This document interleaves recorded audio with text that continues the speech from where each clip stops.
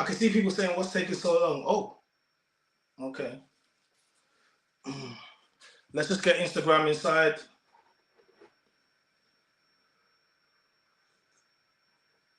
Let's get Instagram inside. Who do we got in the chat? Chat gang. Let's see who we got in the chat today. Instagram, YouTube. Let's go. Doug, you know what to do. So, we're going to get into tonight. So everyone that's on, this is for Instagram. We're streaming live on YouTube. In order for you to get the full experience of this live stream, you're going to need to be on YouTube, because we're going to be looking at some videos, playing back. You're not going to see it on Instagram. So the idea is I'm just on Instagram to let everyone know what we do. We stream on YouTube. The link is in my bio. You go to my YouTube, and then there's going to be a circle, and that's live, and you're going to get into the chat, and you're going to join everyone else that's in the chat.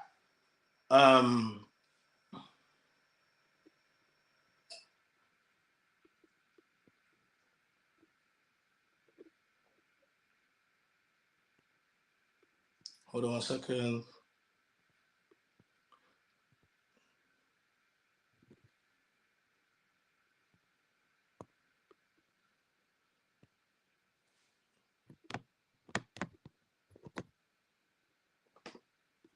So guys, that's the link to the chat. If you wanted to jump in the chat, that's the link there. I've just started the comment there.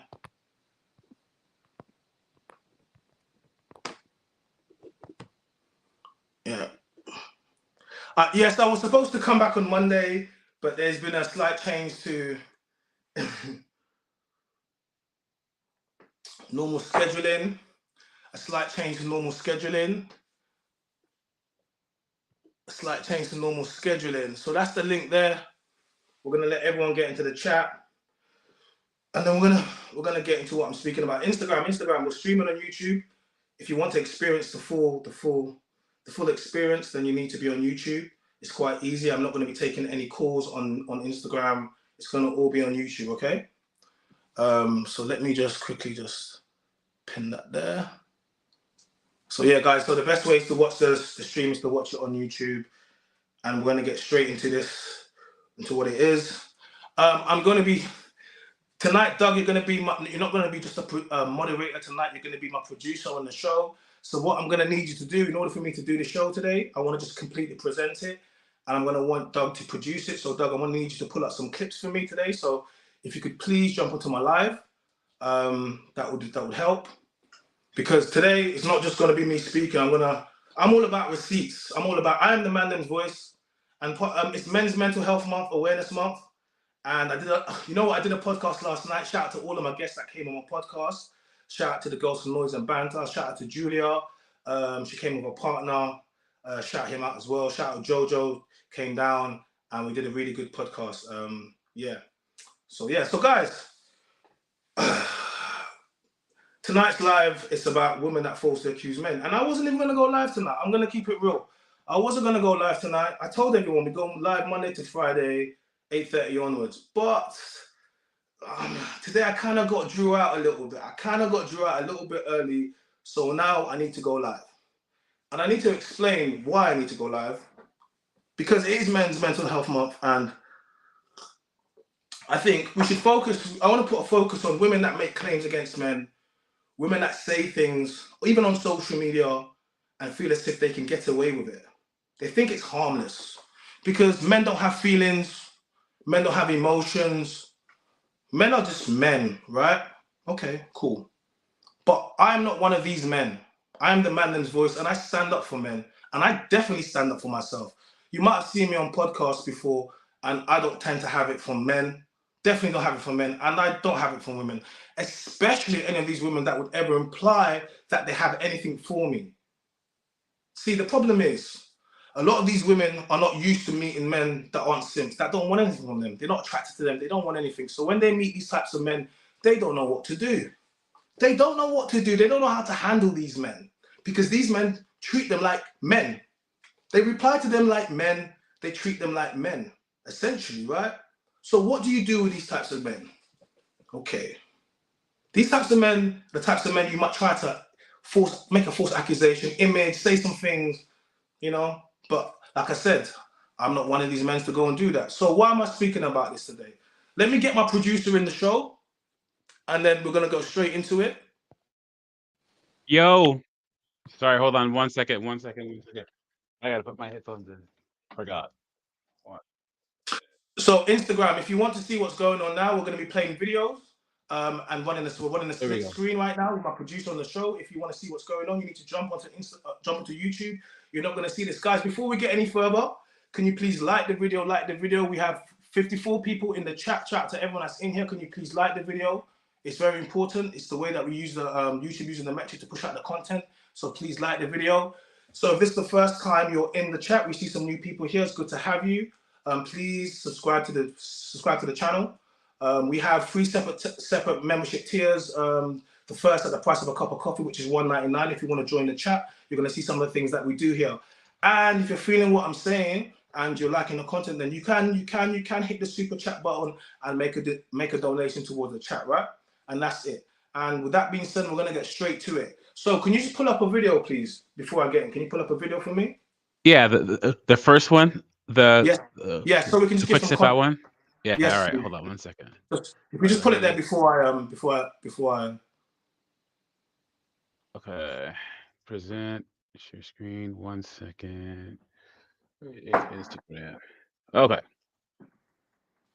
All right. Go ahead and hit the share button. Yeah. Thank you very much. So I'm gonna play you a quick video that's good. Yeah, shout out to Elizabeth in the chat, shout out to everyone in the chat, everyone that's on Instagram, we're streaming on YouTube. Okay. So guys, so on the screen you can see a video. This video is taken off Bobby Kasanga's page. Shout out to Bobby Kasanga. We like what he does over here in the UK. We got Bobby Kasanga. So, right, I'm going to play you this video. And before I play you this video, I'm going to give you some context. Right, we're going to look at the girl that is dancing in the grey. The girl that is dancing in the grey. Okay, we're going to focus on her. And the reason why we're going to focus on her, because this whole live stream is going to be based upon something that she said. Or something that I've said and she's reacted to. So we're going to focus on that. Now, unfortunately, this has music on it. So we're going to have to keep it silent so you don't get copyrighted, okay? Yeah, guys, it's got music on it, but we're not gonna play the music. Sorry, so it doesn't get copyrighted. Do you wanna play that for me? Thank you. Play that clip. Yeah. So that's who we're talking about right there. And look at all these simps. Sorry, I'll leave my commentary off. Yeah, just watch the video, guys. So we're all watching. As they say, she's doing her thing. Look at this guy. Yeah, I know a lot of faces here. Okay, let's go back. Okay, it'll repeat in a second. Yeah, play it again. Okay, 1 second. There it goes. Let's play it again. Let's focus on that. Let's all look at what she's doing, guys. Okay, she's shaking the ash. You see the guy over there with the drink in the beige. I hope he hasn't got a girl. I hope he hasn't got a wife, because he's got caught in 4K. And now he's getting put on the man's voice, bro. I hope you ain't got a wifey, bro, because you got this guy too. Yeah. That guy too. Okay. Go back one more time. It's gonna repeat one more time. Yeah, repeat that again. Because I want to give some context. So, guys, if you want to see what's going on, jump into YouTube, because we're playing a video right now. I want to give some context. There she goes. She's shaking Nash again. Okay, so this is Bobby Kasanga. This is from Bobby Kasanga's page. I can see Vic Santoro, the rapper, over there. I think that's Emac over there. And that there is I can see them from the shades. It looks like Sully from the Brixton, is it Brixton Soup Kitchen? Okay, so, all right, cool. Those are all the people in there. So that's the video, guys, yeah? That's the video, okay? All right, cool. Let's look at the comment that I've gone to make. So that's someone called Sherilyn Speed, a.k.a. Range Rover Mum. We're going to get into that later on. But the reason I'm doing this is for context, because context is very important, because without context, you're not going to understand why someone like me has to do something like this, because you're going to be like, why is he doing all of this, right? But let me give you context, backstory. So that is Range Rover Mum Sherilyn. So I have added her in this video because I clocked it was her, right? And she's Well, she was a friend of mine. She's part of the Sisterhood podcast, and I've been on the Sisterhood podcast twice, in actual fact. So I commented. Can you please pull up what I've commented, please? Yeah, right here. Can you read out what I've commented, please? It says moving mad with a laughing face on it. So I've commented basically moving mad with a laughing emoji, and I've tagged her in it, like just like moving mad, like in the sense she's moving mad. Then she's replied, what she replied, sorry, is it Hardly Hun? So there are little laugh faces here, and then he put he's actually insane, and then not really, and then you put, why is that guy looking at you like he's a lion and you're a gazelle or an antelope? Okay, so yeah, so I said to her, I'm like, why is that man looking at you like you're a lion and looking at you like he's a lion, you're a gazelle or antelope? You're looking like you're food, didn't it? It was a bit of banter, right? So that was it. I've left it. A bit of banter. It's minor, innit? It's a bit of banter, right? It's cool. No problem, right? It's a bit of banter.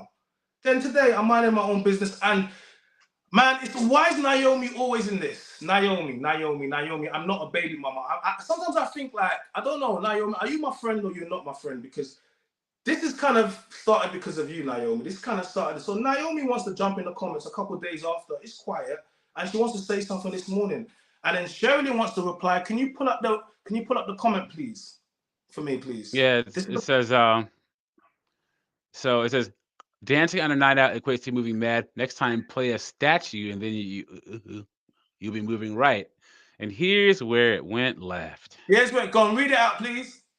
It says, he's a different person in my DMs to end the comments. He's a different person to my DMs in the comment.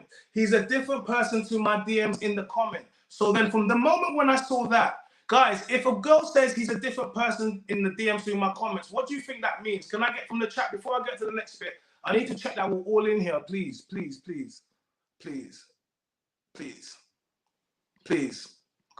If a girl says he's a different person in the DMs than he is in the comments, can you please tell me what you think that means, please, before I get to the next one? Because I just got to check that we're all on the same page. This is a temperature check just to make sure that everybody is on the same page over here. Please, what would you interpret from that? Because when I asked a few people, they interpreted something. 90 King on Instagram says she's saying you're moving to her in the DMs. Thank you. What else? Guys, I need to know what you think. When you hear that, what do you get? What do you get from that? Please tell me. She's trying to say you're trying to speech it in DMs. K9 says it means you're moving scummy in the DMs. Guys, I need some more. We have a lot of people in the chat. I need to get it on the screen. I need to see what the general consensus. Bot 10 says she wrote it in a way to make it look like you're moving to her, but then she can turn around and say you are supportive in the DMs. So then, you know. Okay, wait, hold on a second. Miss Envy says each to their own, but mentioning her ex that passed away was low blow, to be honest. How people grieve is no one's business. I mentioned that after, to be fair.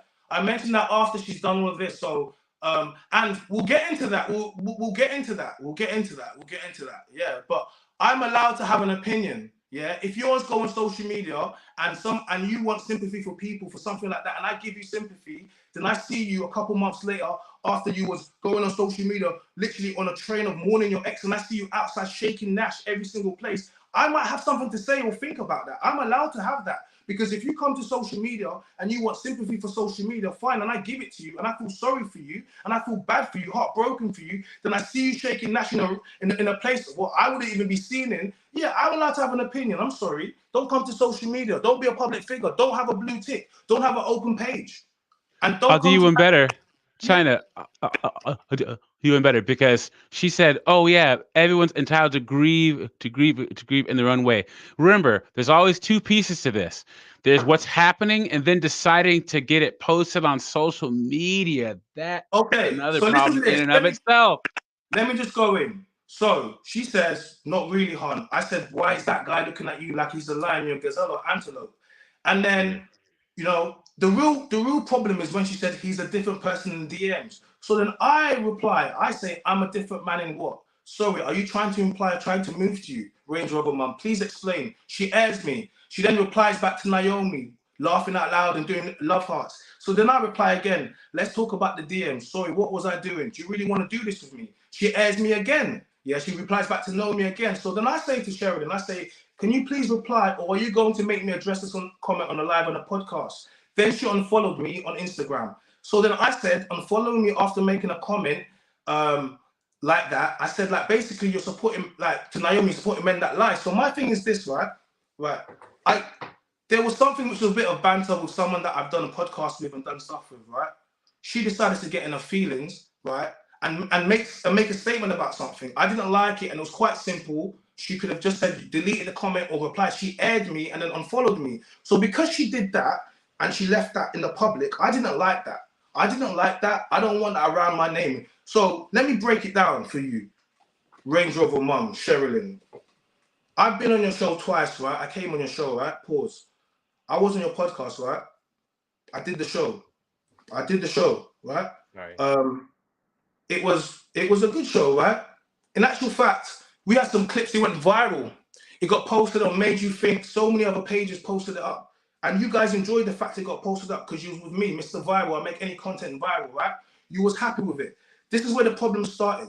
You started saying to me, Sheridan, you started saying to me, oh, the girls, people telling me you're not my friend, China, because the way the clips are going out. It's like you're putting me in a bad light. And I'm like, hold on a second. I do the same clips with everybody, yeah? The reason they're posting it on social media is because it's viral. Like, it's going to equate to more views on your podcast. Trust me. This is what you do. Like, don't get in your feelings about it. But she carried on getting her feelings. Then, you know what they tried to do? They tried to say to me, oh, you know what? We don't give you any, we're going to have to, if we don't give you permission to use the content, if you do, we're going to hit you with a copyright strike. Are you okay? Do you know what that is? YouTube. Do you know what it is to threaten someone with a YouTube copyright strike on YouTube? That is YouTube suicide. So I then said to her and the team, I said, listen to this. First of all, I'm in all of the content anyway. So that's one thing, right? And I said to her, at that time, there was all the issues going on the Just Pearly Things show, right? And I wasn't even on the show. And I was having all those problems. They started hitting me with, oh, you know what? Like, oh yeah, and obviously you're working with Pearl, and this. I'm like, what's that got to do with anything? And I was like, the same thing that Pearl did to, or whatever, Sarah Garvey, whatever, you want to try to do to me. I said, you know what will happen if I tell people about this? I said, furthermore, you know what, the next show that we did together, pull it down, don't even do it. They're like, oh, why are you being like that? And then it got squashed, right? Cool. I did another show with them.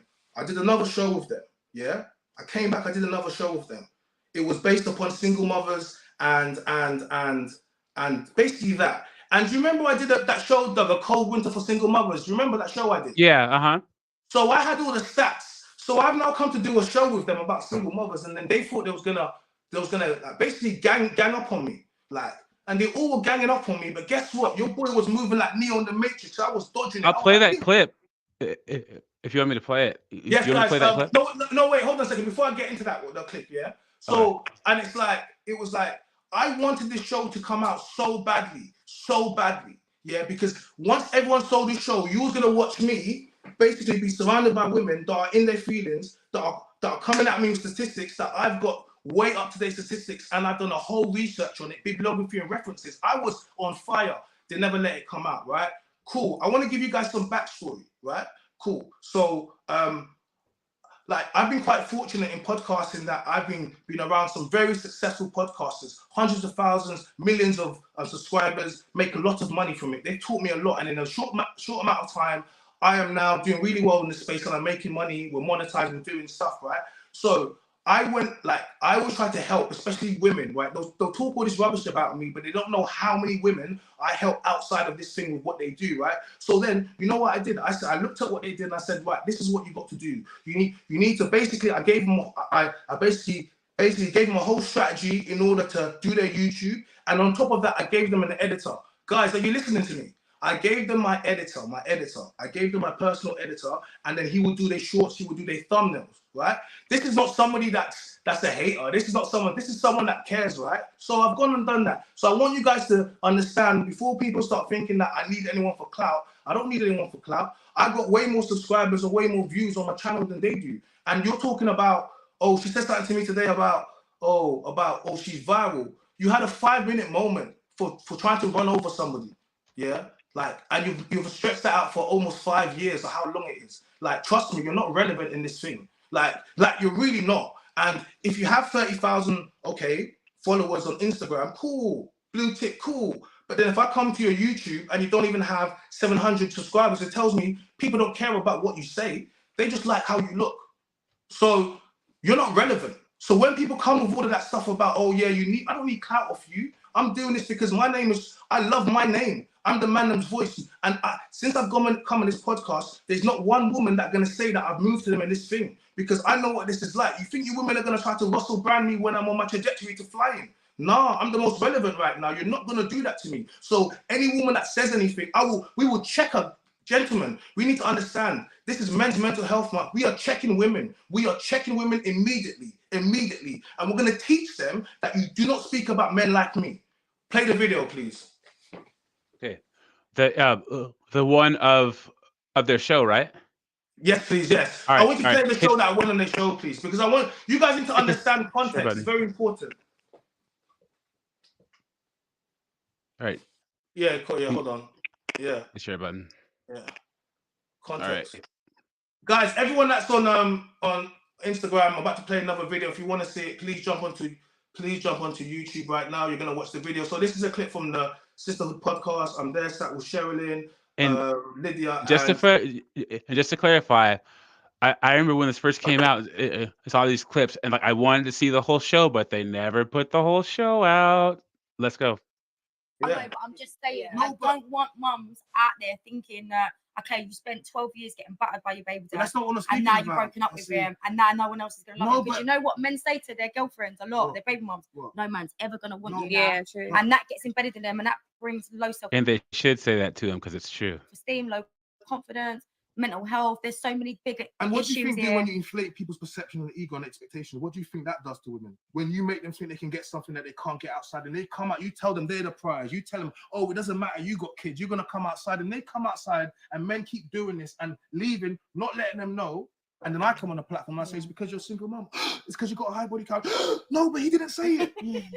See, that's the difference. There is some really good stepdads out there, I think. And I know, and we need to speak about them. On other people's children and raise them, and yes, but guess what? And those women are exceptional women they come and do it for. See, the women of old, the stepdads of old used to get rated. They were literally like you, like the stepdad that came into your home, like he respected you, understood. But even at this point, you still imagine he watches this and he's like, and he watches what you said. I can't lie, that will cut me. Your mom not marry again.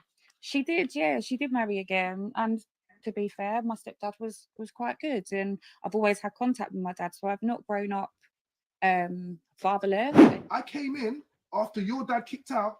I became a stepdad to you, and you still kind of like, you haven't really understood this man is an amazing man. This man should be rated. This man should be rated more than your dad. But you don't even see what he did. And this is why it's not worth being a step, because you can't even see. That's speaking very generally. No, but I'm just trying to make you understand. For me, from an outside point, you don't even understand what this man has done. And this is the thing, because modern women today don't understand what it is to step up, what it is to come and like, that is not your child. But then you could argue it the other way, that he may have, like you said, they're going to see it as, you're a single mum, you've got a house, you've got this, you've got that. So what makes him an exceptional man? No, because did he come and leech off your mum, or did he add to your mum? He added, but my mum had more. No, but my mum had more. But that's not the point. She had more to bring to the table than he did. No, she came with. Did they have kids as well? No. So she came with kids. So she came with a house. She came with money. Yeah, but she came with kids. Men don't care about your house. Men don't care about your money, because we don't get access. So unless he's about to start turning to a HMO and he can start doing, what does he care about the house for? What does it mean to me? It doesn't mean nothing to me. Women lead with. He still lived at home with his mum and dad. I know, but once again, he moved in with her and ended up with a house. And kids, wow, kids that not yours that you have to pay for how many years? Like, how is that? He didn't have to pay for us though. So the whole time, and this is why it's not worth being a step guy. Listen, she's telling me her stepfather. How many years was he in your home for? I had my dad around, so my dad was still providing for me. How many years was he in your home for? With your mum? How many? Are they still married? No. How many years were they married for in your home? When I lived there, 5. 5 years. How many years before they divorced? 10. So for 5 years, you're telling me he didn't pay nothing towards you? No, obviously he contributed, but I'm just making a point. Okay, no, My but- dad, you can't discredit I'm not that if you still discrediting him, got but a you're father around. discrediting- no, My father still But you're has us all the discrediting your time. stepfather. Okay, so How let me did I so let discredit me tell you him? another thing, right? Don't you think it's more than him just paying finance? It's more than finance.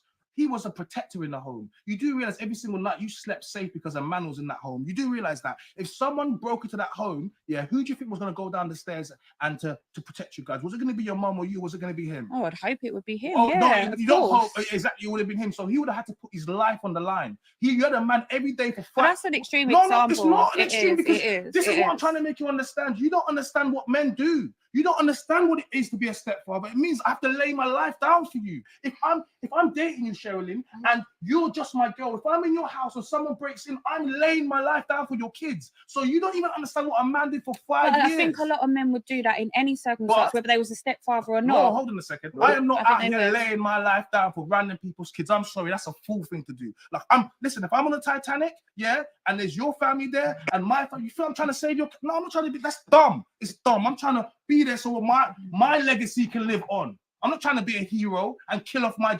This is not TV. This is real life. So what I'm trying to say is, you're proving to me why I meant you didn't do it. Because even though he did it, he was a good man. You still can't see how valuable he was to your home. No, I say how valuable. He was I a never. No, protector. you're putting words in my mouth. I'm not. I'm just Did showing I say you. he's not valuable? No, but I'm showing. No, stop. You didn't say I he wasn't valuable, Right. But I'm showing you. So Can't what even, did I say? I'm showing you that you had a stepfather. What did I say? I'm showing you had a stepfather. Yeah. Right? And did I say he wasn't stepped valuable? up, but you can't even see what he has done. But I do.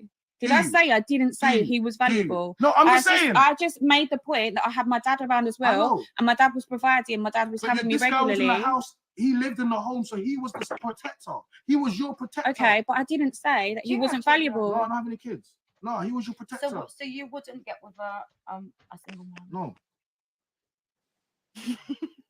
Ever. Guys, what's that? Hey, pause that.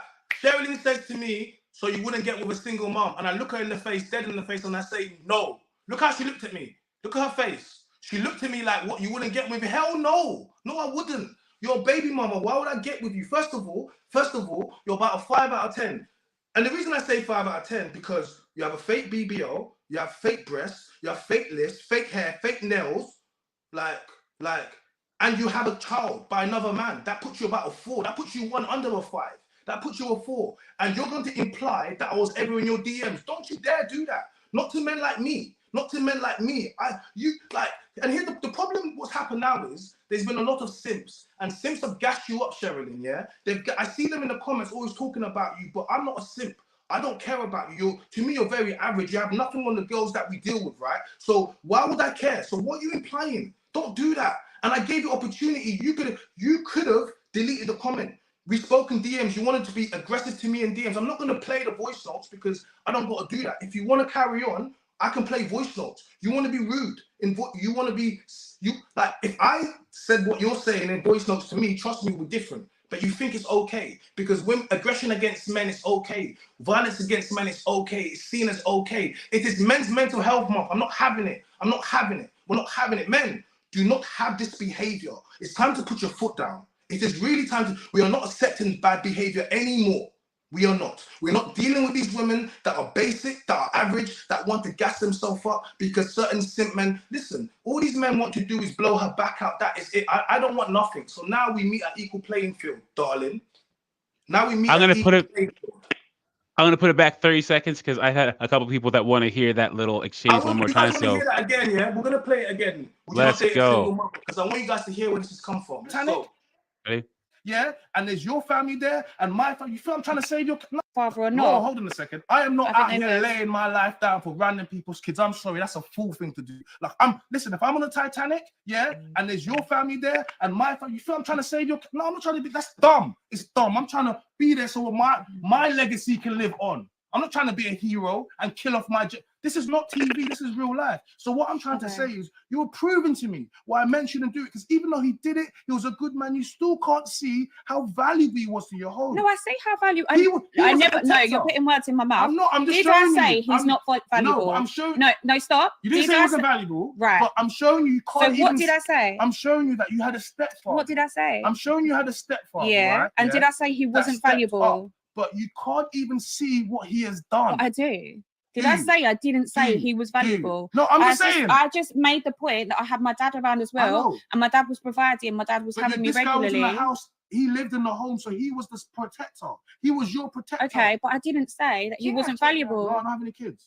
No, he was your protector. So you wouldn't get with a single mom? No. Look at that. I just wouldn't. Let's give it then. Yeah, cool. No, and I don't recommend anyone. I don't recommend. You guys Men get should. there? Like, I believe in blended families. If you got a kid, I got a kid. You guys get together. Like, Oh no, I agree. Single people. I agree with that Like, totally. that's what I believe in. I think it and works women hate better. that. But why do you? Because you know what baby mothers are like. So you don't want to deal with them. That's why. Because you know what they can be like. So Listen, I've got one son. He's 13. He's I know. grown up. He stays with his dad. I know. I've got all the time in the world now. I know. Yeah, I've got. Okay. Wait, hold on. Did you hear that? I've got one son. He's 13. He's 13. He stays with his dad. Okay. Let me tell you. Go ahead. This is going to be the woman that is going to imply that I'm in her DMs. You guys need to behave. Seriously. You need to behave and recognize who you're dealing with right now. You need to understand this. Like, what she did today, but you know what? She likes clout. I get it. Your thing was dying out. It was dying out. Your moment was dying out. You was thinking, what could make me relevant? You know what? Let me chase clout of China. You got 30,000 subs. Wow. So you got 30,000 followers. Wow. Blue tick. Wow. But your thing is dead. So what did you think? Let me do what I can do. Let me try to image China and try to make it out like he hates women. I love women. I just don't like you or love you. And that's your problem. I don't find you attractive. I don't. To me, you're like looking at a guy to me. So for me, it's like a guy insinuating, a man insinuating that I'm in his DMs. I'm going to take that personally, blood. I ain't Rainbow Gang. So I'm going to treat you like a man. I have no attraction to you whatsoever. I have no interest in you whatsoever. So why would you imply that I'm in your DMs? And I gave you the chance to get rid of it. And you thought, no, let me be wrong and strong. Because that's what happens. It's Men's Mental Health Month. You are not going to play with me. You are not going to play with me. I am not the one. And on top of that, okay, let me tell you what's going on here. So you've said you're mixed race. Okay, cool. I'm not gonna, some people have whatever, but you're ambiguous looking. You have not had the black experience of a black man or a black woman. You're currently within a space. I would say you reside within I would say within a black culture, urban space. Yes. So you are guests over here. And repeatedly, because these black men have gassed you up, it has allowed you to inflate your sense of worth and what you are here. But let me tell you something. I am not one of these men. You have nothing for me. You have nothing on me. Because of who my family was, I had respect for you. And yes, I had respect. And we worked together. You can clearly see I was on your platform. So you cannot say I didn't. And I've also let people know I've done things behind the scenes to help your platform that has actually got you more subscribers. So I want people to know that I've actually helped these girls, right? Free of the things that I know. I monetize on YouTube. We're making money. I can do it for all of you guys too. And I ask, you know what? Ask a lot of these podcast girls and these smaller podcasts what I teach them behind the scenes. Ask them. Ask anyone that's met me the type of game I spit them. Ask them about drinks, what I tell people. Ask them. No, if you meet me, don't ever let anyone try to create an image of me. I'm such a lovely guy. I'm so loyal, but I don't take disrespect. I come from a place where we check disrespect straight away. And because I'm in a podcast space where people think they can say things and do things without, no, not over here, darling. No, honey, no, I'm not the guy. I suggest you deal with like one of those other guys because I'm not the guy you want to be doing that. And one of the reasons that I commented, I said I thought it was mad. I thought it was mad because a few months ago, unfortunately, she said she lost her partner. First of all, I didn't even know he was in a relationship. So when you started posting up, you had lost this guy, like I was a bit surprised. Like I was slightly surprised, right? Okay, cool. But you went on a whole literally campaign of posting up this guy. Basically, we spoke and you said to me you was gonna get engaged to him. Like, so I was proper upset for you. I was like, wow, like, imagine how deep it is to meet your soulmate and then for them to be taken away from you so deep, yeah? And then, so when I now see you outside shaking the ash in front of all the rappers and then I'm so confused. I'm like, wait, I swear it was, because it felt like it was only a couple of weeks ago. Furthermore, she's blocked me. Can you please pull up? She's got a post there because we need to bring perspective. If it's on her page, then she wants it to be, we can talk about it. If it's on her page, then she wants us to talk. Please pull it up because I think it's quite disrespectful. I think it's quite disrespectful, to be honest with you. I think I think it's extremely disrespectful. RIP to that brother. Like, you're gonna be claiming a man like that. Like, it's kind of like how was it Asian doll, whatever name was doing it to King Von after he died, and she kept on, yo, I'm Queen Von, I'm this and I'm that, and she kept on putting herself by rappers, and like I was confused. I was like, whoa, I saw you was King Von's missus. Like, all right, hit the button. Like, nah, like I'm not having this. Like, you're not gonna. And the reason I want to do this is a lesson to men. We cannot have women do any type of. And she hasn't said anything other than initiate. I was in her DMs, and I tried to make her like we was cool. Like, we could have spoke about it. She chose to ignore me, then delete me, get rude in DMs, then block me. And you think I'm not gonna say anything? Like, who do you think you are? You're like, who do you think you are to speak to me like that? Like, what gives you the right? Like, what gives you the right to think that you can do that? I know what gives you the right. Get me a little bit of viralness, a bit of gasness, and then it's gonna be like that. So so this is not even 3 months gone. This is not even 3 months gone. I'm sort of like, it has music on it, so I can't play don't it. play the I don't music. Don't play the music. Don't play the music. RIP to this brother, man. RIP to this brother. Don't play the music. Don't play the music. That was 3 months ago, yeah. So may soul rest in peace. So when I saw this, I was confused. So when I say she's moving mad, in my mind I was like, whoa, like, do you get me? That's all I meant. Like, I was like, everything you've said has been. I was so confused. And then people say people grieve differently, whatever. But a couple guys said it to me. They're like, "Raw, like, ain't she? That's a bit disrespectful." And I said, "Well, I'm not gonna say nothing. Like, it's none of my business." But then you want to imply all of these things about me, when all I did was think to myself, "Raw." And when I go, she blocked me. Go look at her page. You're telling me, okay, everyone mourns differently, but I would find that disrespectful if that was my family member. I would. You're literally shaking your back off your Nash. Your BBL in front of the face has gone viral, and you want to get mad at me. What did I do? I didn't do anything. You post it up and, like, literally, I don't understand it. Yep. Yeah, so you went from this. Go back to the video. Go back to the video, initial video now, because I'm giving people perspective. Go back to the initial video. Go back. That's not even 3 months ago. Now let's go back to the video from the other night again of her shaking. Look, this is a girl that was just posted that not even 3 months ago. Is this the same girl, guys? Is this the same girl? Is this the same girl that was with that captions? You don't think this is a bit mad? What did I say? It's moving a bit mad. I didn't say anything. I didn't talk about her body. I just said it's moving a bit mad. I didn't say anything. I thought it was moving a bit mad. Maybe after a bit of context now, maybe you guys in the chat, let me know, what do you think? Is that moving a bit mad? Is that looking like someone that just lost their soul, their life soul partner? Because right now, I see a lot of trap NIGGAs in there, bro.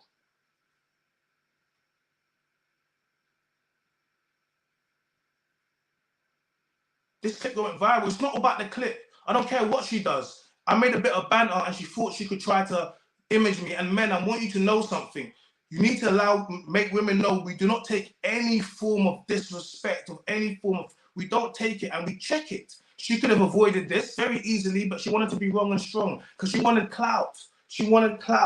Because she got 30,000 followers and she's got a blue tick. So that means I must want clout. Are you joking? You're irrelevant. Allow it, man. I'm making you relevant now. Like, I'm giving you what you want.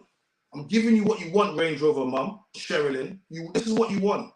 Like, but you're just another girl that like, you was a dead thing before, then you got surgery, so now you're gassing it because you're getting a bit of attention. That's it. But you, like, to man them that know, like, you will never have nothing on a girl with a real body, natural body. So whenever you're out there and every day you're out there wearing leggings and wearing gym clothes, like, trust me, like, all you want, it's a joke, really. And it doesn't work on me. This is why you're getting this work right now. It doesn't work on me. Like, I look at that and I think to myself, like, you actually think you're a baddie, like, because man them have gassed you up because they want to beat. I get it. But no one's trying to marry you. No one's buying you no rings. And the one person that you said you was, and you made me feel bad for you, and I send you voice notes, make feel bad for you, like, then you're out there doing this. and then you want to try to image me and try to act like I'm in your DMs. Are you crazy?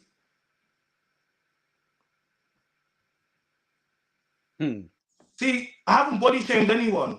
I haven't body shamed. See, someone said body shame. Imagine how is body shaming telling somebody that their body is fake because it is fake, and that person has tried to do. Do you know what you've said? She knows what she said. She didn't have to do this. So women always say it's body shaming. It's not body shaming. It's telling the truth. Yes, you're not going to act, and that's the problem. If you didn't want this, you should not have done what you did. You should have deleted the comment. You shouldn't have implied or insinuated something, and that's it. When you meet a man that doesn't want anything from you, stop trying to insinuate stuff. It's very simple. It's not going too far. See, women always say it's going too far when a man wants to protect himself. This is a lesson to other women. This is a lesson. This is a lesson. It's Men's Mental Health Month. You're not going to tell a man he can't speak out. You're not going to say to a man he can't. Imagine, guys, we have women on Instagram telling me I can't speak out because what she said. You have to understand something. Like, I am a pub, like just like she is. I'm out here too. So I don't want that out there. She could have deleted that. She chose not to because she wanted this. She didn't. Why didn't you just delete it? It's not true.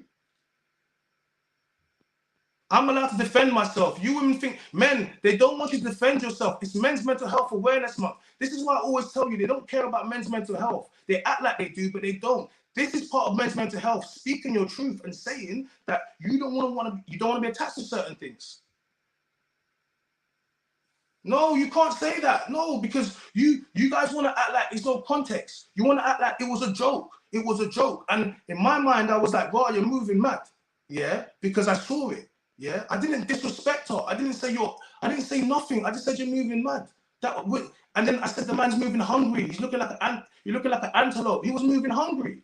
I didn't say nothing to her. Well, I didn't disrespect let's her. look at this. Look at this. So we can look at some of the comments. Some people are like, well, so this guy, man preening the ting reckless. Surgery really gives girls confidence even when stiff. This guy says enjoy. This girl says enjoying. This guy calls her ling. You British people with these terms. Brother was fighting temptation so hard. Bro has to take bare sips to build up his confidence. Bro is fighting demons. Bro is thinking about risking it all. Like, what? Enjoying yourself. Yeah.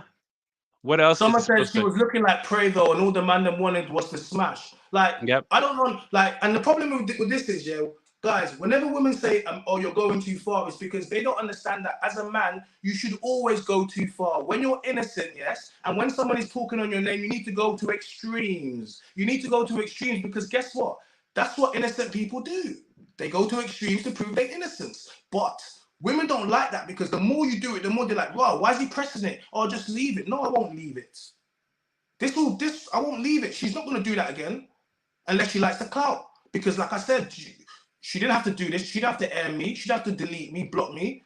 So now I'll do this and I'll say my side. Like, do you get me? I have never. And then she said to me, oh, I was talking about how you're nice to me in DMs. You're not nice to me in real life. I am nice to like, you guys have to understand something. Go look at some of the shows I've done with some of these girls. Furthermore, go chat to Noise and Banter, Nads and Princess. Oh my gosh, that show. Why are you not married, China? We go back and forth with those girls all the time. People think we hate each other. I just did a show with them last night. Like, do you get me? It's not podcasting for me. It should be, we can have a back and forth. We don't have to agree. But at the end of it, we're supposed to be friends at the end. It shouldn't get so deep where it gets to the point of where, okay, cool, now we're beefing each other. What the hell is that? That's not what I got into this for. We don't need to have the same. I'm supposed to be able to sit down on the table with someone and we have opposing views. Yes. And then we have a discourse. And at the end of it, we can go have a drink and it's fine. This is what debating and podcasting is supposed to be like. But all these people get in their feelings. And I'm like, I don't get in my feelings. I'm just letting people know that I'm doing this thing professionally. And part of professionalism is stopping stuff in their tracks. Stop it right there and then. Part of being professional. Do you get me? And the reason that women don't like this is because men are finally standing up and we're saying, no, we do not like this behavior. You will not talk about me. And all of a sudden, like, oh my God, I can't believe he's doing that. You can't believe I'm doing what? Telling people that I didn't like what she insinuated and I gave her opportunity to get rid of it and she chose not to and it's still there now. So this says to me she wants it because she doesn't have nothing to say. You know what I mean? It says to me, this is what she wanted. But this is But this was not what the whole live was about, to be honest with you. This is going to bring a bigger conversation about men, because she didn't, you know, she's not saying I've done anything. She's essentially, she's insinuating something, right? But insinuation is enough for me. I don't want you to insinuate anything about me which is not true. So if you do, I will pull you up on it, and I will kindly ask you to you know, can you get rid of that or do whatever. If you choose not to do that, then that's your prerogative. That's fine. But you have to be prepared for what happens after that. And what happens after that is you're not dealing with someone that's illiterate. You're not dealing with someone you're dealing with someone that will, I go at everything head on. And you're not going to see me go head on with men and I treat men and women. Listen, it's 2023. They're telling us men and women the same, and I'm treating men and women the same in proportion. And part of that is I check disrespect. And remember, just real quick, implication is enough in 2023. Women can say something like that and then cause people to come to you to have to explain yourself in defense. That's the problem. So someone says I shouldn't speak about the surgery, but I should, because you have to understand something. When people imply something, I have to let you know what I like and what I don't like. And I do not find that attractive. So when I want to let you know, I do not find that attractive. I don't. It doesn't do anything for me, right? It might be, you know what? It's one of these things where people don't actually believe that men might not actually find that attractive. I know it's weird, right? That a man might not actually find a woman with a BBL or fake breasts. I know it's a weird notion, but whenever I speak about natural women, which I repeatedly do, like I always get women saying, "Oh, but men," I keep telling them, "No, we don't. Yeah, we'll deal with it, we'll beat it, but no man wants to marry that." Like, so when a woman, and don't forget, it doesn't matter how much plastic she has, she's a baby mama, bro. Yeah. It doesn't matter what she has. Yeah, and guys, let's get back to the first thing, well, to the final thing. It doesn't matter what she has, she's a baby mama. And guys, you guys already know what I believe. You watched the video, she asked me to my face. And I looked her staunch in the face and I told her no. And everybody couldn't believe what I said. I was like, what's the problem? Because this is how I think. Maybe other guys won't say that to you, that's fine, but you're a baby mama. And what did I say? They asked me, would you date Rihanna? I said, no, she's a billionaire baby mama. I said she got ASAP's beta male kids. He paints his nails. Who wants to be a stepdad to ASAP's kids? So if I said that about Rihanna, who do you think you are? Like, what? Come on, Range Rover mom, allow it. Like, don't do that. Don't do it. And men, this is an example for men that do not accept bad behavior. It's Men's Mental Health Month. They always talk about men's mental health, but they don't care. They don't care. And they don't care. It's because they don't have to suffer the consequences. And later on in the show, we're going to show the consequences as to what accusations can do. Because even if you implication can lead to accusation, and then your whole life can be ruined as a man. We're going to cover a couple of cases of that later on in the show. Yeah, I think essentially that's what it is. So her thing is light work. It's very light work. It's not that deep. People's like, oh, well, comment. It's not that deep. It's not that deep, right? It's not the comment. Essentially, it's the fact of the innuendo. And I asked her to do something, and then she was like, oh, you're not my friend because what you in public, okay, so here's the thing, right? When I make clips of people, we go viral. That helps you. Go ask Alicia for Missing Piece podcast. Oh my God. Go ask Alicia. She literally goes viral. Big up Alicia because she's a good sport, yeah? There's some of the clips that have gone viral with Alicia, yeah? Like, it would make people think that I hate her. She hates me, but we're cool behind the scenes. We have no problem, me and Alicia, and we're going to do more content. The same thing with Naomi. That I'm not a baby mama clip went so viral, yeah? Like, look at Blue. Oh my gosh, Blue Baddie. That clip with Blue Baddie, it went, oh, I get paid on. That went so viral, but me and Blue is super cool now. Like, me and Blue is super cool behind the scenes. So this thing where people are going to try to create problems for unnecessary, I don't really understand it, but I get it at the same time. So the reason why I'm doing this is because she said something, didn't like it. She thought she would unfollow man and then block man and leave it there. And I'm not going to have that. And, you know, and then Bobby Cassandra decided he wanted to go make a whole post about it. I didn't tell him to go make a post about it, but if he did, then I'm gonna speak about it. But this is a bigger conversation about Men's Mental Health Month, about men standing up for themselves and men speaking out. And even as I'm speaking about people like, oh, but you're doing this, no, it's not too much. It's never too much when you have to justify for something. It will never be. And listen, men, I want you to always go overboard when it comes to clearing your name, or when it comes to making. You need to do way more. You need to do way more. Like, you know, like, no, being truth, being right. It's like, it's not a given, bro. Like, it's not a given. You have to understand something. This is why a lot of people end up jammed up, because they go into something and say, oh, but I'm innocent, but I didn't do anything. Do you know how much men are locked up now that are innocent and do anything because they didn't take something serious? Do you get me? Like, so I'm gonna also talk about previous experiences that I've had. This is why I take this very serious. Very, very serious. Yeah. And this is gonna be an opportunity. Like I said, it's Men's Mental Health Month. I'm gonna open up a little bit tonight. I'm gonna open up a little bit, and I'm gonna tell you why I react the way I react and how I react. And I've spoken about it slightly before, but we're gonna get a little bit deeper into it. But essentially, I do not take any type of innuendos from any woman about anything to do with something I haven't done. And if you ever do that to me, you will find yourself literally having to answer for it. Literally, straight away.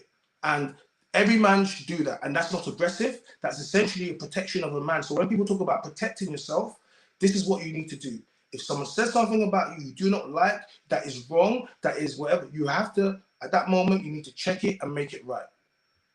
Simple. It will stop so much. It will stop things escalating in their life. If people did this, when something happened they did not like, or they felt, yeah, it would fix so much stuff. Yeah, go on, dog.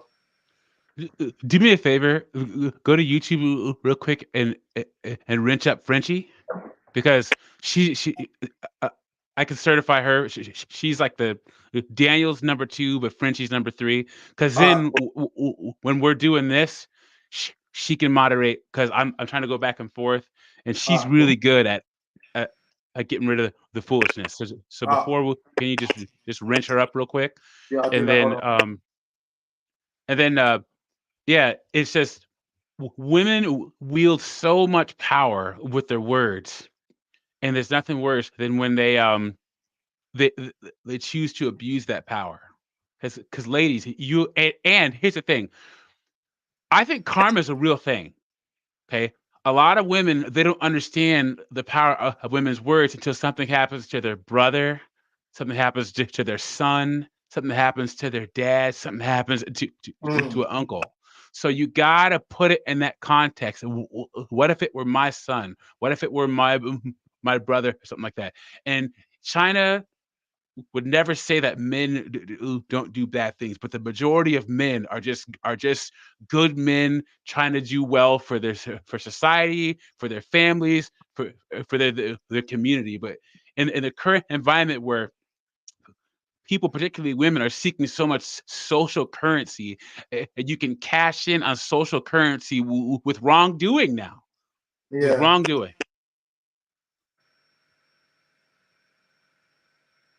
So yeah, Frenchie, you're good to go. You're in the gang now, Frenchie. Yeah, Frenchie's certified. Yeah, I see her there. She's the pink Power Ranger up in here. So Destiny says, I'm not saying that's what I took from her comment. I could be wrong, but I'm saying, Destiny, look, before we got to this moment, Destiny, we had enough opportunity for us to yeah, love straight bands, my guy, rate that jumper, come on. I said, from the moment where we spoke today, she had enough ample opportunity to chat to me and sort this out. It's so simple. The thing about this is I actually don't care, but the fact she left it there and she thought she could unfollow me, block man, and leave it there, I found that very cheeky. So because she thought she could do that, I've done a preemptive strike, and I've said, I've done this. So this is, as a man, I have to do what I have to do to protect myself. She could have simply spoke to me and not done that. I'm not playing voice notes. I'm not doing none of that stuff. I'm just simply saying that, the way she's handled this behind the scenes she hasn't handled it well. And because of that, I'm going to handle it like this, because I'm a content creator and I protect myself. So I'm going to handle it like this. And Bobby Kasanga made a post about it. I didn't tell him to make a post about it. He went and looked at the thing, and it's happened. So, but she likes this. She likes going viral, right? So she got what she wanted. She said, I was chasing clout. I'm not chasing clout. Nah, I'm not chasing clout. This is what you want. I will do this anyway. This is what you want, right? So we're just using this as an example because it's Men's Mental Health Month. And every woman that keeps coming in here and telling me that I shouldn't be speaking my truth, like you always say, oh, you need to speak your truth. You just proved to me you don't care about men's mental health. Because part of me speaking this is that what you think that I want to have that there on a massive page with hundreds of thousands of people. You think I want that there? You think that doesn't affect my brand, my mental health? Like, what? Like, come on, you think there's not one girl on these podcasts I've ever moved? Find me one girl, man. Allow it, man. Do you know why? Because let me tell you how this thing goes. A lot of men, right, on the road to riches, on the road to success. Do you know what comes first before the money? Let me tell you, before the real money comes, let me tell you what happens. Fame. Because you put your face out right there, you go viral, so everyone sees you, right? Cool. So along with fame, you get certain benefits. Yeah, like you start getting some free stuff, whatever. You get a lot of attention from women. This all comes before the money. This always comes before the money. So you start going viral, right? So you get a lot of women, right? And this is where a lot of men, they fail in a lot of success because they get the women first and they gas. But you see me, I've always got, I mean, I don't want to be that guy, man, but I mean, I've always gotten women, man. I'm going to be real. I have. And so I'm not going to get gassed about, I'm not going to get gassed about these girls around me. Like, I don't, like, I treat them like my sisters. Like, do you get me? Honestly, I do. Because what I'm searching for and what I'm going for is way bigger. And you women would love to make me into a baby daddy. You would love to mess up my brand. You would. They would love to trap me right now, dog. They would love to trap me right now and have me having a baby mama right now. And they'd be like, see, he was talking, but no, you're not going to trap me. We're going all the way. Me, personally, we are going all the way with this thing. Like, so I'm saying to you. And China, I'm just going to say one thing. Go on, bro. I'm hoping that women understand, for a guy like China or myself to get to the age we're at, no children, no baby mamas, none. No baby mama. No scare. It was a calculated plan that took a lot of effort. There are certain situations that other people partake in that I didn't. You know, there's certain women I didn't deal with because I was like, I am not gonna have children out of wedlock. I'm just not gonna do it. And I don't think women or people understand the calculated planning. When you put in the work, when you avoid making certain mistakes, you can comment on stuff. Of course I'm sorry.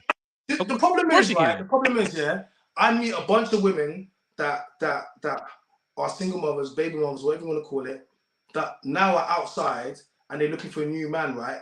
And they interact with men like me, and then they don't, because society's told them that you're still the catch, you're still the prize. But in reality, when you step out here with a child from another man and you're back in the dating field, they haven't really told you what is really going on. And I tell women every single day, and this is what they don't like. So when I have baby mamas that would insinuate or anything like that, like, yes, I'm nice to everyone, but a part of me being nice is that I get, like, my love is a strong love. I talk to you, every girl that you see me on the platform, you know, I speak to them how I speak to my sister. Like, I would literally, if my sister was doing any one of these things, ask my sisters, I talk like this. Any girl that in my friendship group, ask them, yeah, how I speak to them. Like, I literally speak like this. So when I speak to these girls and they think that I'm trying to come at them, I pause, I'm like, you're not that special for me to even be trying to do that. Like, you know what I mean? Like, why would you think that I will be out of my life? In China, it doesn't even have to come.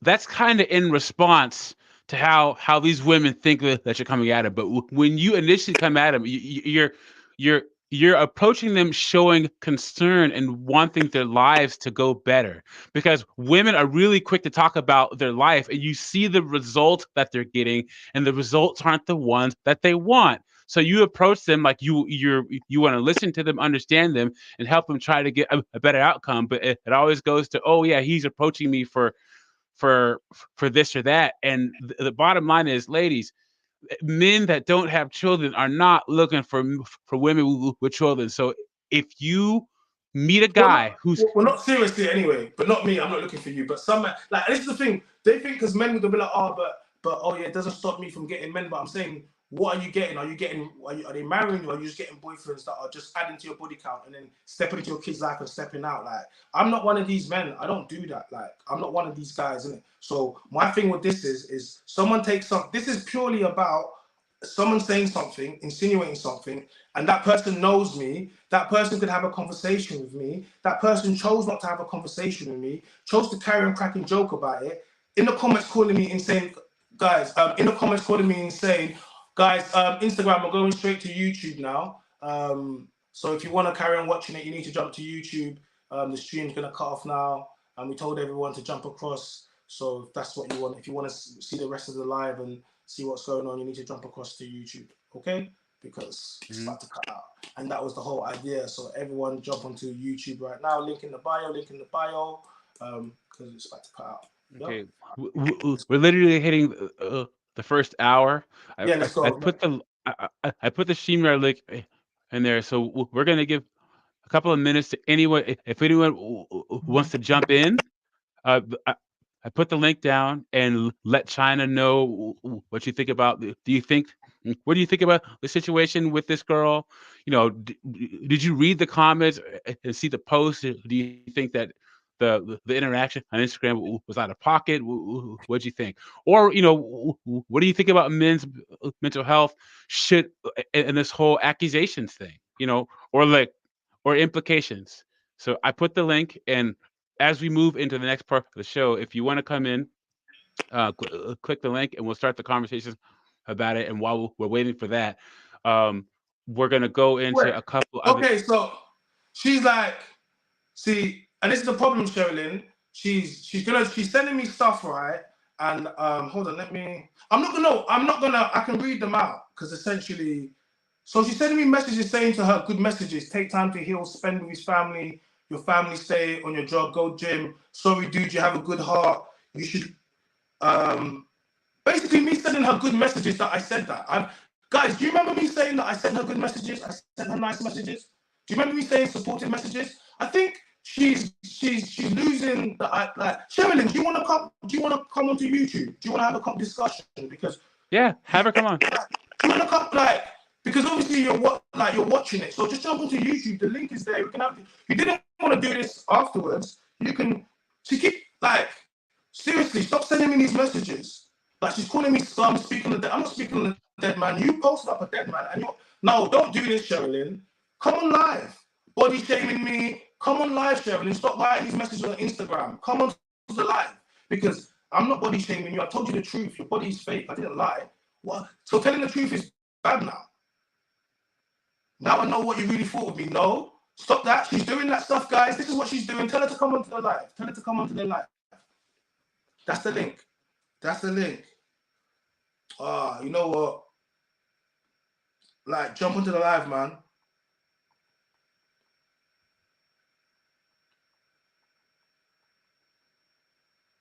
I gave her a shot.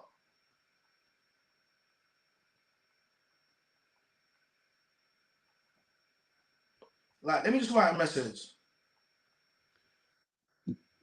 Guys, you have to protect yourselves against insinuation, accusation.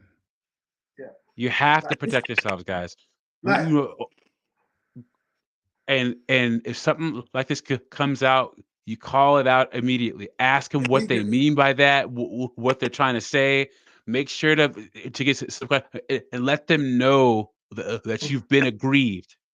We don't have to sit back and take this anymore. We just don't. No, gentlemen, we don't have to sit back and take this anymore. This is what's going on. Like, this is me not taking it. I was not going to do this. At any given moment, she could have just deleted the comment and left it. But she didn't want to. She wanted this. She wanted this. So now she's telling me you was never my friend. Oh, mate, allow that. That talk's all gone. The moment you do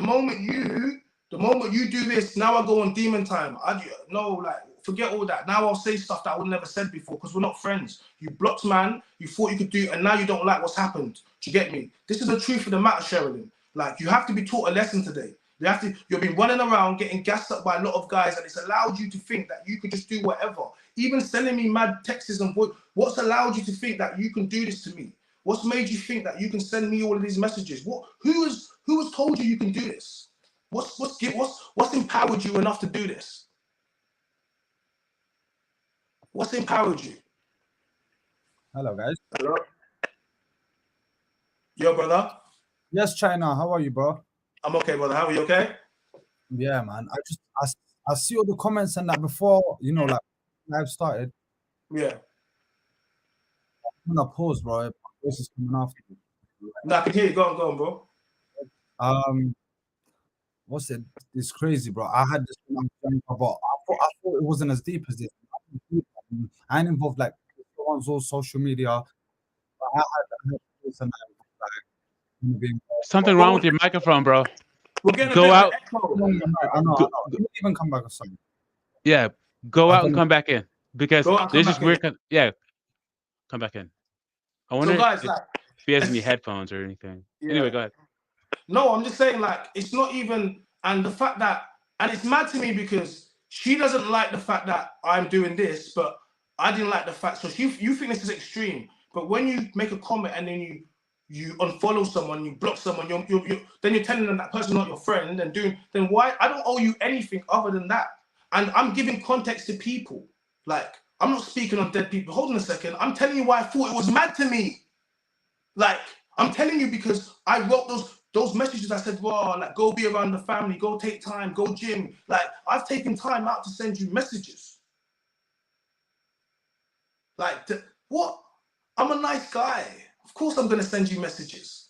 Of course I'm going to. So, and I never said in the comments any of the things that I said now. I said it afterwards because she wanted to. Listen, here's the thing. When you initiate conflict or aggression or whatever, you don't get to say how it ends. Yep. This is the thing I keep reminding women: you don't control violence. When you start talking rubbish to a man and I can't do anything to you, this is what will happen. I will say, okay, let me show receipts. Like, yeah, I've never once said we wasn't cool. I've never once said we wasn't friends. Well, in actual fact, I thought we was friends. I've talked about the things I did behind the scenes. I spoke about the podcast. Like, this whole thing is because I'm a bit confused why a friend of mine had decided to act like we're not friends and insinuate something about me I didn't take kindly to. I've asked her as a friend to deal with it. She chose not to. She chose to laugh about it and carry on interacting in the thread. After I repeat, go look at Bobby Kasanga. I kept on trying to reply back to her. She ignored me. Then she deleted me. So after that, I went and made the clip. I said, okay, cool. And you know what? I'm going to be honest with you. I wasn't even going to reply, do this. But one of my guys see it was like, bro, my girl's trying to insinuate. And I'm like, oh, it's not that deep. It's like blood. Think about that. Look, it's public. And she hasn't got that. So he kind of drew me out a bit. And I was like, actually, you're right.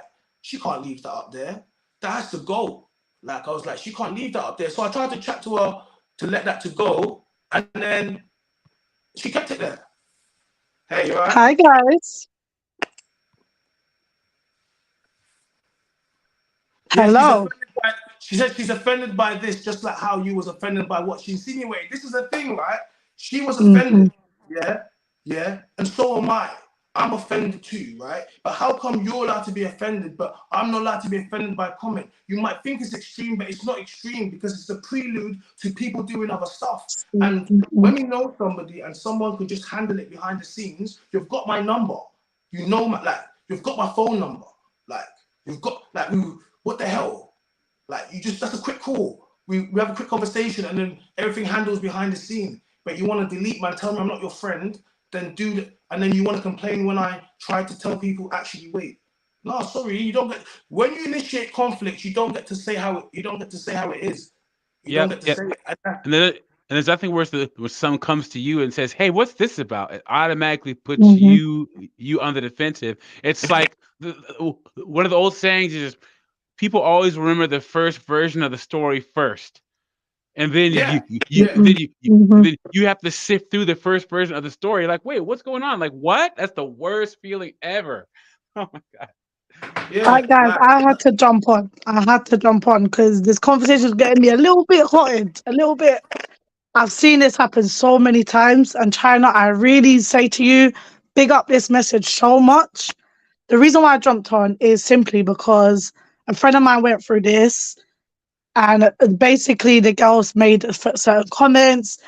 He was accused of trying to saying like bad things. Listen, the guy almost went to prison because of this dumb beat. Sorry, and I knew what was going on. Obviously, of course, I was on his side because I knew what type of girl she was. Now, these girls, they don't give a fuck. They will happily do this, and I hate it because these men are going down because you're doing stupidness. I don't like that. I'm sorry, I don't. And it makes me, as you can hear, very heated. And So with this case, you guys got to remember, this is just this is about innuendo and insinuation, right?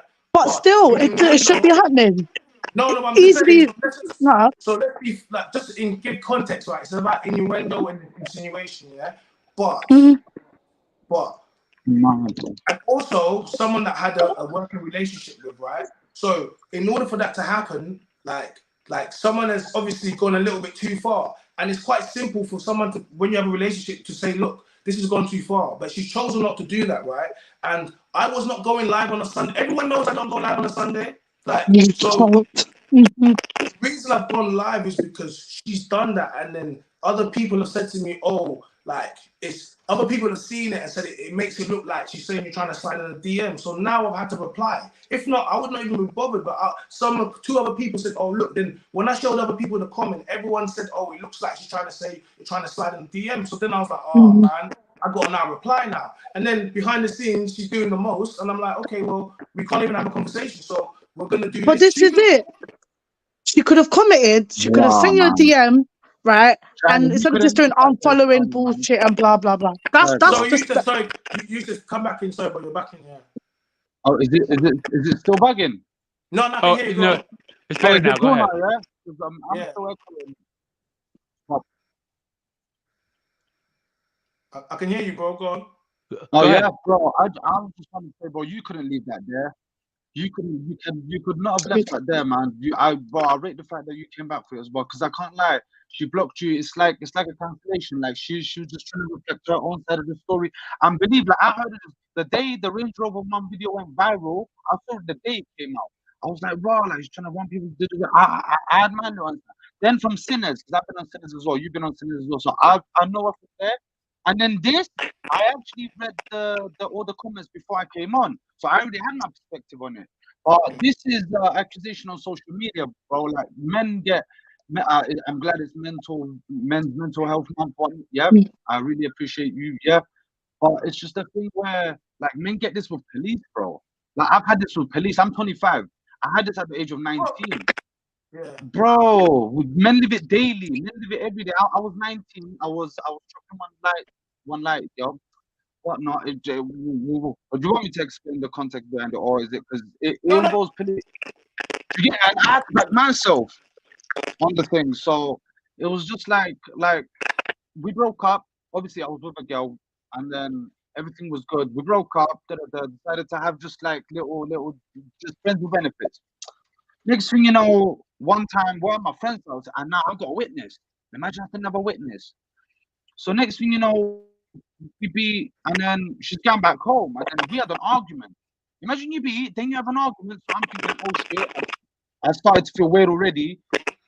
Then she's walking and she's telling me, look out for blue lights. What do you mean look out for blue lights? Did you get it, bro? So she tried to threaten me with police. I was like, you know what, go to police. Because if I give them my phone, I'll give them my phone, because we had a whole relationship. It's like revenge porn. It's like revenge, all of them things. So, like, I told police I'll give them my phone, and I'll tell the police officer, like, bro, this girl has been sending me messages your wife probably doesn't send you. So then what's gonna happen? But then it's like my name's been there. I've got arrested. It's pissed me off. You've just pissed me off even more. Do you understand the whole like thing where I'm coming from? Because me and you really, bro. I watched the Pearly thing, the health thing podcast you had. I watched quite a few hours of your content, and your morals, like me and you really do think alike. Really alike. Not exact, because certain things, because I really recognize, because I'm a one-man soldier. Like I'm Turkish, I'm a one-man soldier. So it's just me looking after myself. Your family are together. One, I know you're aware. You've got 3 sisters. You're married. You know what it is, bro? Yeah, we don't like. See with me, yeah. What I'm trying to say is, no. I go. Oh, it's just a thing where you know the podcast where the guy where she your bit. Do you remember Brickzilla? What happened to Brickzilla? You understand? So it's like that. That's how I see it. So you just really, I was like, no, this guy's got patience. Like I really got, and I want to tell you something at the end as well. Meaning to talk about that. I heard you know my cousin. Wait, is that guy or girl? Guy. If it's road stuff, don't say nothing on here. You know. No. I ain't gonna hop this up, bro. This is the internet, bro. I know what the internet's like. Yeah. Don't worry about that. No, but yeah, go ahead. You guys carry on.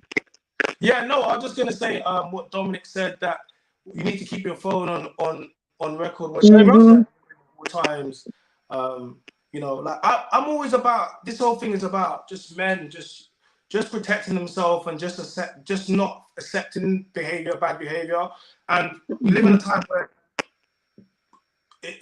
men are scared to call out bad behavior because they don't want to be labeled all types of things, misogynistic, or you know what I mean, you're trying to police women and all the rest of it. But in reality, everything that you do should be to protect yourself as a man, because no one's going to care about you more than you're going to care about yourself.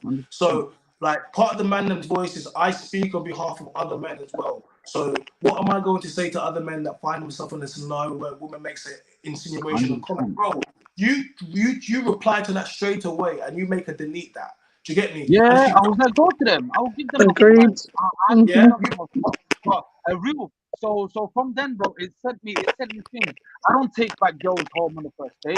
They could be a psychopath. They could come out with the worst, bro.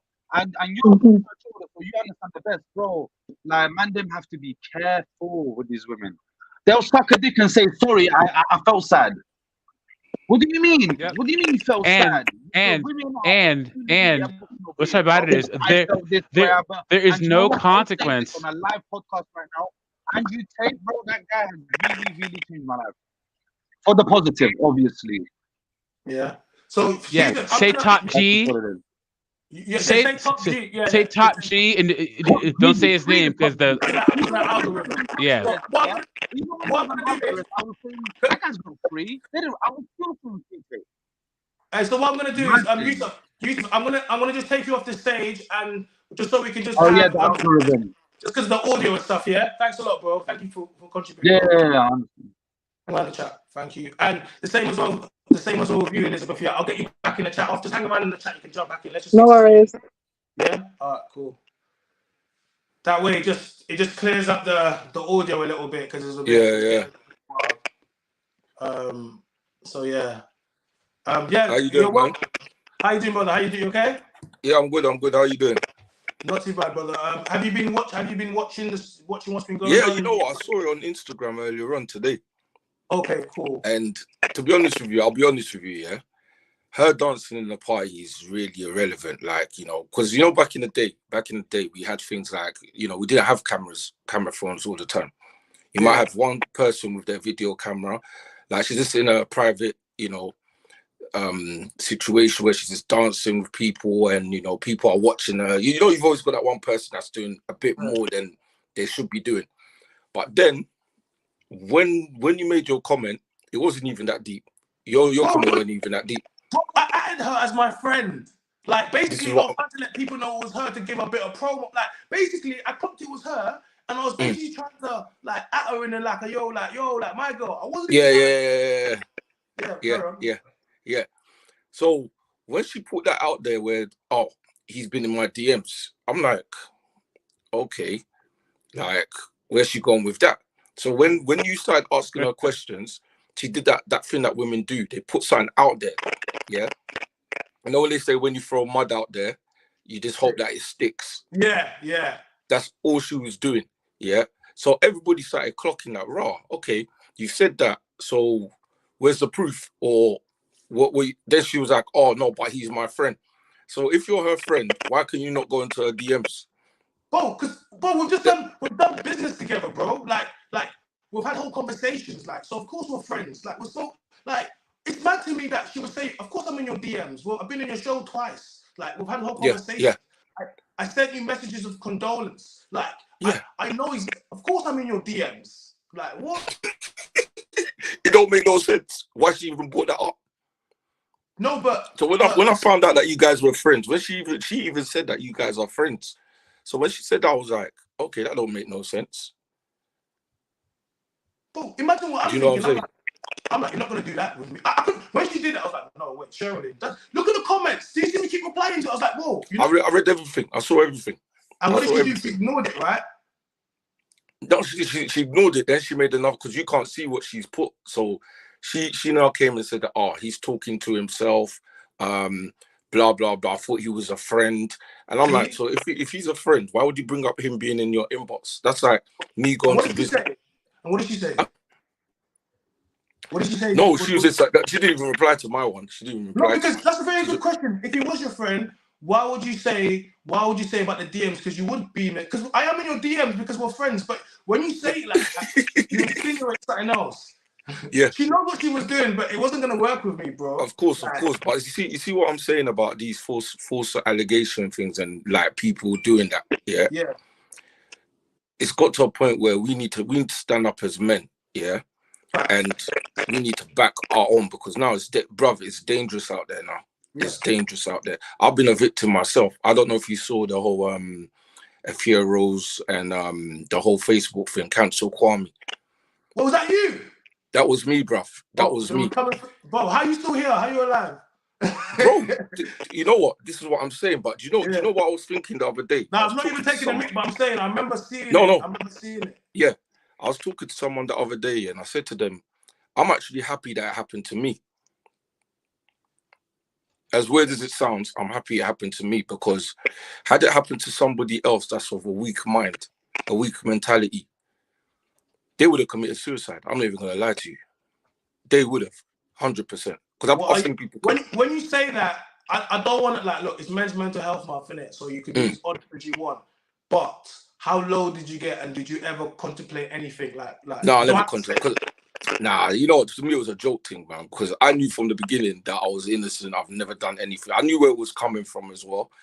And to me, it was just a joke thing. But for the thing that actually did hurt me was the people that actually believed it. And some of them were people that were close to me. Okay, how did that feel? People that were really close to me, people that I work with, people that I've grown up with, people I went to school with, people that I've even helped. People that I've even helped, yeah? Like even during COVID, there was one girl that had cancer. I went to the hospital to visit her. Don't say the C word. Say the cough or something, but don't say COVID. It'll flag the stream. Yeah. You're not allowed to say that word? Yeah, just because of the algorithm, yeah. Say the cough or something like, but don't say that actual word. Okay, yeah, because it'll flag. Go ahead. Yeah, time. Yeah, I went to visit her and everything. And then when this thing came out, these were the same people that were laughing on the posts, commenting, saying that he's this, he's that, he's this, he's that. And I had not one girl came forward. Not one. Well, just to say that. No ex-girlfriends? Nothing. No one. It was just somebody that stood there, made up a whole allegation, threw it on the wall, and it stuck. And then it went. They even had a video of me in a room. I was in a room with 10 girls, yeah, and the girls were marching around. The girls were slapping me with a belt. Can you imagine? They posted that video and said that was when the rape occurred. I raped. So basically, I went. Don't say the R word either. Don't say the R word. Don't say the R word. Okay. That's when the R. Say grapes. Occurred. Say grape. Grapes. Yeah. Or grape instead of Yeah, that's when the grape occurred. So how did it end? Like, how did it end for you? Like, what was the exoneration? Obviously, the people came and said that they got it wrong. And I had screenshots. That proved that it was all rubbish. Yeah.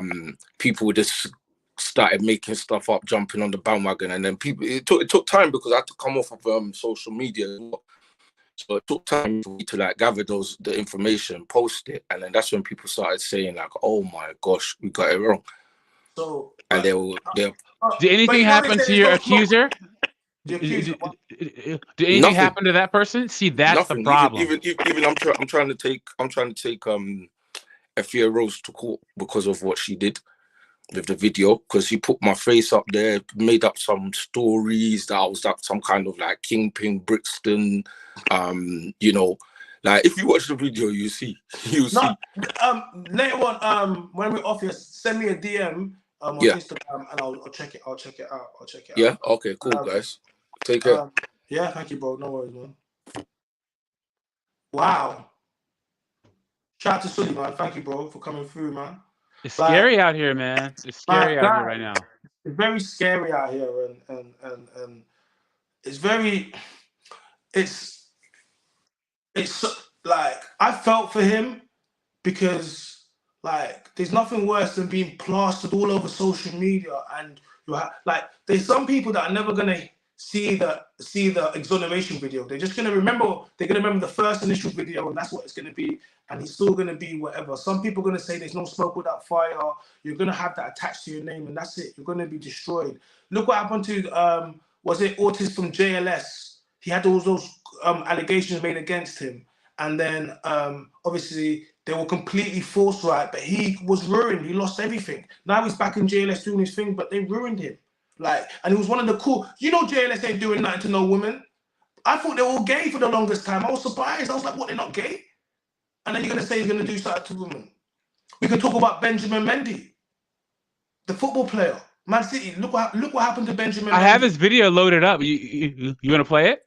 Let's play it. Let's play this. Yeah. And this is why he's my producer tonight, because we're really going in. We're gonna so because this whole thing about what Sherilyn's done, it's not what is done. This whole thing, what Sherilyn's done it's created a conversation. And what she's done is she hasn't accused me of anything. Remember this, she hasn't accused me of anything. She's insinuated and provided innuendo, but that is enough in 2023 for men. A woman, depending on what she implies and where it is, depends on whether or not you get a knock on the door from the police or HR is going to, Karen from HR is going to call you in on Monday and your job's going to be on the line. Just from a comment. You guys don't understand, because I have spoken to men that have been through this. We're going to tell you stories today. I've spoken to men that have been, it's Men's Mental Health Month. Like, you guys don't understand something. So this is why I'm here today. We're going in. You know, do you want to pull that up, bro? Yeah, right here. So this is the video of when he, right after the not guilty verdict. So this was his first statement when he found out that he was not guilty of the 8 charges against him. All right, so right here, he's ready. Let's go. Yeah, let's go.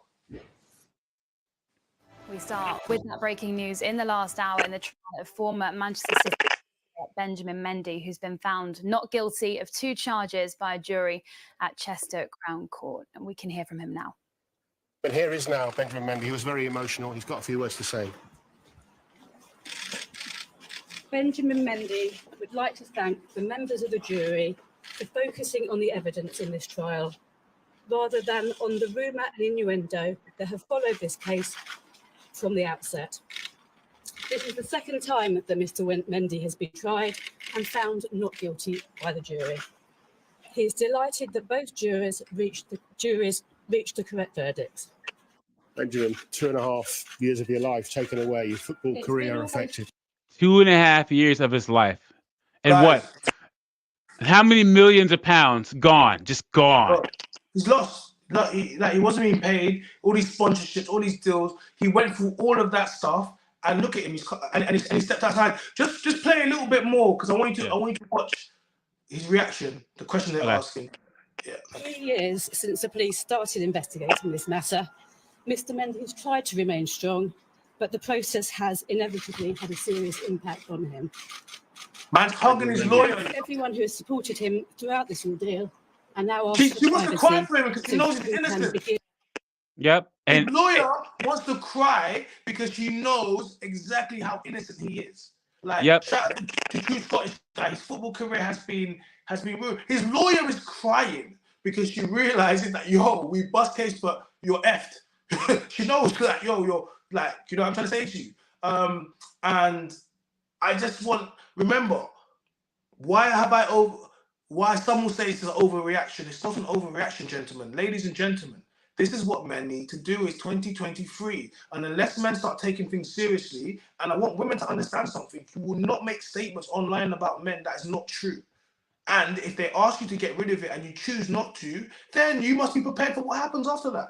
So this has all happened because of Cheryl in the Range Rover Mom decided she could make an innuendo about a friend of hers and allow other people to get it misconstrued to the point of where people are making blogs about it, and now I have to do this. When all you had to do was say to me, oh, and delete the post or whatever, but you didn't want that. because she likes attention. Guys, you have to understand something. Go look at her page because she's blocked me. It's all about attention. What do? What is you talk about empowering women. Okay, let's speak about that. Let's talk about female empowerment, about trying to empower women. But how do you tell women about loving themselves? Because I speak about women loving themselves inside, and they don't need to conform to society. They don't need to. I speak to women, you don't need to wear weaves, you don't need to wear wigs. In actual fact, your beautiful natural makeup. Our job as men is to allow you to feel, get into your feminine and feel comfortable enough to allow yourself not to do this. That's what I promote. What do you promote? Surgery, changing everything about yourself. Then you want to tell me that's body shaming? Hold on a second. I'm talking about women loving their bodies and themselves. Like, guys, be very careful how they'll try to spin this. Be very careful. They'll try to have a man like me that supports women heavily, especially in the podcast and entertainment space, media space, behind the scenes as well, that does things, that comes from a family of women, 3 sisters, nieces, that spends a lot of time with them. They will have you trying to believe that I hate women when I don't. They will have you trying to believe that I have a problem getting women when I don't. I just don't want none of these women.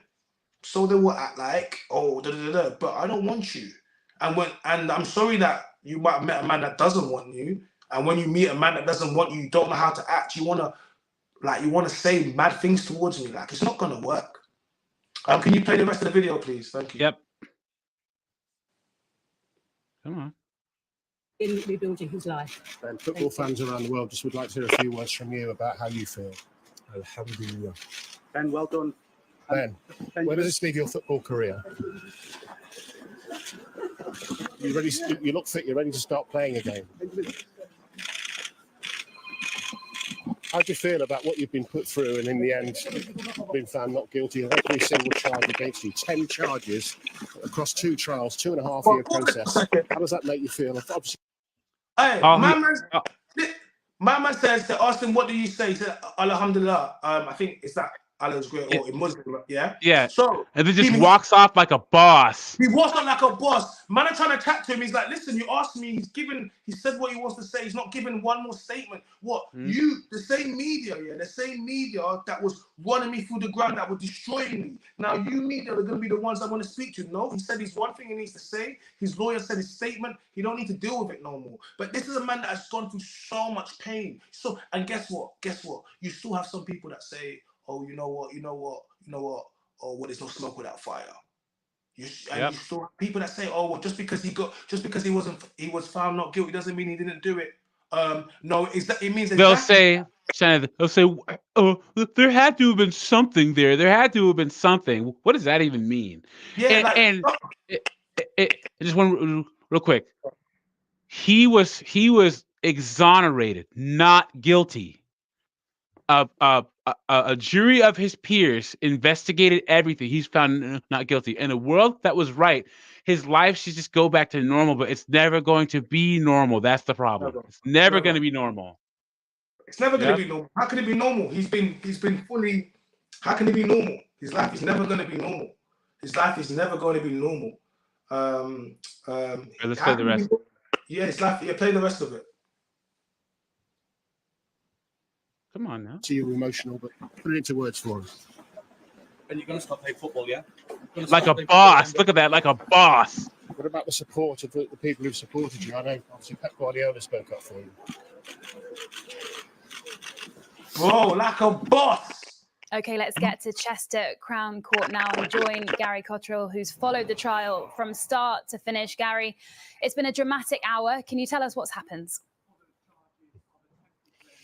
Well, you saw there Benjamin Mendy leaving court about 50 minutes, 45 minutes or so after this jury unanimously found him not guilty of 2 charges. 1 charge of rape and 1 charge of attempted rape. They're the 2 charges remaining from a big trial that took place over a 5-month period, which ended in January this year, in which he was found not guilty of 8 charges. So now a total of 10 charges that he faces originally, all of them he's been cleared of. He was very emotional in court when the 2 not guilty verdicts were read out. It took the jury of 6 men and 6 women less than 4 hours to reach those unanimous verdicts. He was in tears with his friends. He was in tears with his legal representatives.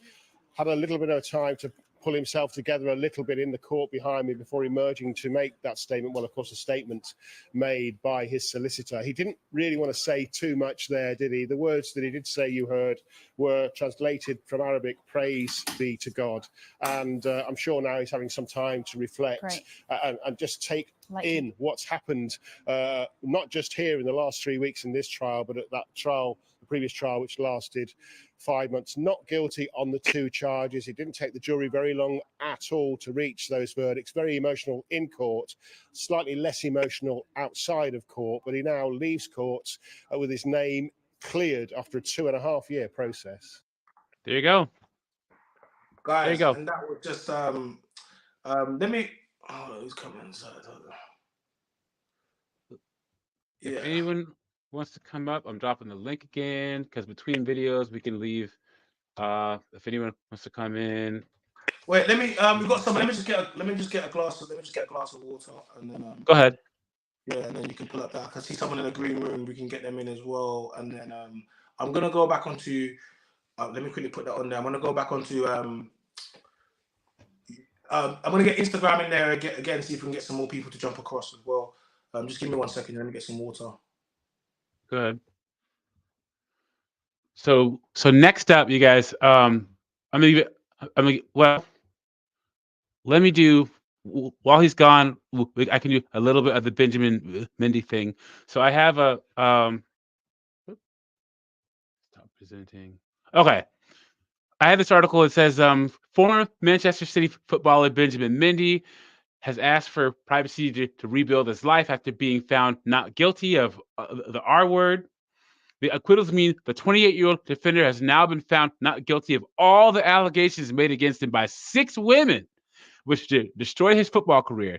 He has cleared his name but is unemployed after Manchester City contract expired at the end of June. The Premier League club stopped paying him in 2021, shortly after he was charged. The women had accused him of assaulting them at his £4.8 million gated mansion between 2018 and 2021. He was cleared in January of, the R word of 4 women and then essay of another. He was acquitted on Friday of trying to R word a woman who came to his house with a friend of his. It says during his first 4-month trial at Chester Crown Court, Mendy maintained that the women had wanted to have sex with him.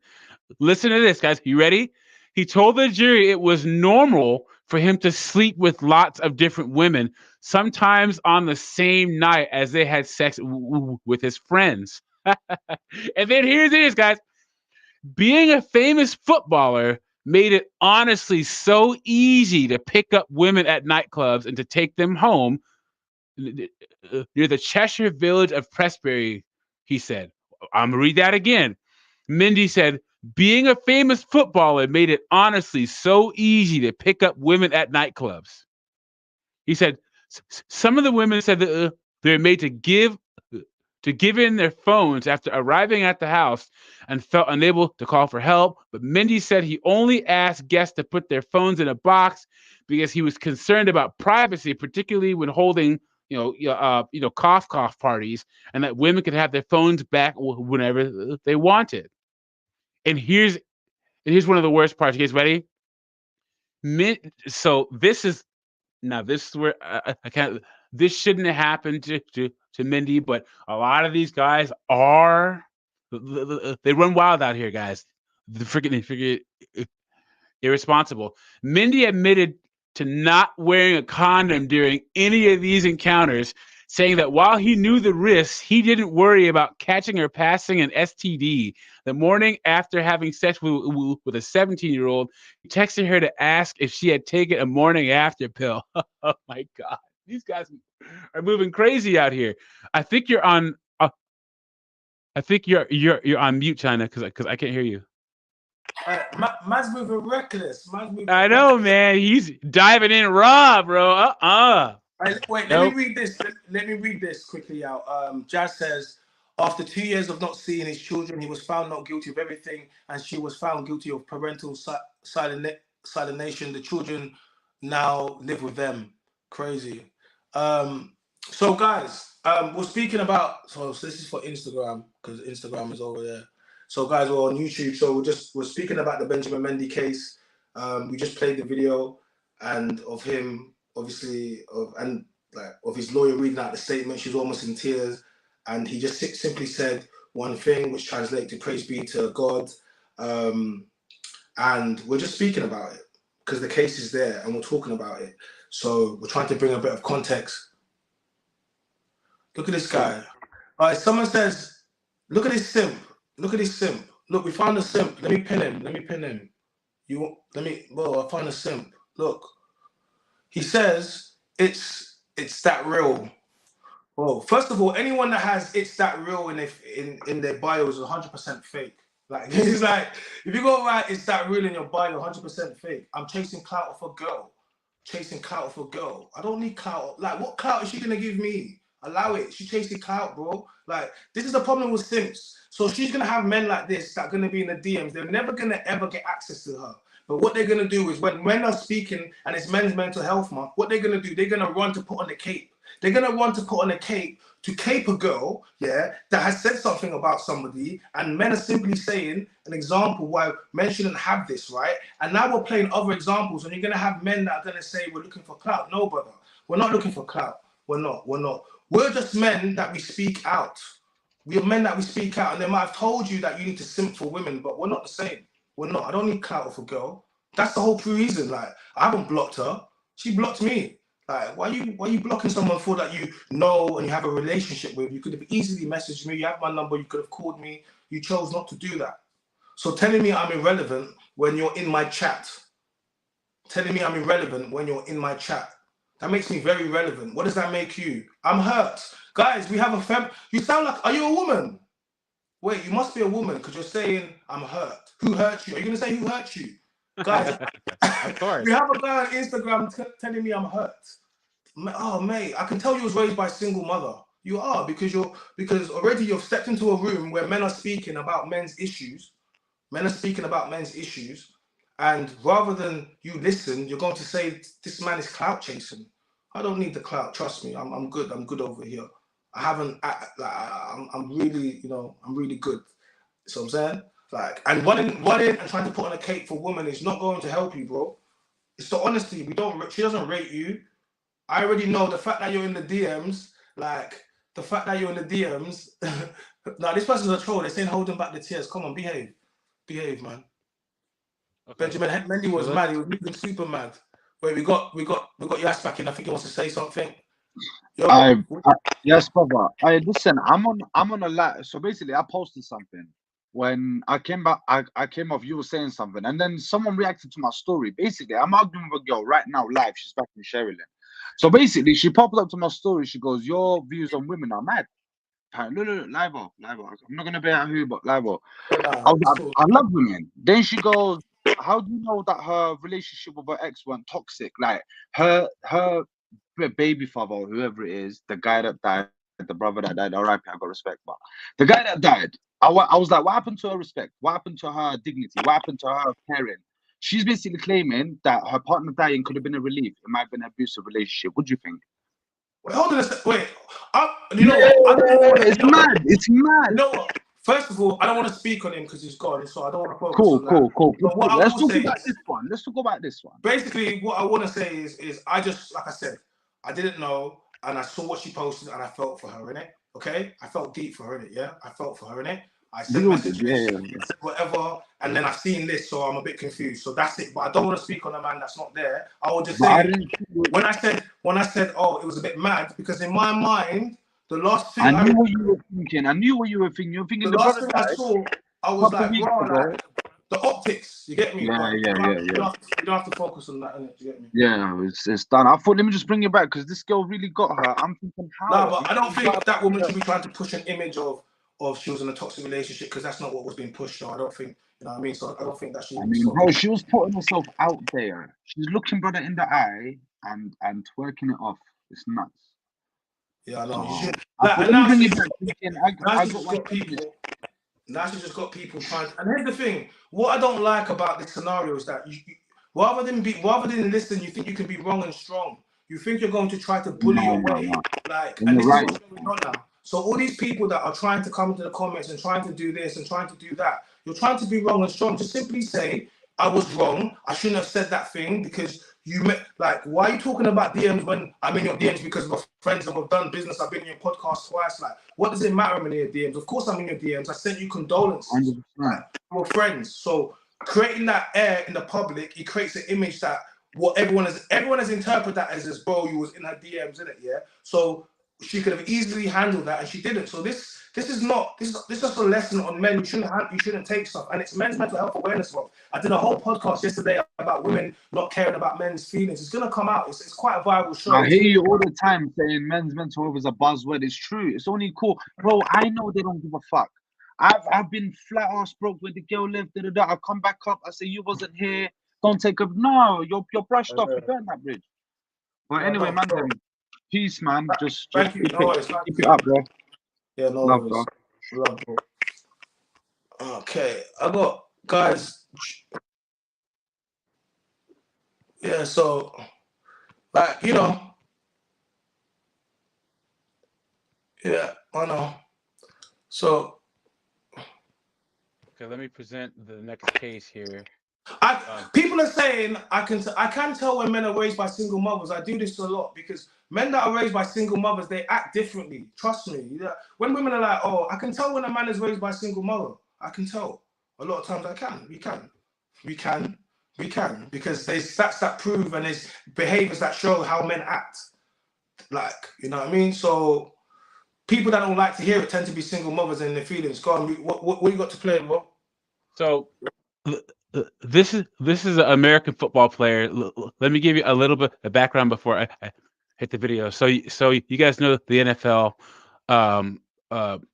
So this guy, Matt Araiza, so the guy that actually kicked the ball, he was a kicker that broke almost every single college record when it comes to punting, right? Former San Diego State and Buffalo Bills punter Matt Araiza has filed a defamation lawsuit against the student who accused him of SA in an off-campus house back in 2021. So another one who took 2 years out of his career because of an accusation of a woman. Okay, there's the complaint, which was filed with the court on Friday, alleges the accuser, known as Jane Doe, because these women get to maintain their anonymity, knowingly made false statements against Araiza to San Diego police and media outlets, which claims about how she was raped at the party while she was underage. And it says Araiza denied the allegations, but he did admit to having consensual interactions. As in, he said hi and talked to her at the party. It says it says, according to the prosecutors who had pieced together a timeline of the night, Araiza had left the party about an hour before Jane Doe, that's the term that we use to describe a woman with no identity, who was 17 years old at the time, claimed that the grape happened. Prosecutors also said visual evidence of the accuser engaging in interactions, because they had cameras in the house. It showed her sleeping with someone, but it wasn't him. Does not identify or place Araiza in the bedroom where the alleged wrongdoing happened. So it said. So he says she made these false statements, notwithstanding her lengthy and detailed meeting with the San Diego. Anyway, so he's countersuing her. He went through his trial. He was found not guilty. So now he's countersuing her and her lawyer.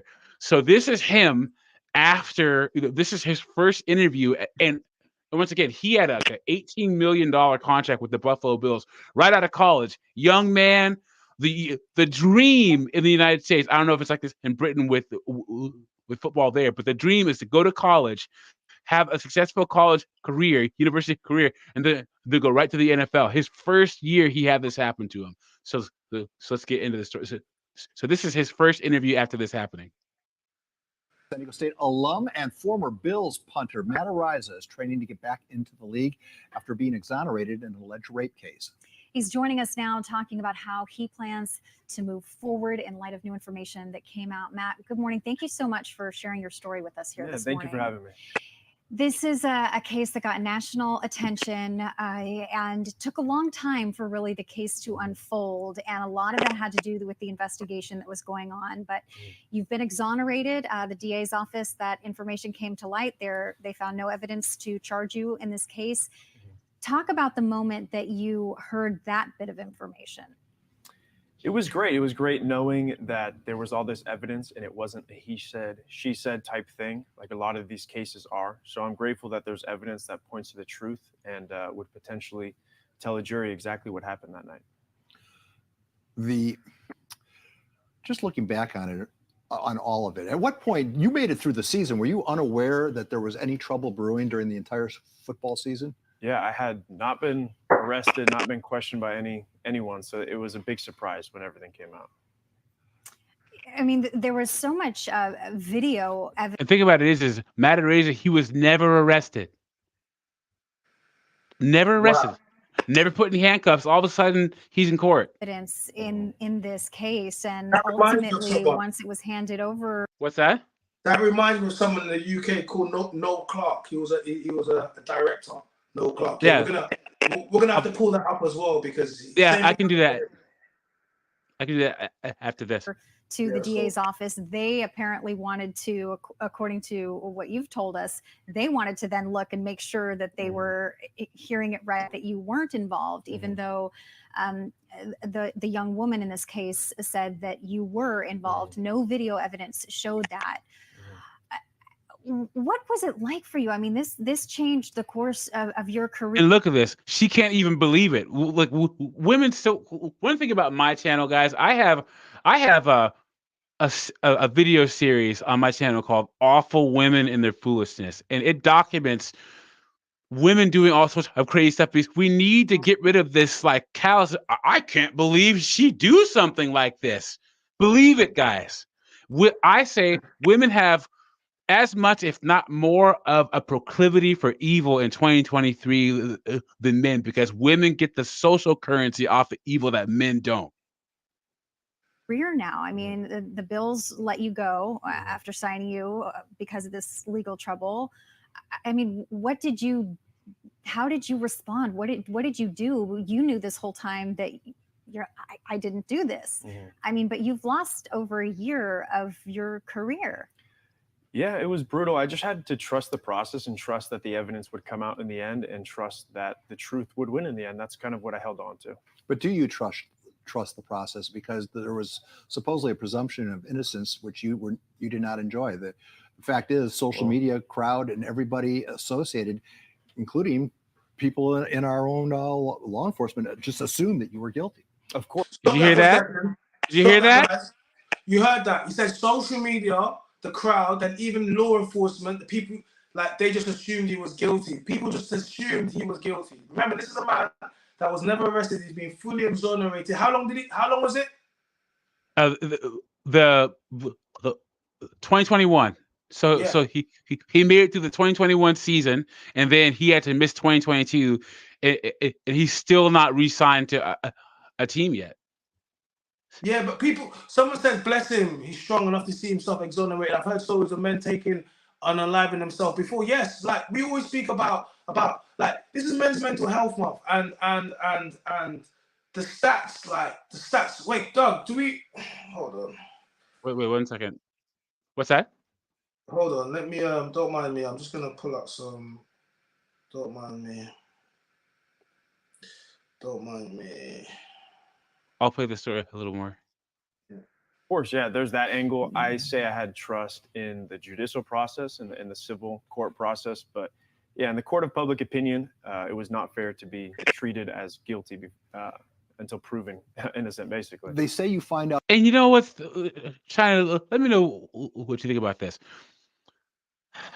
These guys have all the right to just be angry, spit fire, but a lot of these guys, they just handle it stoic like a boss. And that's like, in general, why is it that celebrity couples or couples in general, the women on the way out just speak their truth and just set everything on fire with their mouths. And the guys just keep their mouths shut. When's the last time you saw a celebrity couple or any kind of couple you know where there's a breakup and then he goes on social media and starts airing out all their dirty life? It's always the women doing it. This guy had Benjamin Mendy had all the right to just spit a bunch of venom. But you know what? These guys all handle it stoic like a boss. Facts. It's a shame. Do me a favor. Pull up. I'm gonna quickly read up. You know what? We did a podcast yesterday. It hasn't come out yesterday, but I want to read you some of. Because it's Men's Mental Health Month, I want to read you just a little bit of the prologue into the intro of the show, and because I think it's you know it's going to fit in quite well. Go ahead. So November is Men's Mental Health Month. So the first topic will be addressing men and breakups. If you look at popular TV and media, it's the woman that suffers the most when the relationship ends. Stereotypically, there's some kind of big fight, or the woman catches the man doing something, then she runs into the arms of her best friends, crying, grief-stricken and broken. The show usually follows this with weeks of reassurances from the other woman in her life, while all the time demonizing the man. This type of media usually ends with the woman ultimately emerging from the ordeal confident and hopeful about the future and what lies ahead. But what about the man? And this is why I'm doing this live today. What about the man? How does the man feel? Studies journaled in the Psychology Today, both big and small, show that the men have a tougher time than women do when a relationship ends. Whether the sample size is 500 people or 5,000, the studies show that more than half of men have experienced moderate depression, and half of that number have experienced suicidal thoughts in the 2 weeks after a breakup. The most alarming finding is that divorced men are 8 times more likely to die by suicide than divorced women. Women initiate divorce 65% of the time in the UK, according to the ONS. If you look at the full range of numbers, the stereotype of marriage being important to women is not true. A study from 2021 shows that 58% of men say that being married is important to them, while only 29% of women responded with the marriage is important to them. So the leading causes of difficulties in breakup with men include the following. Number 1, women are more likely to put an effort into keeping their friendships going with people outside of the relationships, while men are more likely to put their effort into just their partner and their union. This leaves men with no emotional connection after the breakup. 2, 87% of relationships and marriages, the man concedes the role of the social director to his partner. The woman then takes the reins when it comes to who the couple's friends are, what social activities that they participate in, etc., etc. When the woman leaves, the man hasn't had to create relationships in years and will struggle to do so again when single. 3, facing the divorce and family court system, men lose big when it comes to divorce. They lose financially, and most will lose some type of access to their children. Knowing this information, who really fares worse in breakups, divorce, men or women? Now, the reason why I wanted to speak about that, because that kind of ties into everything that we're speaking about. That's tying into the whole Men's Mental Health Month and why it's important that men have a voice and men need to speak, because men suffer. Men suffer. We suffer, continuously suffer. And the reason why I tell you that women don't care about men's mental health, because on one hand, they will say that, on the other hand, they'll think it's okay to do certain things. And when a man says that's not okay, rather than them just saying, okay, you know what? Yeah, I was wrong. They're going to be wrong and strong, and then they're going to get other women that are going to rally around them, that are going to enforce, that are going to support this type of behavior. Then on top of that, you're going to get simps that are going to do the same thing. They're going to enforce the behavior even more. Do you understand what I'm trying to say to you? So everything that I do is about, yes, men, you take accountability, but you also hold other people accountable. You hold men and women accountability the same. And that's what we are. You know, I believe in accountability, so both men and women should be held accountable the same. That's it. I don't mean in the same. It doesn't mean the same response in all times. Of course not. No, there's times when you need to have a different response for women, and some people will say whatever, but that's just how it is, right? But in times of stuff like social media, like what he said, and how people can take sides and believe things straight away. No, you just say something, and if someone's got receipts, then they've got receipts, and if they haven't, then they haven't. But, you know, this is not about saying that I've done anything. This is about innuendos and you know, implying stuff that hasn't happened and allowing people to things to get misconstrued or not to get out of context when you can simply handle it. Just handle it. And that's what people do. Let me know what you think about this, because this is one of the sayings that anytime mental health comes up, I say, and people in the chat, let me know what you think about this. Let me drop the link and see if anyone wants to come in. The biggest barrier to men's mental health is women. Okay. And I say this because women, they want a man to conversation to open up, be vulnerable, but women can't beat a man physically. So all they can do is beat you mentally, right? So women will want you to open up. And when there's a knockdown, drag out fight, they will use your deepest, darkest fears, desires against you in a fight, against you in divorce court, against you in maternity court. Sherilyn, you need to be careful, Sherilyn. You need to be very careful, Sherilyn, because you're in my DMs making threats to me, Sherilyn. You need to be very careful, Sherilyn. Guys, have her come on the show. No, she doesn't want to come on. She wants to make threats, Sherilyn. Sherilyn, you got to be very careful because you're making threats to me, Range Rover Mum. You're a public figure, Range Rover Mum. You got a blue tick, Range Rover Mum. Yeah, you're making Range Rover Mum. You're Sherilyn. You're in my DMs making threats to me. You're currently in my DMs making threats to me. You do realize that, right? You do realize you're making threats to me in my DMs. You could jump on live and we could handle this, but you've blocked me and now you're in my DMs making threats. You've blocked me, now you're in my DMs making threats to me, Sherilyn, Speed, Range Rover, Range Rover Mum. You're blocked me, now you're in my DMs making threats to me. I'm not gonna read out the DMs because I got them here. You know what you're writing, you know what you're sending. We've got the screenshots. You're making threats to me in my DMs. I don't know why you're doing that because I'm not going to make threats to you. But once again, ladies and gentlemen, there's a video that I showed that women don't understand aggression. So now I have a woman making threats to me in my DMs. The last person that did that, you saw what happened on the podcast. Like, I have a woman threatening me in DMs. What made you think you can? I haven't threatened you.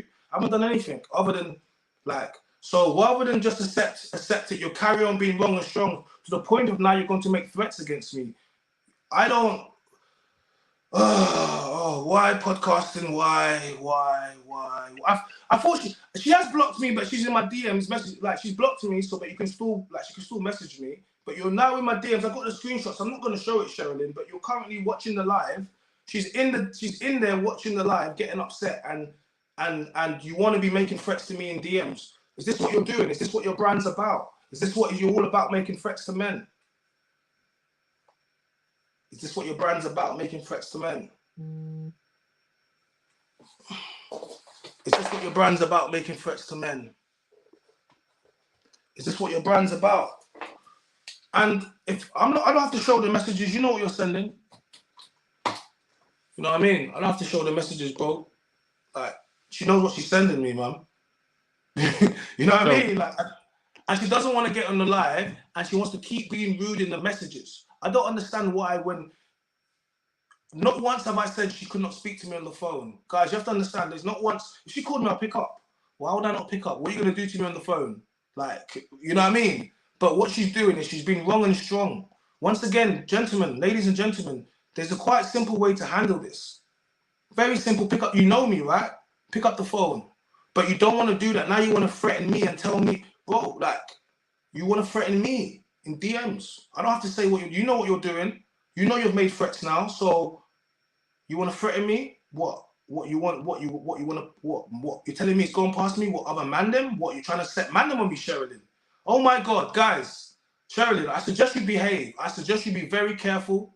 I suggest you be very careful, Sherilyn. Yes. I suggest you be very careful because you're in DMs, and I've got the screenshots and I've got the recordings of you making threats to me. Yes, I've got them here. And for some reason, you just seem to keep doing more and more. So, and we're on live while you're doing it. So rather than come on live, you want to make threats in the DMs, and I don't have to show them, but trust, I don't have to read them out, but you know what you're doing.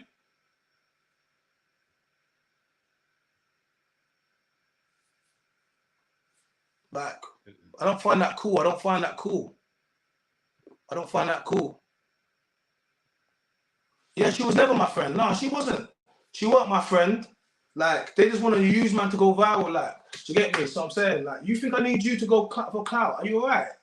I go viral. I make little podcasts that no one's heard of go viral. I go viral every single day. I don't need you.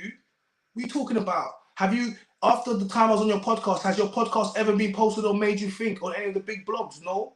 What are you talking about? No one, no. Like, so when you're trying to talk about like how, well, like, we're not in this, like, do you get me? We're doing different things. Yes, you got a blue tick. Wow, you got some followers. Wow, big deal. Like, that's what I'm saying. Like, you're still gassed over that.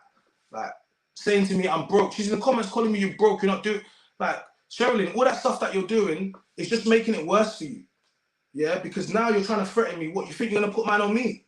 What, you think you're going to put man on me, Sherilyn? I don't make threats, man. I just say, cool, innit? Everyone knows now you're making threats in the DMs. Go on, you're making threats. I'm not going to say what you're making because I don't have to do that. We don't snitch over here.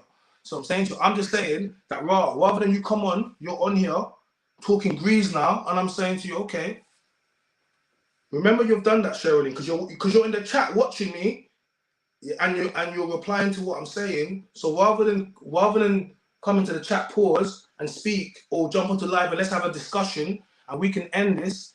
You don't want to do it's ended anyway. I've said what I had to say, but you're trying to talk about, oh, what's going to happen? What's going to happen, Sherilyn? What is going to happen to me, Sherilyn? What are you going to do? What are you going to do? What are you going to do?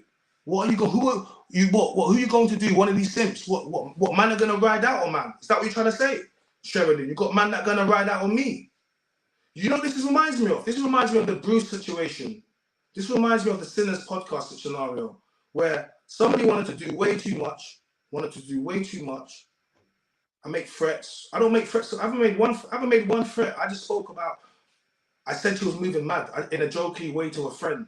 She decided to get triggered, imply something that I was in her DMs as not a friend. I told her she could rectify it. She chose not to do it. Chose to delete me, block me, send me all manner of messages, and now it's getting worse. So, you know, this is what happens, guys, when you try to speak out and you try to defend yourself. Women will keep going. What are you going for? What is the need? What are you winning here? You're trying to be wrong and strong. You have to concede. You're not a man. Yeah, and then you start making threats. So I'm like, of course you're not going to do nothing to me. So what are you trying to tell me, Sherilyn? Like, what? I ain't spoken nothing other than, like, what? Nah, behave. You behave. Nah, that's not her. She was she was cool, man. So my thing is this, isn't it? I've done the show. We spoke about it. We put up the clip. I've done the show. I've been on the show with them. It was cool. I helped them behind the scenes. Right now, your editor that does your editor, I gave you my editor. What you, bro? Like, imagine I just help. Imagine I just help people. You meet me, I'll give you game. I'll tell you about. I don't care, because what's the point of having knowledge if you don't share it, right? If every night I'm doing whiteboards, sharing knowledge, I don't mind. I'll tell you the information, because most people are not going to use it anyway. If you tell most people how to go about and how to get your subscribers and get monetized, they're not going to do it anyway. Do you know what I mean? So it doesn't matter if I tell people, because they're going to be like, it's long. So I'm saying to you, but I'll still tell, man, like, if you want to do this thing, look, you see me out here every single night working. You see me on all the different podcasts up and down the country. Like, you see me, like, am I not putting in work? So why would I not tell you the same work I'm putting in? Why would I not tell you that? So I'm saying to you, like, I'm not one of those people. I'm not that guy. So when she's acting like I'm not a friend, like, that's what people say when they can't sun you. They want to be like, oh, you're fake. Listen, look at all the love I get in the podcast space. Look at all the different podcasts I go on. Like, do you know how much people ask me to go on a podcast? Like, my list is, like, look at all the shows I do. If I don't get love, then why am I doing all this stuff then? If I'm not a good friend or a good person out there, what? Look at all the women that repeatedly come back on my shows. Why would they come on the shows if they were leaving? Of course they wouldn't. It's because you're trying to create an impression of me, which is not true. The only difference is I do not fancy you and I do not bend to your role. And that's it. That's it. And when women meet men that they can't bend with sex and attention, they don't know what to do. So they'll start doing all this crazy stuff just for the simple fact that you know that I'm not a simp. It's really what it comes down to. That it's ego. You can't believe that I'm not attracted to you, but I'm not, and I don't want anything. Like, so why would you imply that I'm in your DMs other than a friendship because I've been on your show twice, like, and I send you condolences, like. I think that's crazy to me. Like, I'll be honest. This is what, man, and this is, you know what? This makes me not even want to help girls, to be honest with you, yeah? This makes me not even want to help women. I'll be honest with you. Let me tell you another story. I went out. Shout out to Rise Festival. Big up my boys, man. Jerome 6, Carlos Rise. Big them up. I was at Rise Festival. And I remember the weather was really bad, but I had a hoodie and I had a jacket. And there was one girl, like, she was a little lighty and she looked kind of young, but she was shivering, bro. She was shivering, innit? And I had a jacket. I had a big jacket and thing underneath, and I had a jacket in the car. So you know what? I just like, you know what? I don't know, man. I just like, I said, "You're right. Drinking the coat." She's like, "Nah, I'm cool." And then afterwards, she come back to me. She's like, "Oh, have you still got that coat there for me?" I was like, "Yeah, cool." So I went and got on my coat. Bees, this is a £500 coat. Yeah, I've gone and given her my coat now. The whole night she's doing her thing. She's like I said, she's out there. I see her out with guys, chatting to guys. It's cool. And she was like, she's gonna shout man before she goes in it. Cool. Imagine this. Right at the end, when I want to leave now, I'm looking for the girl. I can't find the girl. I'm looking for her and I can't find her. I'm like, yo, where's my coat? But imagine this. I didn't. So I never took a number or nothing because I wasn't interested in like that. But something just told me before, get Instagram, innit? So someone just said, get Instagram. I was like, oh, what's your Instagram? When I checked the code, innit? And I took her Instagram, innit? Bro, imagine later on, I can't find the girl. So I'm like, where's the girl? Where's the girl? So I'm asking people, I'm asking, oh, did the girl leave the code? I start asking the security. They're like, nah. And I asked the bar girls and I told them what they did. They was like, why did you give me your code? And I was like, oh, I was trying to be nice. I'm like, you should have done that. And I was like, so then I'm trying to get through to the girl, and then I'm calling her YouTube. I'm calling her Instagram, dialing her, calling her Instagram phone because that's the only way I've got to get through to her. So I've tried to get through to her, and I couldn't get through. And then she's replying me a message, and she's like, "No, my friend, something about my friend had to go. She wasn't feeling well. She got too drunk or something. I had to leave, but don't worry, I'll give you your code." And she lived local. Cool. I'll link you tomorrow. I'll give you a code. I was like, all right, cool. So then the next day I messaged her for my code. And then she's like, oh, I have to go to work. I have to go to work. And then she's like, don't worry, I'll give you my coat. Because she's like, mate, she's a tiny little girl. The coat is like it will look like some hench. It look like a football. It will look like she's doing football training or something. Cool. So imagine this now. Yeah. Imagine this is a good couple months back now. Okay. So this is a good couple months gone. And I'm there like, I'm trying to message the girl. And she's kind of airing man now, isn't it? Yeah. And I keep seeing her posting stuff on her stories, isn't it? Like, on the stories, and I'm like, wait, what's going on my coat? Then I've clocked something. The Instagram I've got is like her backup Instagram. She's got another Instagram, innit? So now she's posting up. Whatever. So I'll be real with you, like, the girl hasn't given back my coat. And she's carrying on living. And I'm thinking to myself, I gave her a coat, yeah, £500 coat, yeah. Like, because I wanted to be nice. Like, I wanted to be nice. And whenever I told my sister, and I told my, they're like, why did you do that for? Why did you give a girl your coat? And I was like, she was cold. She was like, but what? And at that moment, I realized I was like, yeah, right. Like, because I thought, I just put myself in that position. Do you get me? And I gave her my coat. But sometimes when you, gentlemen, when you try to be nice with women, yeah, it ends up coming back to bite you in the bum. Because I have 3 sisters and my mother, I always speak about them. I have lots of nieces. We were raised, most of us were raised, in the matriarchy, right, with our mothers, right? Yeah, yes, it's a patriarchy, but most of us with our mothers, right? So we have a natural disposition to help women. This is why no matter what, men tend to simp or allow certain things, bad behaviors, because at some point we were raised by women and we will always try to be slightly nicer to women. So it's like when you're nice to women and then it comes back and it bites you, and you just think to yourself, why am I even gonna bother even helping? Why am I gonna interact with these women? Why did I give my coat? Like, Doug, I'm thinking to myself, why did I do that? But then it's because I'm a nice guy. But the next time that a girl is actually cold, and I'm not gonna give her my coat, bro. Like, she could be, I don't care, bro. She could be like Arctic. I'm not, because the last girl I did that, look what she did to me. Like, and how you think this is gonna happen and affect other girls in the space now? When I look at this and I'm like, well, you know what? I tried to help. I tried to collaborate. I tried to work together. And then at the end of the day, what am I gonna get? I'm gonna get this, and then I'm gonna get posted on blogs, and then I'm gonna go viral for like what? And you're gonna, why would I even bother helping these girls? Like, why should I even bother? Like, do you get me? Why should I bother? Yep. What do I get out of it? What do I get out of it other than women telling me that, oh, you don't support women, you hate this, you hate that, or you like, I don't need that. I'm on big platforms. I don't need to like work with you. So by working with you, what did I get out of it? Tell me. Because I didn't get no you didn't give me no subscribers from you because I got no subscribers. I gave you subscribers. You didn't give me no. The worst part about it is you're never getting that jacket back, you know, right? Because here's the thing, it's a lose-lose situation. If you get brolic and try to ask her for it, but you know, what are you coming at that woman crazy for? It's like, she has my 500-pound jacket. But people won't get past the fact that how dare you? No, people said she probably sold it, bro. Are you telling me she sold it? Because it was fresh, bro. I only bought it a couple of times. Yeah, did you check on eBay? It's probably there. Nah, it's gone, bro. Bro, that jacket was, pause. That jacket was a sick jacket, bro. That jacket was a sick jacket, man. Like, it was a proper sick jacket, 500-pound jacket, pissed. Like, you know what I mean? Like, but what I'm trying to say is, women that do stuff like that, they ruin it for other women because you get left with a bad taste in your mouth. So then you're like, you know what? The next time I don't want to go out and do that for someone. I don't want to give. The next time I'm not going to give a girl my coat. I'm not going to. That's just like the whole.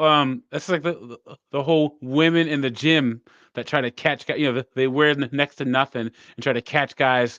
You know, they catch guys looking and then they zoom in on them and try and say, "Oh yeah, he's a creep." These women have come into the gym and just wear next to nothing, and then because remember, women get social currency whether something good happens or something bad happens, as long as they post it, right? Yeah. So these women are walking around and they try to catch guys being a creep. So like, someone said she gave it to her boyfriend, Peak. Oh no! You guys have been savage. So what? I'm not getting what is people what? So guys. Does anyone think I'm getting my coat back? Is anyone in the chat think I'm getting my coat back, or is that gone now? Is it? Because Doug says I'm not getting it back. Nah, bro. Like the coat gone. What? Yeah, it's gone, dude. And the mad thing is, I've got her on my Instagram. So what am I following? Like, I don't know. I'm just because I thought at some point. Wait, you know what? I'm gonna message her tomorrow. I'm gonna ask her for my coat. Nah, you guys are going mad. We need to. I want to message her tomorrow and ask her for my coat. She might have it for me, man. She might have it. She might have it. A man said it's in Brooklyn, New York. Nah, she's got my coat. The bottomless pit. It's so funny. She's you guys are violating me. What's wrong with you? Yeah.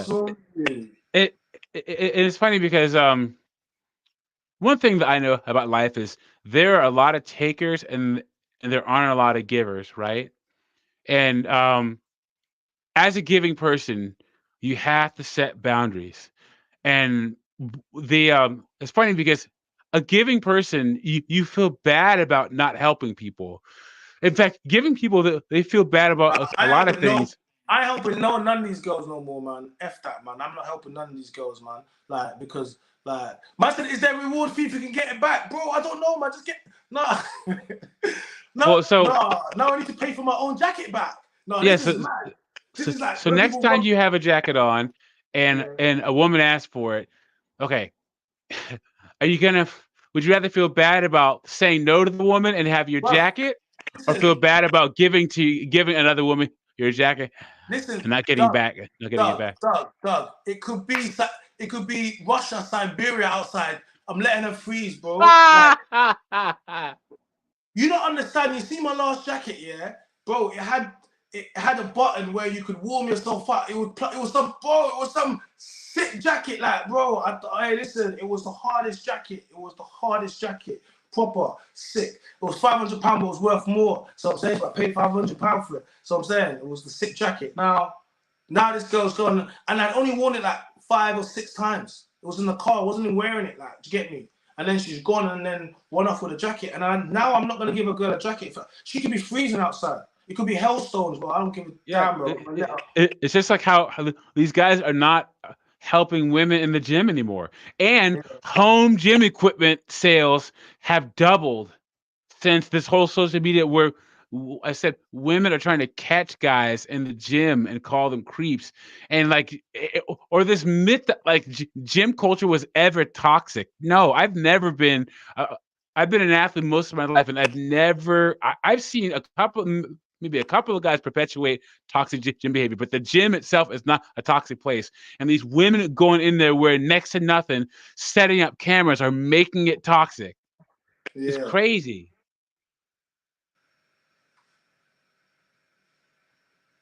Look at hit with the memories. My brother, after we post that, my brother, shout to SK. Yeah, man, no, bro, like everything that you're saying is true. Like, and guys, look, listen. I think my thing is this: I've made this public enough for everyone to know and for her to know. I don't have any more desires to speak about like this after today. If she wants to carry it on, then the saga will continue. She's like I said, innit? But I have no desire. I'm not thinking about this. Like, I don't even know why she keeps messaging me after you blocked me. I think it's kind of weird to block someone and then to keep, because you could have, I can't even message you, but you can message me because you're blocked, man. You don't want to reply to me, but you want to send me messages, isn't it? Do you get me? Yeah, I don't understand all of that. Like I said, you know, this is about me putting a line in the sand and making something clear. And it also, I want other men to do the same thing. When women do things which you do not like, you need to stop it straight away.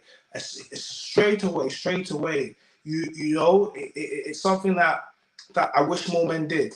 And we have gone on to show why men need to protect their name. And we've used extreme cases. Yes, of course, it's nothing like that.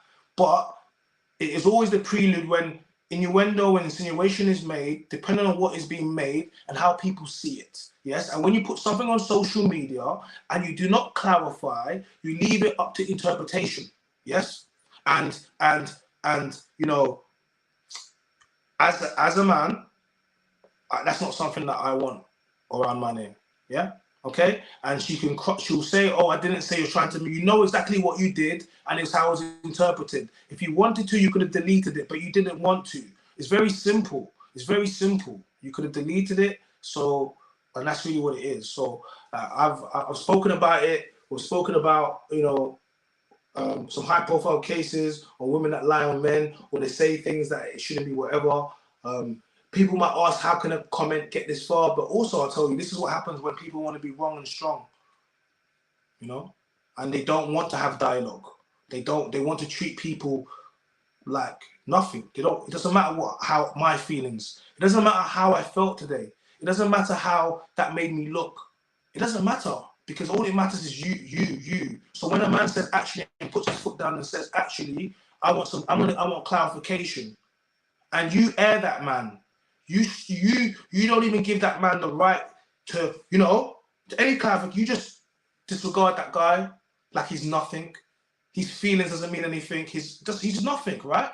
And then you carry on, and then you delete that guy, block that guy. So that guy says, okay, you want to do that? I'll say my side. Then all of a sudden there's a problem, because men aren't allowed to have opinions. Men are not allowed to speak. But I am the Mandem's voice. That will never be me. And this is an example to other people. This is purely about men standing up for themselves. Okay? This is purely about men standing up for themselves. So they will try to make it about, oh, women this, women that. But this is Men's Mental Health Month, okay? All right? This is about men standing up for themselves and calling out bad behavior. All right? And on top of that, you have threats being made against you. These women don't care about your mental health, guys. These women don't care about your mental health. They don't. They don't. So what? You want to threaten my safety? You want to make me feel uneasy? You think that's okay, Sherilyn? You think that's okay?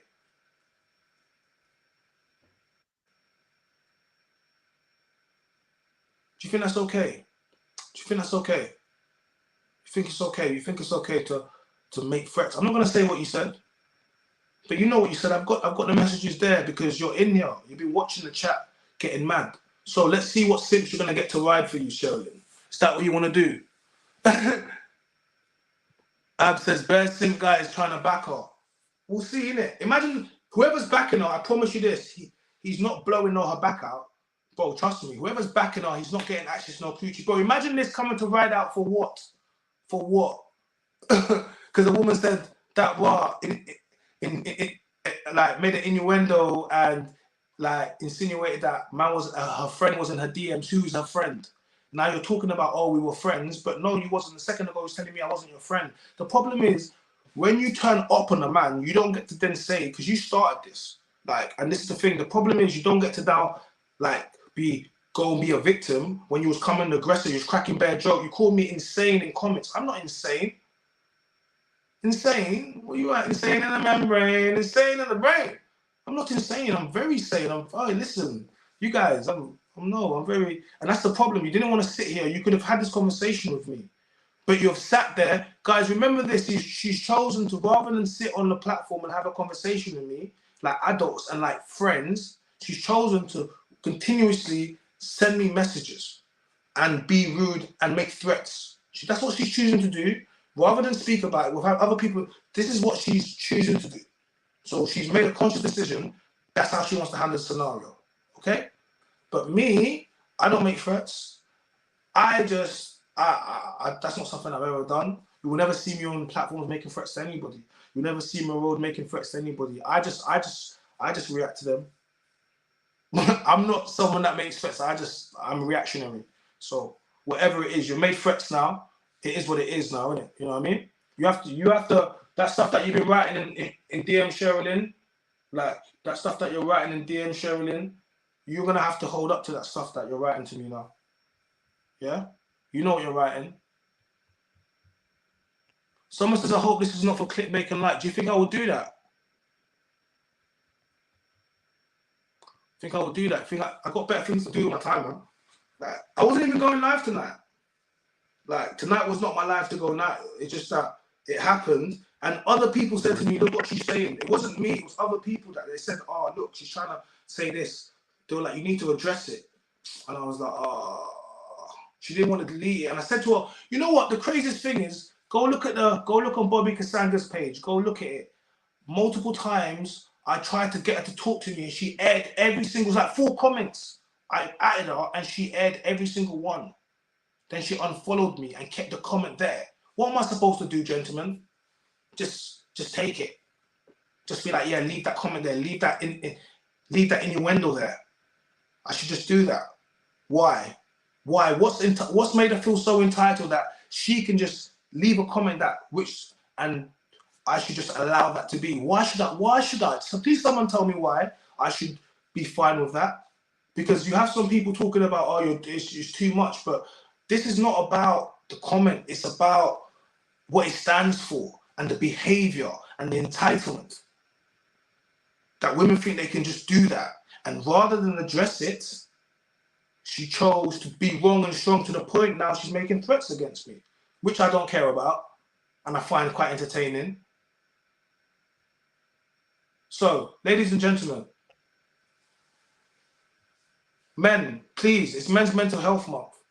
I want you guys to protect yourself. I don't want you to ever be in scenarios where women are being disrespectful or saying things. I want you to leave. You don't have a lot of power with women, but you can leave. And you need to keep receipts for everything. You need to keep receipts for every single thing. Yes? Yeah? Don't ever write something to a woman that you're not prepared to see in court. Okay? So when she's talking about DMs, I know exactly what I wrote in your DMs. Supportive messages. Because we were friends. It's crazy to me. I've been on your show twice, so why would I not be in your DMs? I'm not going to talk about the threats because she knows what she's made, but there's been some messages come through. We're coming up on 2 hours and 30 minutes. I have to jump off because I got to go. Cool. No worries, bro. Thank you, man. Thank you very much. Cook dinner, but I'll be in the chat on Monday's show. And thanks for all this work during Men's Mental Health Month, China. I appreciate it. And thanks everyone for joining the show. Like, subscribe, and hit that super chat. Okay. Thank you, bro. Peace. Yeah, Ab says, any DM talk needs to be cleared up. Man might have a missus, then she might backtrack about that. He was a friend. You're like, you don't know who if I'm dating someone or if I've got a missus or whatever, she's gonna see that and maybe she didn't, and she's like, she's not gonna be happy. Like, what does Sherilyn mean? Like, what's she mean? What's she trying to say? Like, I don't understand it. Like, and it's the problem when you make innuendo and you insinuate stuff. You can simply clarify it. It's quite easy to clarify it and say that's not what I meant. Very simple, so simple. But when you don't want to do it, it's because you like the fact that that's out there. So okay, you want that out there. I don't want that out. I want to articulate the fact. The comment's still there. You blocked me. I can't see the comment. The comment's still there because you wanted this. Guys, don't ever think that she didn't want this. This is what she likes. I'm giving. Like, she's talking about. I'm making her bored, but she's making me relevant. Are you okay? Like, the 5 minutes of fame is over. Like, I'm relevant every day because I make content every single day. So you know what I'm trying to say? Like, I make content every single day. So why would I, when you're saying to me I'm irrelevant, I've never needed you for me to be I've never needed for me to, any of the things I'm doing now, what, are you there? So why do I need you for? Like, I made a comment to a friend, a joke comment to a friend, and you let it get out of hand. Yeah? And all these women that are gonna say to me, and I provided context, and the reason I said it was mad because in my mind, you was mourning. So it was crazy to me. I'm sorry that let me tell you, most men are gonna think similar thoughts, right? If you make a public declaration and it's fine, people grieve differently, cool. But in my mind, that's why it was like that. I was like, raw, like, the optics are bad. And I'm not the only person that thought that. Like, I personally would, like, mate, like, I know people, like, yeah, like, that's me personally. So that's why I said you was moving mad. I didn't say anything to do with why I thought he was moving mad. I just said he was moving a bit mad. Then I said the guy was looking like a lion and he was a gazelle or antelope. Yeah, I see all the comments from all the man in there, and every man in there was moving mad thirsty. So in my mind, I'm thinking, raw, that's it. That was it. Very simple. Very extremely simple. And it gets escalated to all of this. But guess what? I for my name, you know, guys, you know what? Your name is one of the things that precedes you before you enter a room, innit? And I don't want other girls in podcasts or other people to ever think that when China messages you, that's what he's about. That's not what I'm about.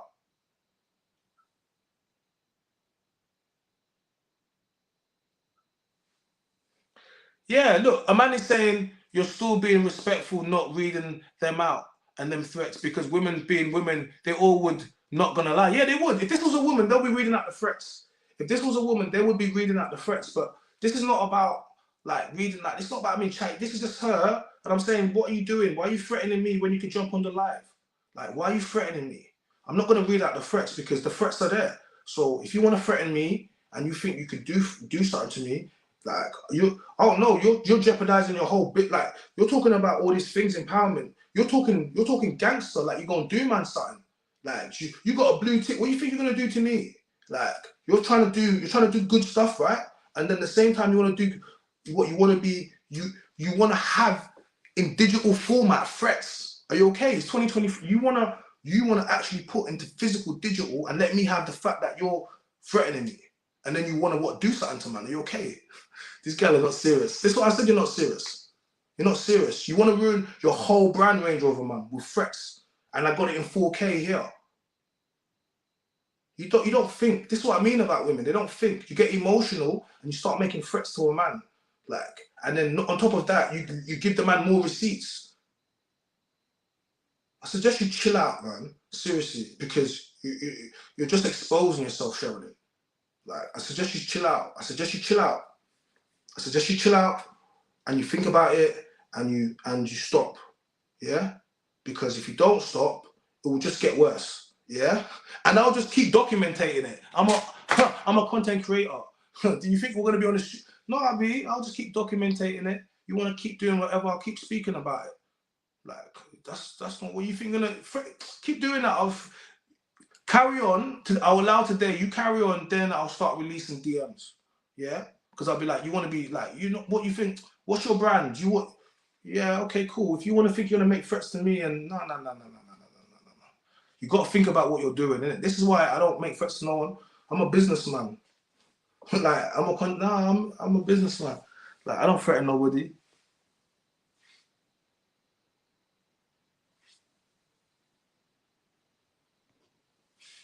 You have been nothing but supportive of her behind closed doors and pretended to be her friend. Pretended. Jump on live. You have a lot to say. I pretended to be her friend. How have I pretended to be her friend? I've called that bad. What have I? That doesn't even make any sense. I've supported her behind closed doors. I've supported her publicly. What are you talking about behind closed doors? I've supported her publicly. I've added her. I've reposted her. I've got her viral. What are you talking about?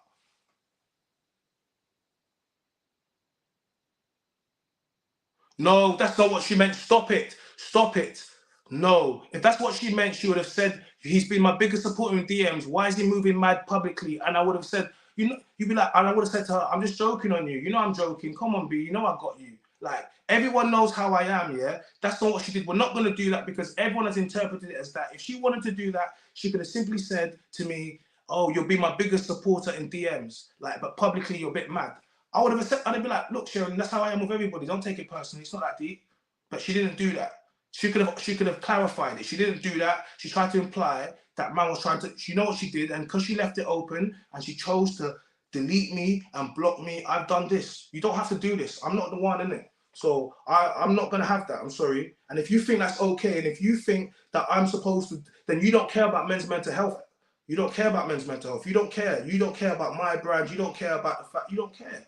You just think you're only caring about her, and it proves to me women don't care because I'm telling you, I did not like that. I gave a good ample opportunity to sort it out, and she chose not to.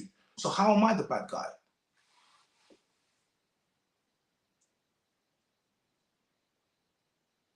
Oh, I'm sorry, man. I'm not gonna hear this, man. I'm not hearing this. I'm not hearing this. You're trying to do that stuff.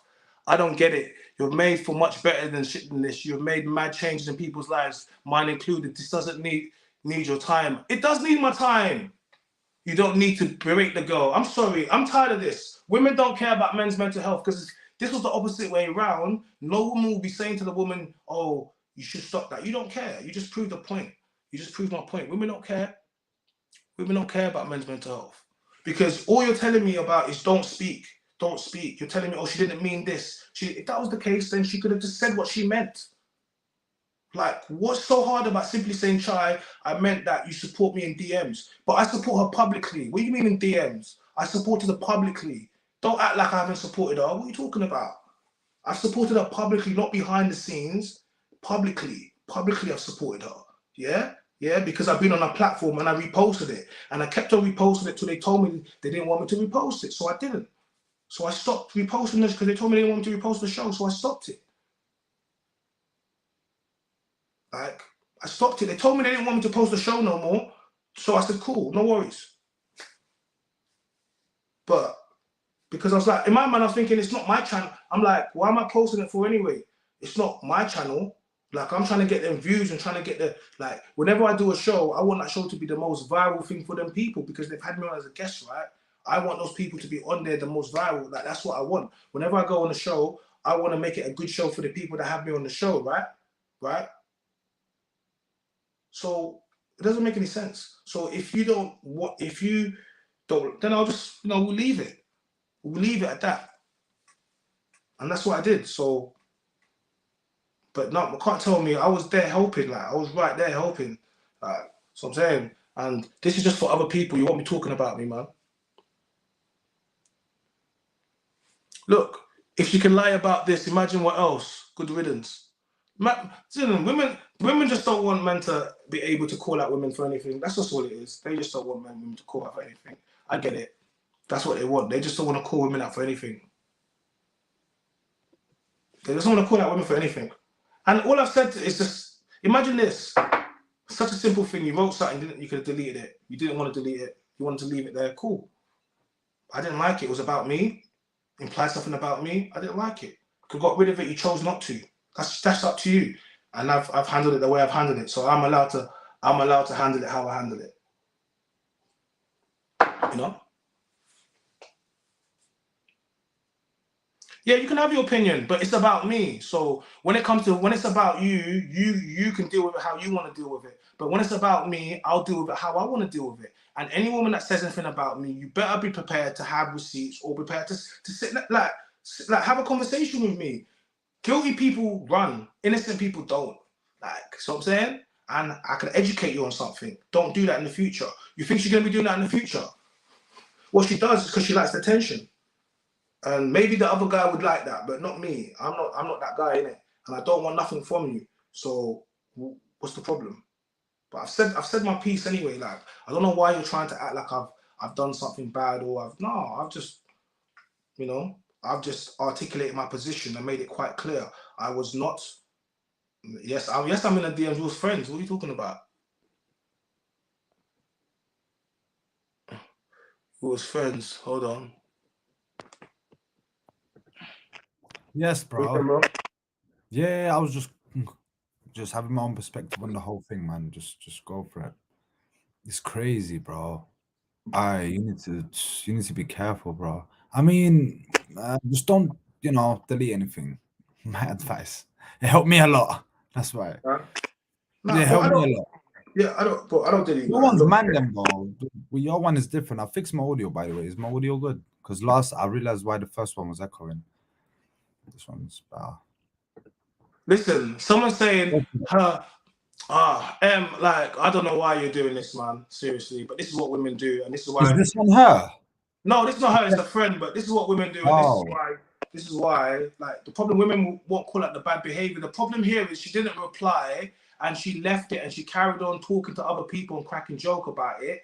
And then, yeah, she deleted me or unfollowed me on Instagram. So what she's done is she said something. I gave her opportunity just to clarify, get rid of it. She chose not to, and I asked multiple times. You can see in the thread, and then she's taking me off Instagram. So then at that point, what? At that point, wait, hold on. I've given her ample opportunity to chat to me. We're friends. She chose not to, and then she told me so then I can react how I want. I'm sorry if you didn't want that. You should have handled me with respect as a friend. You don't treat friends like that. If you have a conversation with a friend, you say, you clarify something. She didn't treat me like a friend, and now she's talking about Will's friends. So I'm sorry. If you wanted that, you should have had respect for me. And when I said to you, what do you mean? Like, what are you trying to imply? You should have replied to me and said, Chai, I just mean that you support me in DMs, but outside, like, it looks like you don't support me. Like, do you get me? You could have simply said that. And the whole world would have known that's what you meant. But you chose not to do that and leave it up to interpretation. And a lot of men, including yourself and the whole chat, said it makes it look like you're in your DMs. So that's enough for me. I don't care what you think. Enough people have said to me that that's what it seems like. I feel like that's what it seems like. So that's what it is. Do you get me? I'm the one you've been in the DMs for anything. Like, sorry to cut you. As you said, you've been in the DMs, but you could have been in the DMs for any reason, bro. Like, she tried to put it as that you were implanted that you were. I'm not even listening to what this girl's. I'm not listening. You're telling it could have been business. It could have been something else. It could have been.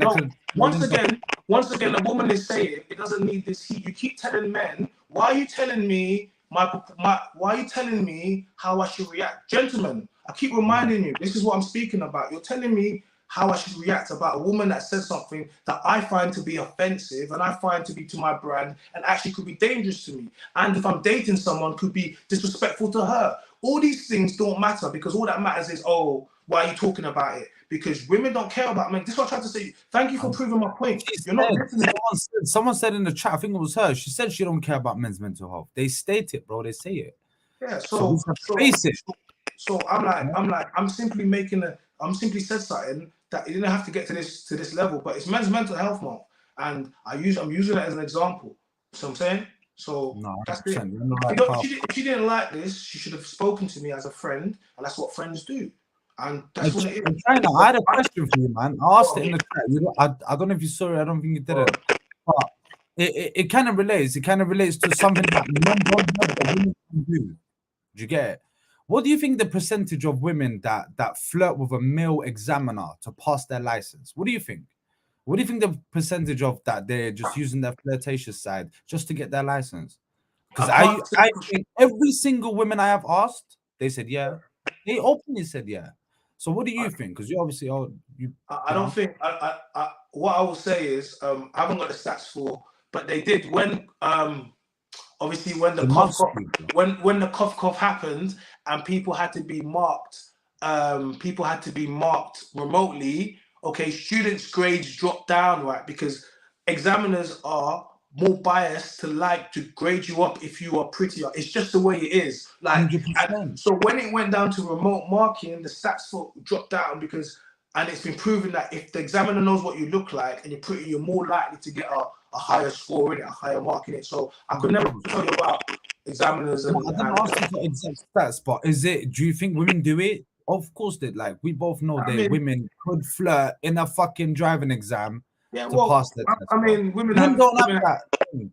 women have women have all manners way, but because I don't have any stats for it, so I couldn't say. I wouldn't be able to know whether or I'll not. just think what your perspective on it could be. No, I think women, not all women, Because men don't have that kind of. Do you get it? If a man's trying to pass his exam and he's got a male instructor, bro, that guy best be a driver. A woman, a pretty looking woman, and a man, she just has to. I think she could flirt her way into her license. I can't lie. I think she could. I think she could do certain things that a woman could do to get her license. Personally, she could use her looks at the very minimum. Very, very minimum. Yeah, but because it's just one of those things where I just couldn't, because not every woman's gonna do that, and because I don't have a stats for it, I can't really be like, oh, women use their looks to get, you know what I mean? Like, I mean, men will simp for pretty women anyway. But I think if she's gonna run over someone in her car, I don't care how good looking she looks, the man's not gonna pass her because men are gonna be like, hold on a second, men aren't gonna let no crazy woman on the road. They're like, nah. So I don't think 100%. And phone it back to that video you put up, yeah. That guy in the beige top, that guy was the first guy I saw. He was the first guy I saw with the lion and the antelope thing you said. He looked like a thirsty lion, bro. I can't lie. The way he was, it did look nuts. I can't lie. Look, to me it looked mad, but like I said, didn't it? Like, but you just said you're saying it, yeah. Yeah, like I said, look, I've said my say. I've said what I have to say. We've said, she's chosen not to come in the life. She's chosen to have a disposition that she wants to have. It's fine. Like, you know what I mean? I'm not I'm not worried in the slightest, man. Like, you know what I mean? Like I've said what I had to say. And if men standing up for themselves can make, imagine this: a woman stands up for herself, and then a man gets women to get in her DMs or to get into her thing because she's telling her truth, and then she gets up. What would they say about that man? He's toxic. He's an abuser. They do him all manner of things because he's trying to silence that woman. And this is, I don't care, but I care for I care for men as a whole, and men as a whole go through this. Me, I can handle this. I'm on the public. Like, I don't care. Like, my face is out there. You know what I mean? But a lot of men aren't doing this, and they do it behind closed doors. And I feel for those men. I speak to those men. I know exactly what they go through. Right? And the job of the man's voice is that not every time I speak on something, I'm affected by it. Not every time I speak and I'm affected by it, but enough men are affected by it where they want me to speak on it. So I'm going to speak on it. I'm going to bring it to the forefront. Do you understand what I'm trying to say to you? And part of that is, and that's why I'm doing this, because I use this example to highlight why men you need to whatever. And it's disappointing because it didn't need to get this far. But once again, certain types of women will rather escalate things. They love drama and they love this thing rather than simply deleting it. Just delete it. And then now they're going to be in comments, oh, I meant this, I meant this. You could have deleted it. I meant this. Bro, she would have caused a lot more noise. I'll tell you that. She caused you a lot more noise. She wanted the noise. She wanted the noise. I didn't she caused a lot more noise. But you just noise. I make noise anyway. I don't need the noise. No, it's the truth of the matter. I don't need the noise. I hear you. And I was friends with you. So why would I? She's telling me I need to go viral off my friend. Are you alright? I go viral all the time. Here's how I see it, bro. I know you on social media. I know her on social media. So I'm the third that I see. You're gonna disagree with her. She's gonna disagree with you. But I see the third perspective. So I mean, bro, it's the harsh realities of the world, isn't it? No, look. Like I said, isn't it? I ain't got no problems with nobody. Like, I just want to articulate my thing. I was never in no one's DMs in no way that I should. no other than a normal friend would, not even a friend, a business colleague, someone that you do business with, because that's what we did, right? Yeah, so that's what we did. It's not even friendship. It's a business colleague relationship. Because if it was a friendship, you would have gave me respect today and DM'd me and told me, oh, I didn't like what you said, whatever, and replied. But when it's not a friendship, you think you can just write something, delete me, and then just leave me out there. Not me, mate. Let me tell you something. No, China, hear me out on this one. Your friendship, like you thought you two were friends, this has caused you two to not be friends. But a lot of things, bro, relationships break up because of this. Relationships get done and dusted because of this. It's like you wanna, like, for example, when two people are in a relationship and the woman shouts at him in front of public. Like, for example, me, I like to address to my woman that, you know, we can talk in public. Don't publicly, like, I've been publicly embarrassed once, and then that same day that girl done and burnt that bitch. I'm just disappointed. That's how you gotta do it though. No, like, my thing is this, right? It's just that, yeah, you're right. Like, a lot of relationships end because people can't speak to each other. A lot of simple conversations that you can just have, and you can resolve things, and you can do certain things. Simple conversations that you could just have and do certain things, like one-to-one at least. Not in front of simple, people, bro. I don't like to address our issues. Yeah, but then people make it into something that it doesn't need to be. And my thing is this: is online as well. We should be able to have a conversation. We should be able to have a conversation. I'm not someone that you can't have a conversation at any given moment. All those messages she was sending, she could have called me. We could have had a conversation, bro. The same way we had a conversation, and then she would have said, "That's not what I meant. Oh, this is how I felt," and I would have said to her, "Oh, da da da da," and then we would have moved forward. It would have been done. Do you get me? Much easier. But once again, that is, breakdown in communication sometimes, because people choose for it to be breakdown in communication, results in stuff like this, man. But yeah, man, I'm gonna get you off the live because I'm gonna get to the end of the live. I didn't want to go too. Yeah. All the best. Love you, bro. Yes. So guys, yeah, that's the live. Women that falsely accuse men. You saw what the topic was about. I gave you the backstory. I explained to you why I was addressing certain issues. We spoke about, obviously, the NFL player Benjamin Mendy. We played you some some high-profile scenarios. It's Men's Mental Health Month, and I don't want men to feel as if that when they go through issues that they haven't got anywhere to go, because they do. I will listen. I'm always here, and this is not a platform. We have women in the chat. You see a lot of women in the chat. A lot of women that that understand that what I'm doing. Not even trying to do what I'm doing here. The work that's being done continuously, and they support the work. And I'm grateful for having them in here and having perspective. Because if I say something wrong, or if you don't, then tell me. Like, I'm not. This is not a, this is not a dictatorship. Not everything I say is what I mean, has to be no. But I want to have conversations, and I want that no matter what happens, we should be able to leave. And if we don't necessarily agree, I'm not getting messages where you're talking rubbish to me, like, because at that moment you're trying to take something from entertainment, podcasting online into what, and what do you really want to do? But that's what I'm saying. That's just a feminine trait, and and that's another reason why I won't read them out, is because she's in her feelings. So I'm not going to allow, when a woman's in her feelings, I'll let her get out of her feelings, and and then if she's still talking that type of breeze, then that someone is serious. You allow them to calm down, and they decided that they wanted to continue that course of action, or that way of thinking, then by all means. But I don't have any beef with her. Why would I have any beef? I don't. I wasn't thinking about you yesterday. I'm not thinking about you. I won't be thinking about you tomorrow, unless you decide to carry this on.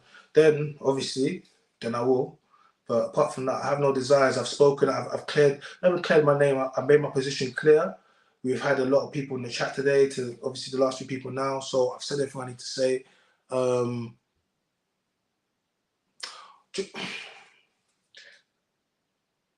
She wants me to go in. Do you Do you guys want me to tell you a story? Is it story time? Should I tell you guys a story? You guys tell me if you want me to tell you a story. You want me to tell you a story? Would you like me to read you a script that I've written based upon something that happened to me and why I'm quite passionate about this? Let me know in the chat if you would like this. Go on. Jazz says go on. Because you guys, I feel, do you know what it is? Because Chloe's been, she's been at it. I've seen in the comments, she's like, China, why is this? Why you keep going? What is it? What is it? I think she wants to know more. Go on. Yes, please. Oh, I'm gonna need to get some water. I'm gonna get some water. Do you guys want me to read you the script about something that's happened? Because essentially, I've documented this into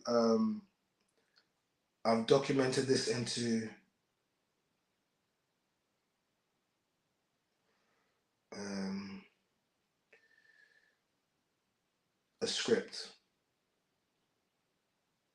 I put into a script. Take a team break. Yes, please. Okay. All right, guys, I'm gonna go get some water and then I'm gonna read you my script. I'm gonna read you a script and read the script. Okay. I'm gonna.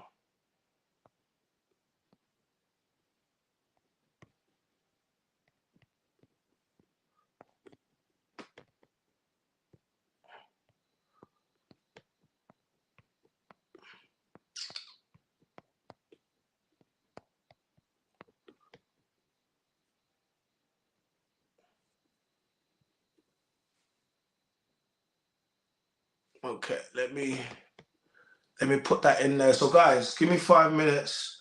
Give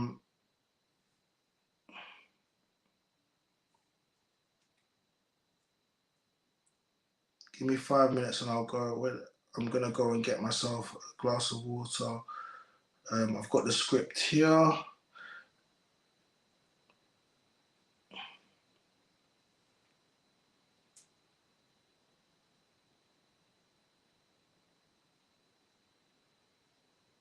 Okay, cool. I'm gonna go get some water.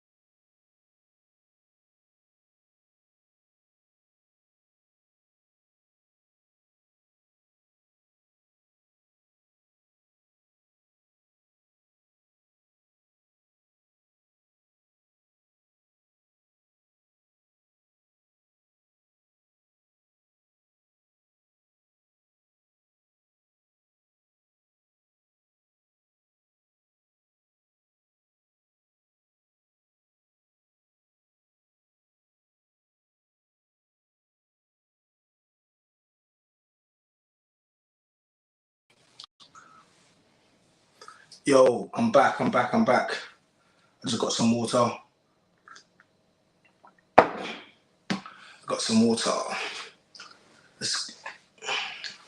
Okay, so guys, one of the reasons I'm quite passionate about some of the things that I speak about, and I've actually written a play, a one-man play, and we're actually gonna be putting it on next year.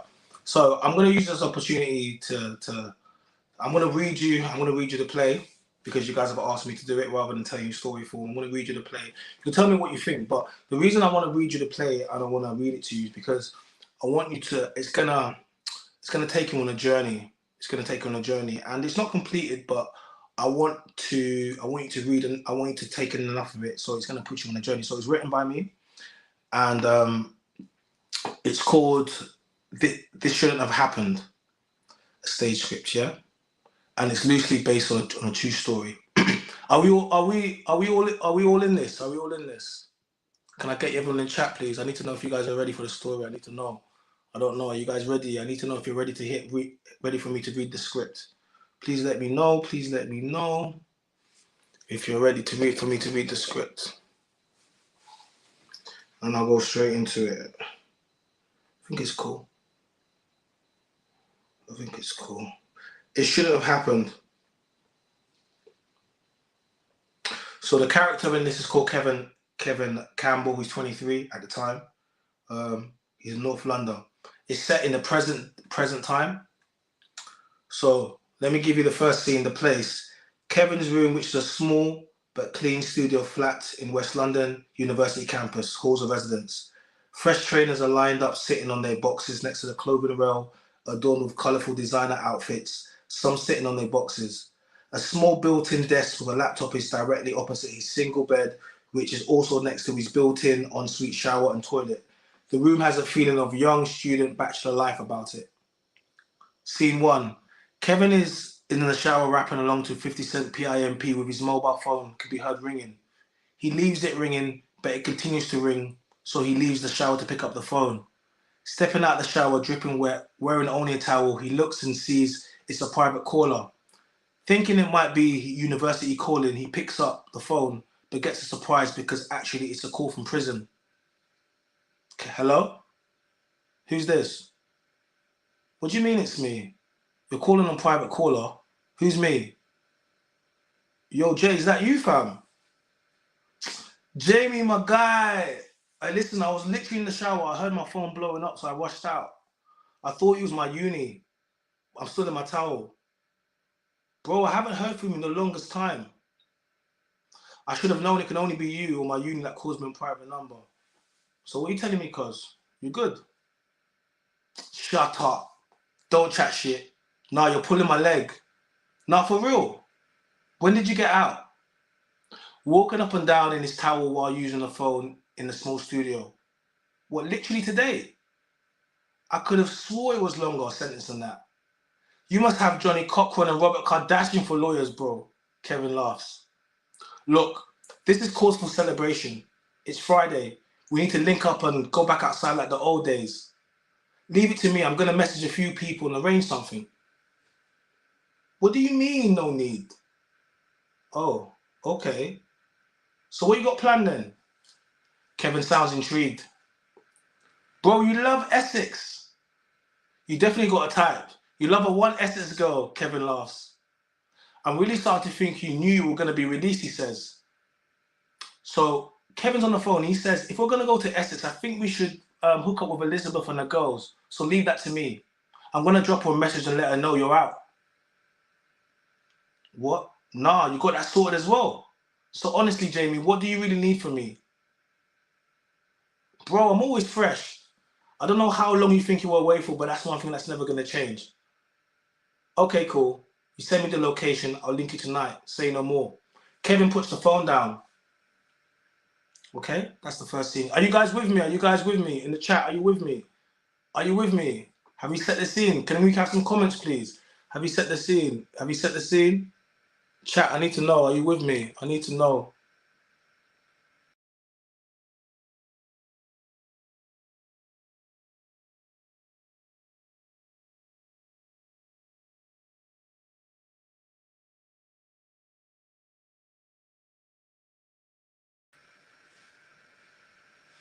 Okay.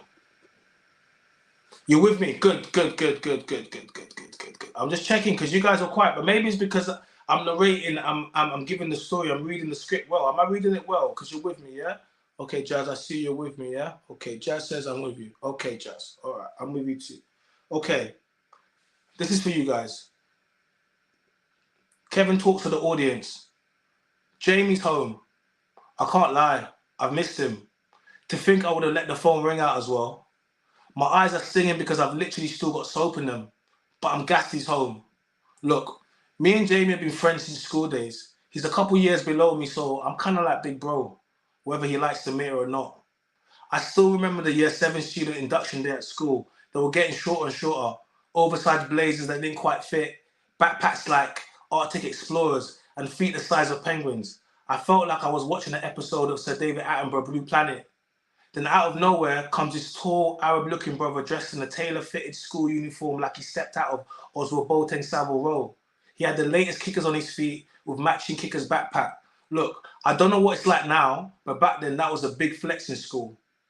If this was an episode of Blue Planet, I could vividly hear Sir David Attenborough's voice echoing, "The white polar bear approaches." As he walks past, even before he gets towards me, I can smell him. I could only describe the smell as Westfield Stratford top floor. You know that Arabian Middle Eastern perfume shops?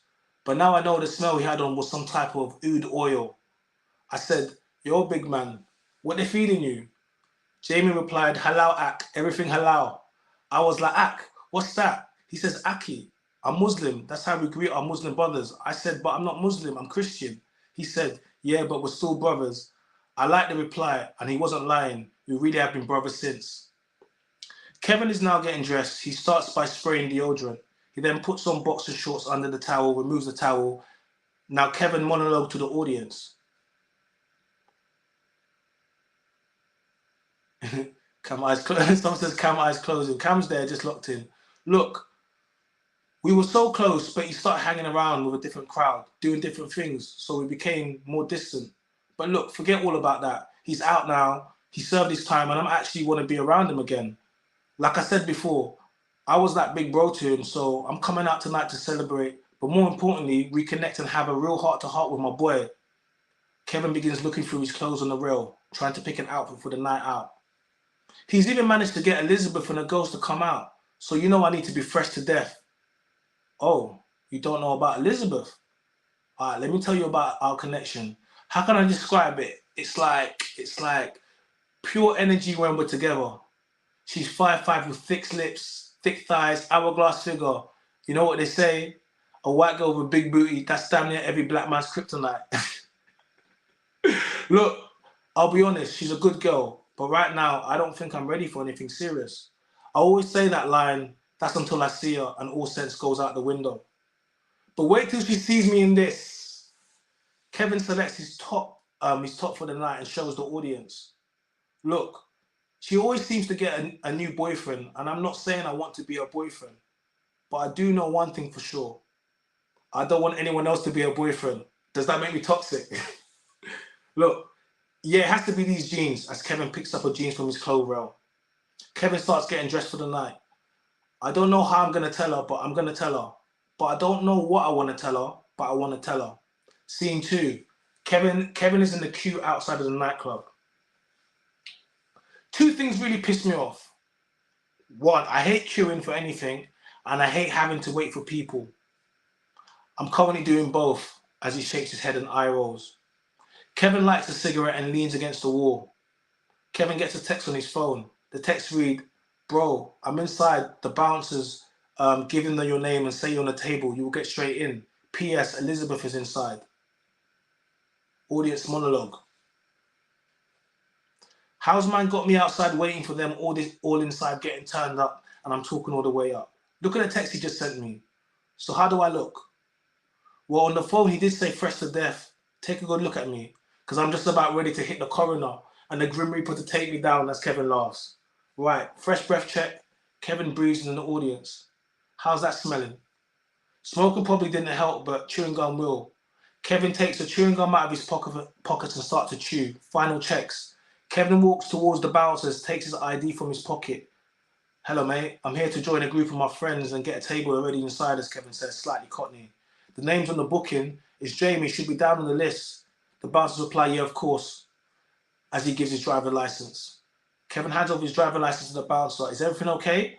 The bald-headed, slightly stocky white male who, may I add, is ticking all the boxes of the stereotype of a nightclub bouncer. He looks down at my license again and looks straight into my eyes and says, so, your postcode is N9, as in Edmonton, North London? I said, yes. I know, I came a long way, right? He says, we've had a lot of problems with your lot from that area in this nightclub over the past few weeks. I'm like, okay, so what's that got to do with me? And exactly what did you mean by your lot? He says, we haven't been letting people in with that postcode. As soon as he says that, I'm thinking, nah, he's not about to do the old only locals tonight bullshit trick. He said, because you're already part of a group that has spent a lot of money, I'm going to let you in, but I've rejected the last few came from that area tonight. Step forward for a search, please, he says. Kevin steps forward and puts his arms out and spreads his legs. As he's searching him, Kevin begins to speak. I've just done my SIA door supervisor course. I passed with some of the highest scores in the class, he says. I've just done my CRA checks. I'm waiting for my bags to come through. He's looking at me now and says, oh yeah? So I say, yeah, oh yeah. I said, I know you need to do a thorough search, as I can clearly see you're doing, sarcastically. You happy? We all good? Yeah, thanks, mate, I say. Kevin walks off stage and then walks back on stage, entering the nightclub.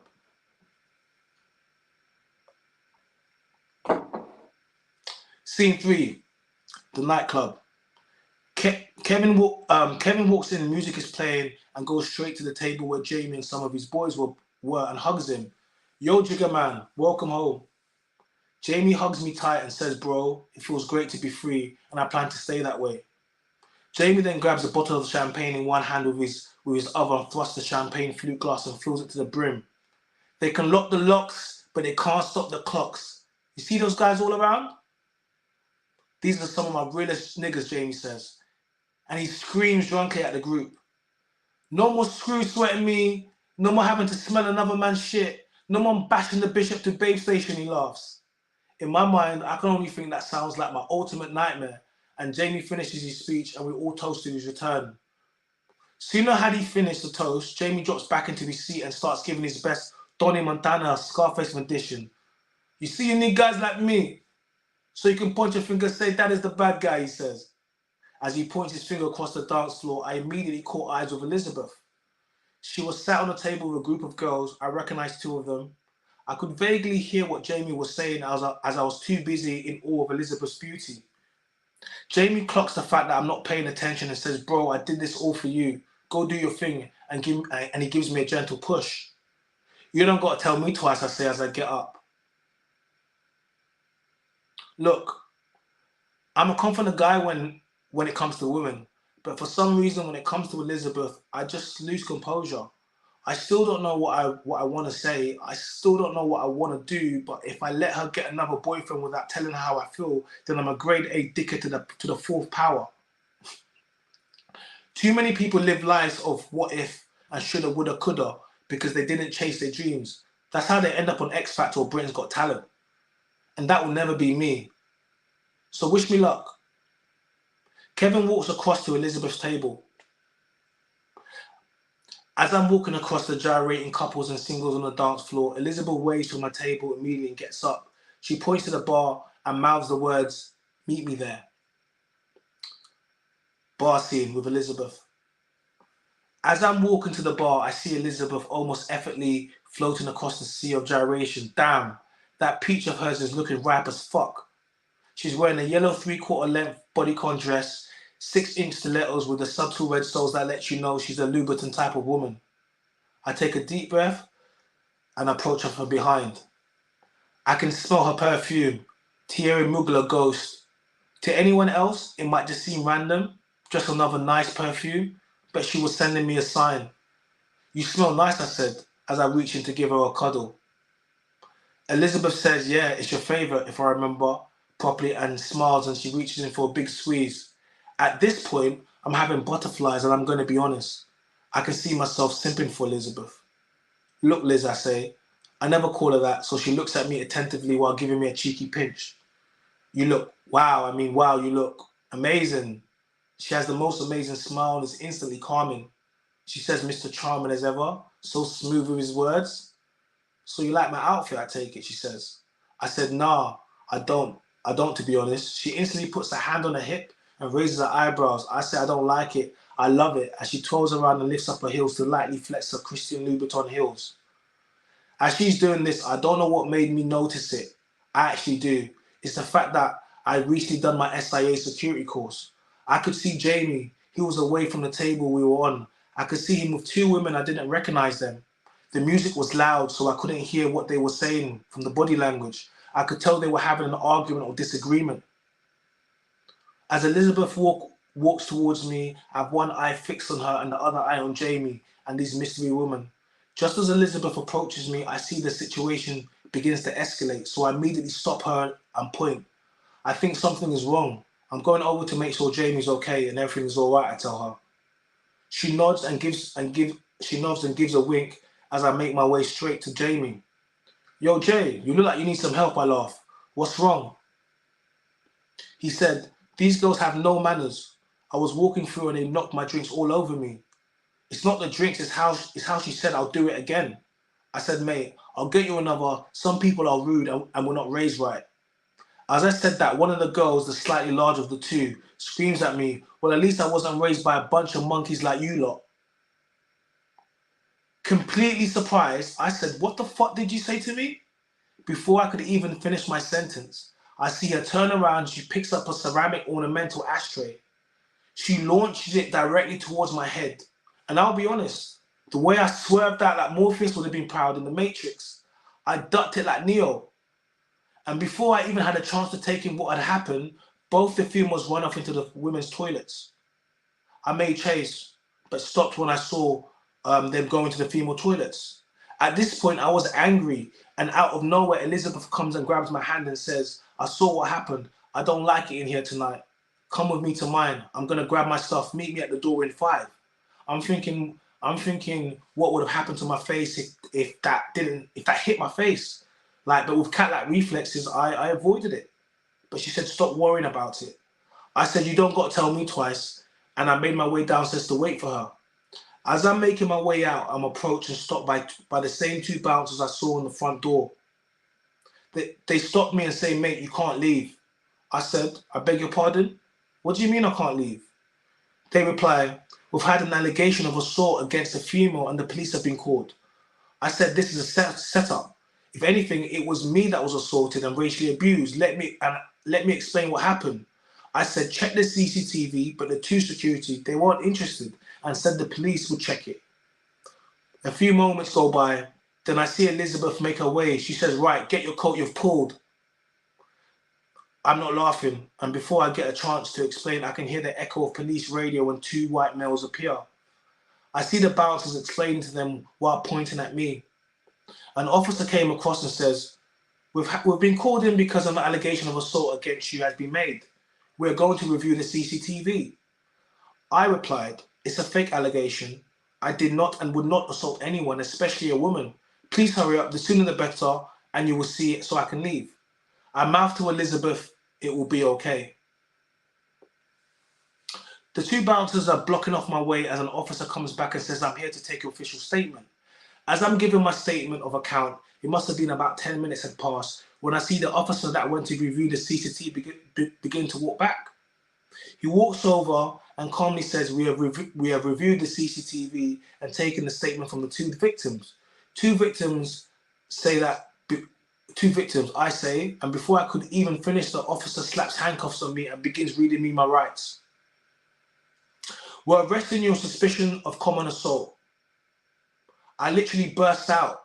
You must be fucking joking. Am I being punked? I looked around for cameras and Ashton Kutcher to appear, but it never happened. I insist to see the footage, to which the officer replies, you can look at it back at the station. At that moment, I realized that I'm not getting out of this situation, and they say they're gonna take me to the police car. I look across to Elizabeth and tell Jamie and the boys what's happened. I'm gonna need picking up. The police walked me out. Are you with me, guys? Are you with me? Are you with me? Are you with me? Are you still following the story? Do you want me to carry on? Do you want me to carry on reading the script? Do you want me to carry on reading based on the true story? Do you want me to carry on? I need to see you in the chat, you guys. I want to make sure everyone's up. You guys not falling asleep on me, are you? I need to make sure you're up. Some of you guys are falling asleep. If you want the next part, I don't know. You guys are going quiet over there. Do you want the next part? Do you want the next scene? No, you guys don't want the next scene. You want me to? No, I'm done. You don't want the next scene. Okay. Okay, guys, like the video. Please, it's the #1 metric that YouTube uses. Push out the content. Please like the video. Subscribe to the channel. This is the first time you've been inside of here and you want to subscribe to the channel. That's all good. Yes, I see the DM of telling me yes to keep going, but comment in the live chat and then we'll keep going. Okay. But yes, I see that you just said that in the DM. Thank you. I know you want to keep going. Thank you very much. I see that. Okay, we'll get to the next part. All right. Scene 4, the police car. I'm now sat handcuffed in the back seat of the police car. The doors are locked. It has a perfect plastic grille that separates the back from the front. It's one of those Astra hatchbacks, so it's cramped in the back. We're still outside the nightclub. Both officers were currently outside the vehicle. I could see one of them talking to the racist girls who made the false allegation against me. Out of nowhere, Jamie appears banging on the window. He's like, bro, what the fuck happened? Well, I know Elizabeth told me. I gave a statement to the feds already, he says. He says, why the fuck are you being arrested? It's them that should be getting done. I said, I know, bro. They chatting shit. Feds saying they got me on CCTV, but that's bullshit. They're saying they're gonna show me when I get back to the station. What station, Jamie asked. I just realized I don't even know where they're taking me. Yo, Jigger, I can see the feds walking back now. I'm gonna let you know where everything once I get to the station. Keep your phone on loud. Both officers now jump back into the car. They're asking me, you all right, mate? I said, no, not really. The officer on the passenger looks back and says, what's wrong? I simply reply, what station are you taking me to? The officer on the driver's side says, Rayleigh Police Station, Essex. Where's that, I asked. He said, it's about 15 minutes away from here. Basildon Station is full up tonight, so we need to take you to custody suite in Rayleigh. As he pulls off, I can see Elizabeth running over to the car. For fuck's sake. How did my night end up like this? It's all I can think to myself. I was supposed to be celebrating Jamie's release, but it's me that's handcuffed in the back of a police car and on the way to spend his night in the cell. Scene 5, the police station. I've been walked now through the yard, still handcuffed, one officer on each side. I've been ushered through a blue metal gate. One of the officers says, stand by here, please. We're just waiting for custody to let us in. I stay silent. Listen, I'm not going to say I've never been in the police station before, as they buzzed in and walked me in through the past cells. But this station is old. It has a weird smell. I know this isn't like oud Jamie had on when we met those years. This is older. Old, damp Marshall surgical disinfectant. I could hear the banging on the cells and the prisoners screaming, I need a smoke. Another one saying, let me out, I need to go toilet. I break my silence. Why is he asking for the toilet? I thought it was all-inclusive en-suite. I'm not being sarcastic. I'm not joking either, but the officer chuckles and replies, we don't currently have any toilets in these cells. We're in the process of getting it sorted, but with the cuts and the funding, I'm thinking this probably explained the pissy smell as I came through the building. So you still haven't told me, where do we go to toilet? The officer points down a dark hall and says, do you need to go? I nod back at him. He pauses for a second and says, this is the only one time you guys at the moment probably makes sense. Might be because later. Just at the door of the toilet, he takes off the handcuffs. Try not to be all night though, he says. As I walk in, the stench hits me. The toilet is something out of the 70s. The taps, the cisterns, lights flickering. So I push open the store and peer into the toilet. It looks like something has left a yellow and brown floating surprise. It makes me feel sick. I step out immediately and search for air. The only ventilation is a small window with bars like actual metal bars from the movies and cartoons. But this isn't a movie or anime, this is real life. This is my life. I'm unzipping my trousers by the single urinal and it reads Armitage Shanks as I ease myself, just running back the days and its events. I just think to myself, They say they got me on videotape. There's no CCTV in the world that can show me hitting a woman. These police are some crooked cops. The sooner I can get processed and interviewed, the sooner I can get my NFA, no further action, and I'll be on my way. Many innocent people are arrested, interviewed, and even bailed when it doesn't go ahead, usually due to insufficient evidence that they issued with them at the time. No further action. I'm confident the same will happen with me. I hear a knock on the door. How are we doing in there, mate? I reply, we're doing just fine. Why do you want to give me a hand, I say? Look at this stage, might have a laugh. Maybe Ashton Kutcher and the whole film crew will just burst through the doors and be like, you got punked. But the only person that was standing at the door was the officer. I put my hands out to be handcuffed and says they're a bit wet though. He looks at me and says, nah, you're all right, mate. Just walk ahead of me and don't make me regret this. I nod and walk back towards the custody. I've now reached the custody desk. The sergeant is just processing another prisoner. I actually think he was getting released, as you could see them handing him back his property in some see-through evidence bag. The officer who brought me in says, take a seat while we wait. I said, it's okay, I'll rather stand. He said, suits you. My eyes were souring from the room and looking all through the details. He was right. This place could do with a bit of funding.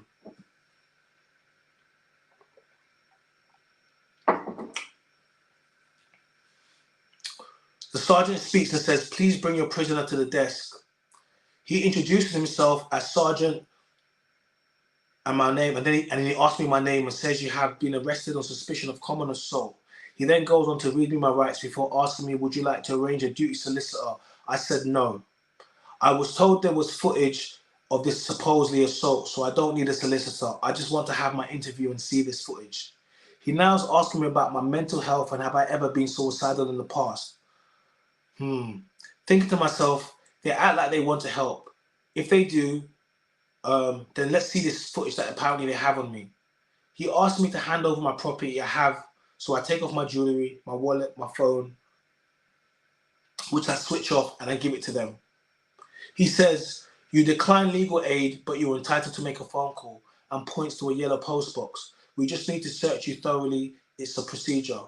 I assume the position as they pat me down from head to toe. He gives me the thumbs up as I walk to the phone box. I only have one person in my mind to call, and that's my sister. I dial my brother first, but it just rings. Look, it's 3 a.m. I call my sister, it rings, and then she connects. Sis, it's me, Kev. Sorry to call so late, but it's been a bit of a madness. I'm perfectly fine, but cut a long story short, I'm in Essex police station. I've been arrested on common assault, and these feds are trying to stitch me up. Nah, it's some bullshit. You know I wouldn't do such a thing, and especially to a woman. Look, just let mum know I'm in Rayleigh police station. I'm going to update you, but I need to get my interview. I put the phone down. The officer said, we're going to take you to the cell now. When can I have my interview? I asked him.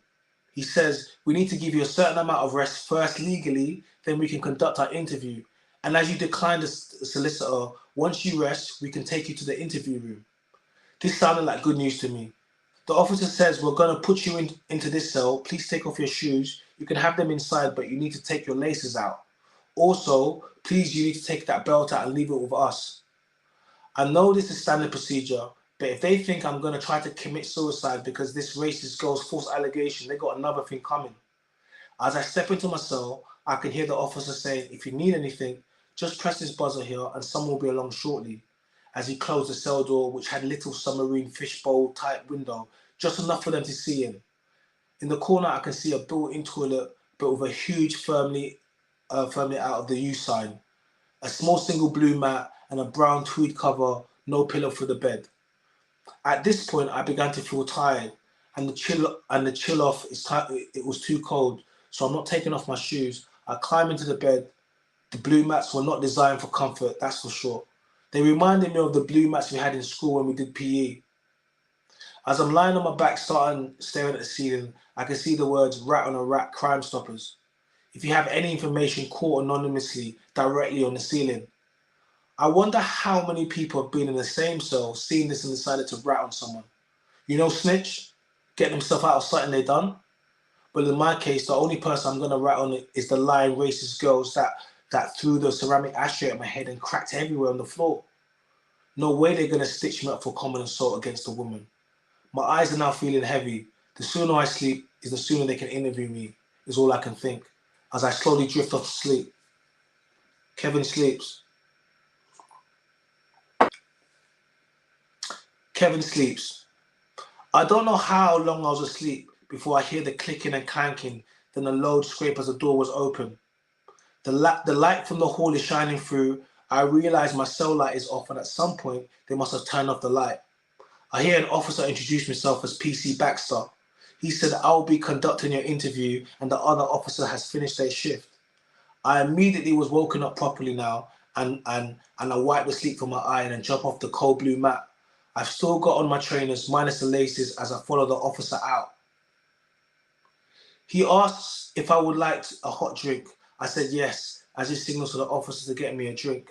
I'm taken into a small room with a table with 2 chairs on each side, some type of recording device in the middle. Baxter asked me to sit opposite him. I'm looking at the clock, it reads 7 a.m. as he's seen to take 2 tapes out. And for anyone that may be Gen Z, tape cassette is what we used before streaming platforms.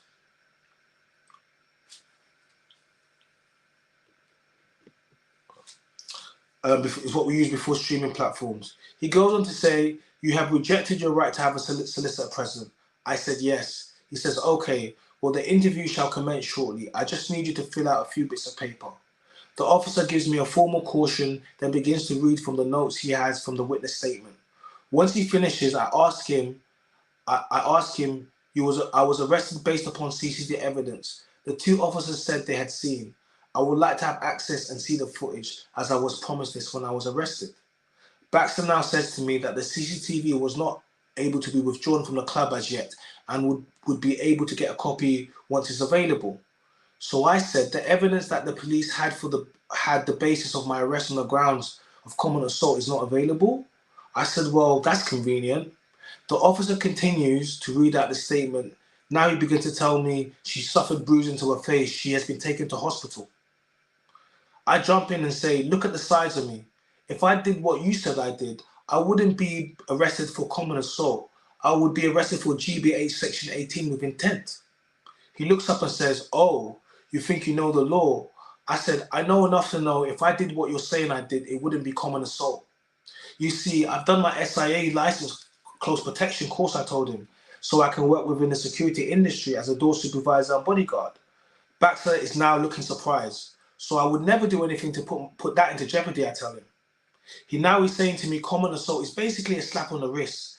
And if I just admit to it, I could be given a caution. I said I was arrested under the pretext that you had CCTV footage, but I know there's no camera in the world that could show me hitting a woman because it's not how I was raised. The reason you can't provide CCTV is because there is none. I have never and will never and have never once again hit a woman.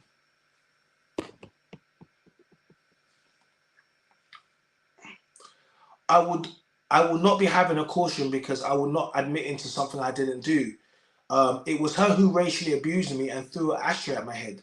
Why isn't she the one in the cell getting asked to take a caution? She could have killed me. Another reason I would never hit a woman or do any type of crime is because my brother is in the police force, he says. I said yes, and he works in CID. He works in the police force, and he's just done his sergeant exams.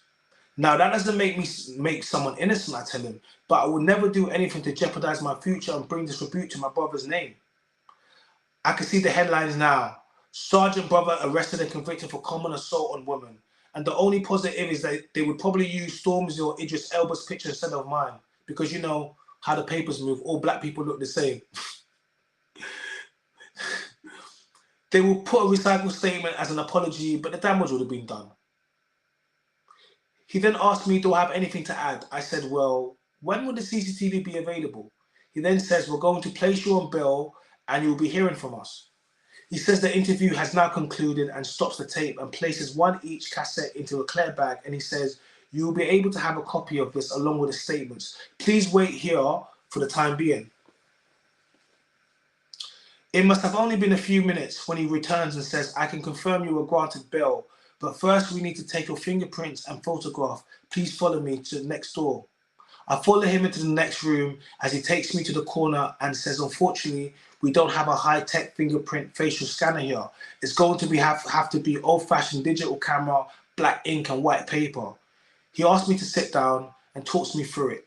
Face the camera, turn to the left flash, turn to the right flash, center flash.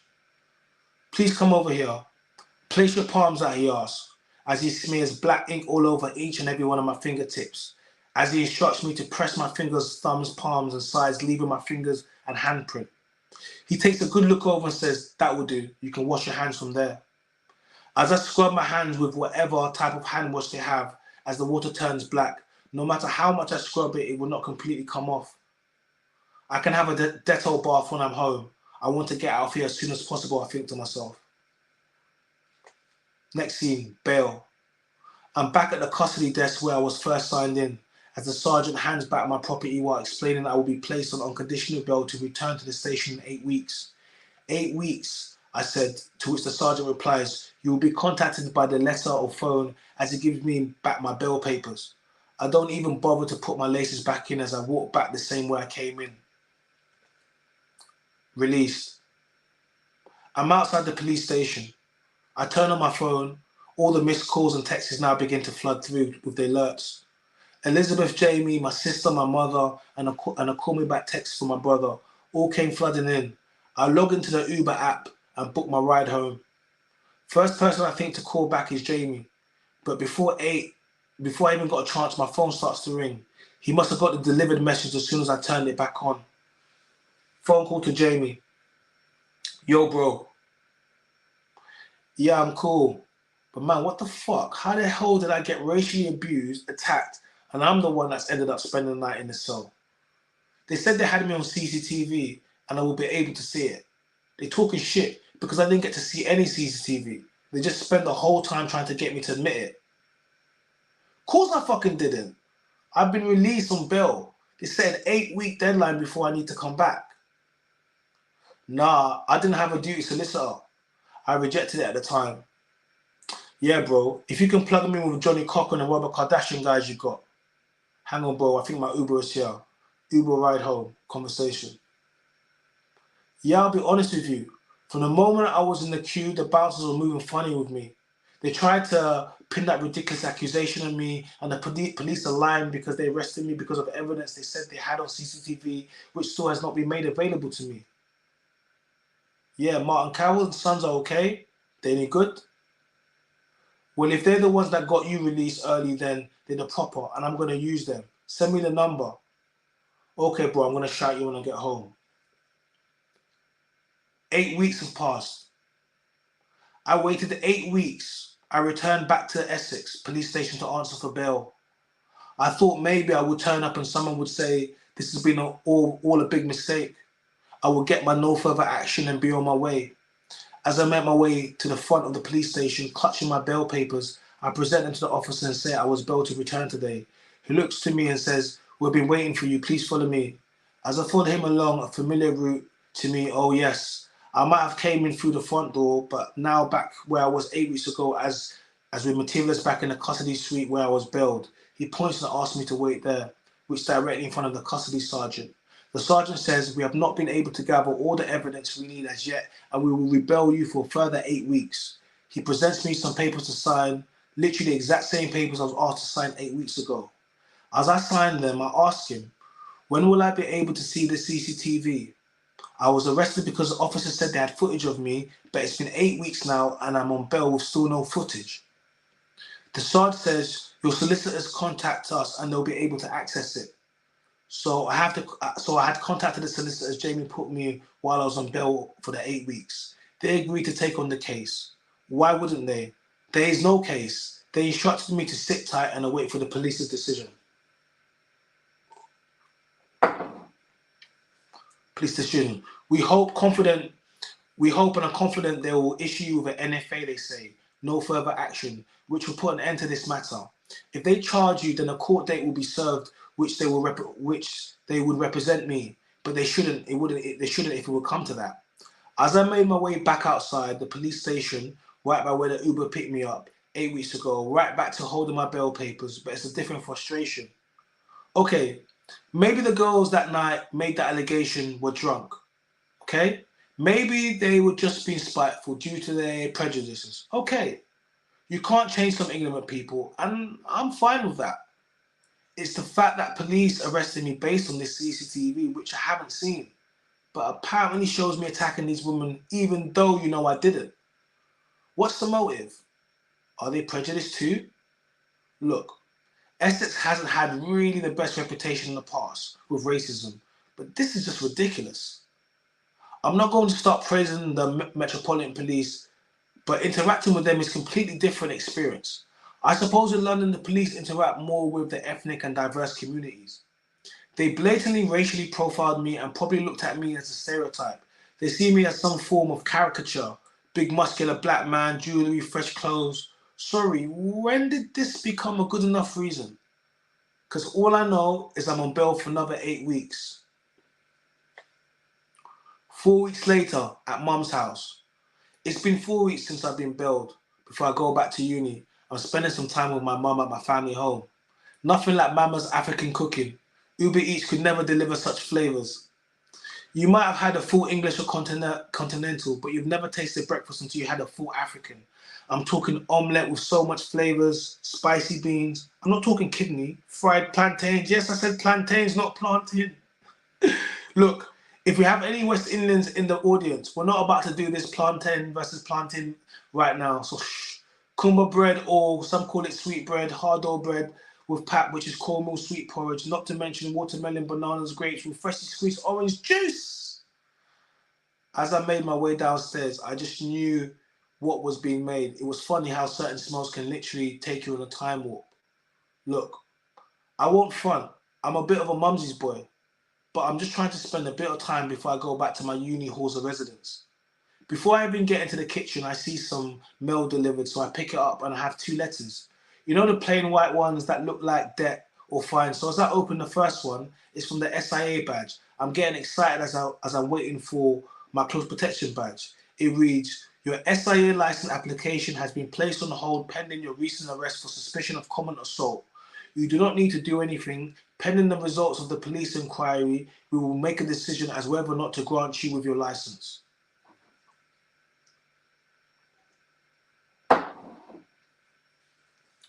Okay, so now I'm fucking pissed off. Do you know how long I had to train for and save for to be able to get the money to even do the course? £3,000 isn't no joke. So now, because of this racist girl and prejudiced Essex police, my life and career is placed on the hold. My friend's dad has a security firm, and he literally put me on the course. Once I get the badge, that's me looking after all your favorite celebrities. I'm talking backstage, front of house, red carpets, private planes, concerts, festivals. That's all been placed on hold now because of these spiteful bitch. For a split second, the whiff of the full African breakfast along with my belly rumble had me dreaming. I snapped back to my senses and looked to the other unopened white letter. It's in my name. Well, it can't be much worse. Yeah, probably shouldn't have said that. The letter is headed Essex Police and it reads the following. Dear Mr. Kevin, blah, blah, blah, blah, blah. We have decided to extend your bail by 8 weeks. This has been done automatically. You have no need to do anything. We will contact you if anything changes. You are still on unconditional bail. Please return on this date. Okay, so how the fuck is this happening? And I apologize for swearing, but seriously, is this happening? I'm going to be on bail for a minimum of 6 months, which means I won't be able to work. My SIA license application is placed on hold. Listen, if I had something, they would have charged me by now. Oh, let me think. Maybe they're going to get a green screen CGI with a lookalike and I'm going to recreate the exact same scene? That's an awful lot of effort to go through for little old me. Look, it's not even flattering knowing how they're trying to do it. This is like the never-ending story.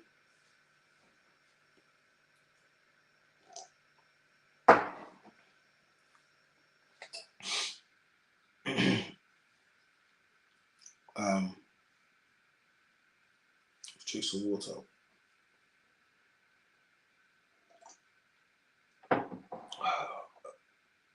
So my brother walks in and he asks what's wrong. I tell him, these police are trying to stitch me up. They have just rebilled me via letter for further 6 weeks, and at the same time, my SIA license application has been placed on hold because of all of this. I passed him both letters as he gazes across humbly, mumbling to himself as he semi-reads the content out loud. He said they probably just need more time to gather evidence. If you haven't done anything wrong, then everything will be fine, he says. In regards to your SIA badge, yes, that would happen unfortunately, but permitting everything comes back good and proper, your application will carry on and you will get your license. Okay, now, this is what annoys me about my brother, is he doesn't know how to switch off.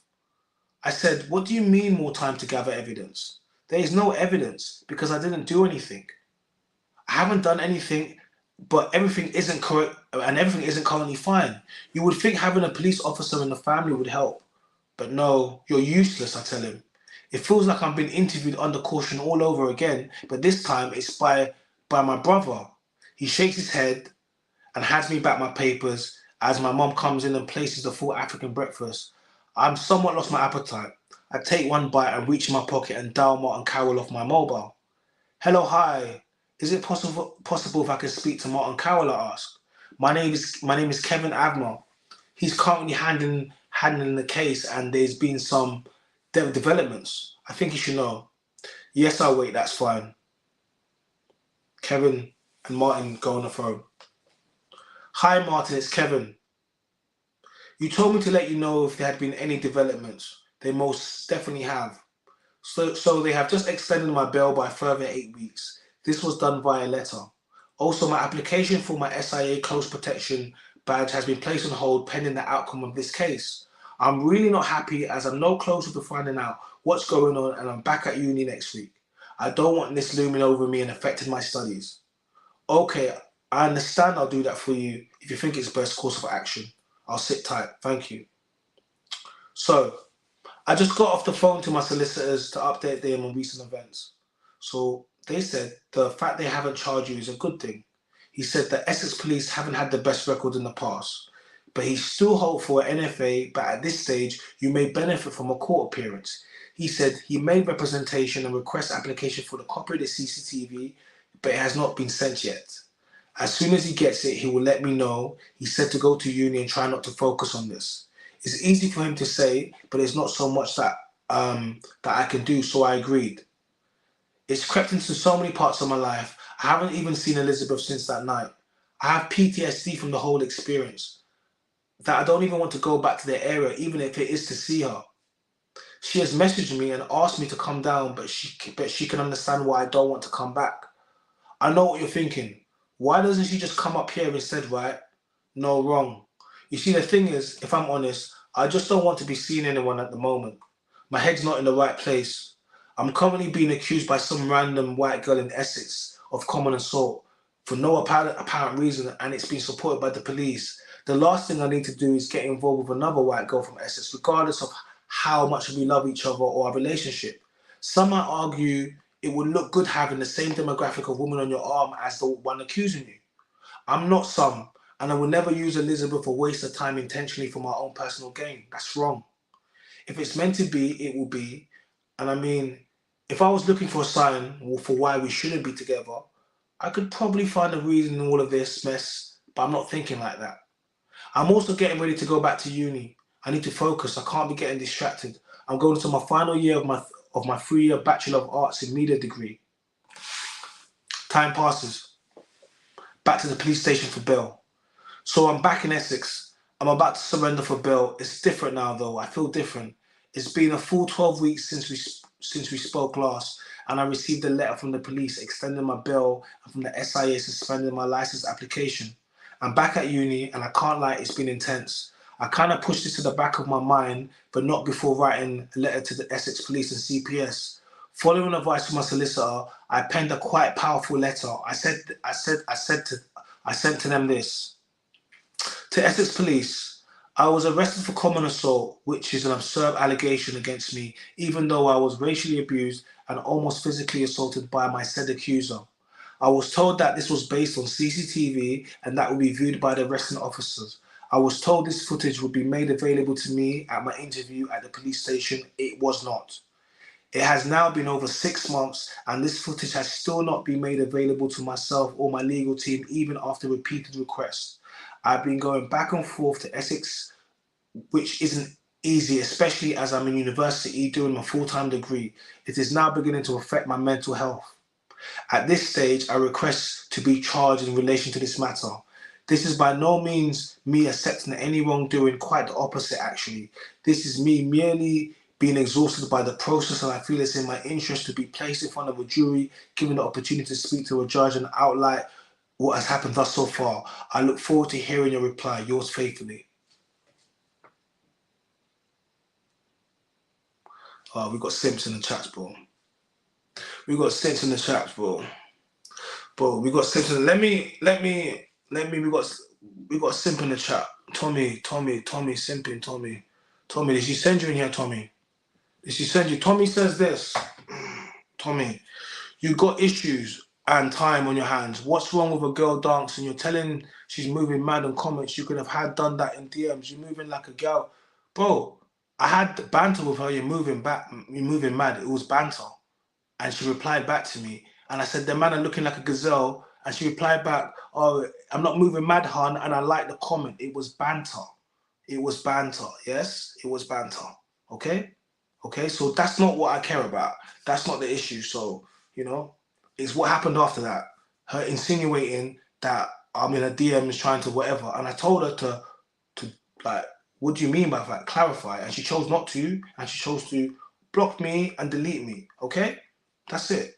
So you might be okay with girls trying to insinuate you're in their DMs, okay, but not me. So if that's what you're about, that's fine. That's up to you, but not me, okay? And I'm allowed to do that. Simple. Stop simping for a woman, bro. She's not your girl. Like, and men like you are the problem. Because why? She doesn't need you to. What do you think by coming in here and saying what? What do you think that's gonna do? You're just gonna embarrass yourself. Like, read the room. It's Men's Mental Health Month, and you're coming into a chat of a men's chat, and we'll be speaking to women, and lots of women agree with it, and then you're gonna simp. Take the cape off. It's embarrassing. It really is. This is part of the problem. These are the types of guys that pay for OnlyFans. Like these types of man here that like she doesn't want you, bro. Like you doing this is not gonna help. Like it's not. Like it just brings attention to you. Like you know what I mean? I do this thing I do this anyway. It's not about her. You know, so I'm not even focusing on her. That was just an example. We're not focusing on her. I've said what I had to say, you know. So, but don't simp, man. It's not, bro. Don't do that, man. Man, don't rate that, bro. Like, don't simp for the girls, bro. It's not cool, bro. Like, you know what I mean? The girls don't rate you. Like, all you man that do that, they don't pick you, bro. The girls, like, they don't. That's why you're over here. That's why you're here. Like, it's embarrassing. Don't do that. So my solicitor said after the way I've been treated so far, the fact that he has not received any evidence, purely her friend's word versus mine, he advised me to write the letter. It would either be a catalyst for me being charged or would speed up the NFA. Either way, I shouldn't worry, and it did make me feel a lot better. It's like I'm taking back control of my life, not just waiting for others. So you remember the letter I received at my mom's extending my bail, but just a few days before I was due to come back, they contacted me for further 4 weeks. At this point, I had enough. I just didn't want to see the police station again. So my solicitor advised me and I took it. So we're back where it all started, over 6 months ago. Yes, it's been over 6 months. It might have flown by for you, but trust me, there's not been a day by that I haven't thought about it. Anyway, I'm due to enter now. I don't want to be late talking. Wish me luck. I'm back in the custody suite. It's different. The sergeant at the desk from the last few times. I'm with the same officer in charge of my case, PC Baxter, in the same position I've been in before, but things are slightly different now. As I'm to figure out how different, the sergeant calls me back to the custody and introduced himself as Sergeant Tomato. I heard Terminator too. He goes to say that you are waiting patiently. We know you have been on bail for some time now, but sometimes these things can take time. I remain completely silent. He goes on to say we will be charging you for common assault in relation to you being arrested. I zone out now and I can see his mouth moving, but no words are coming out. My mouth feels dry. My heart races a bit.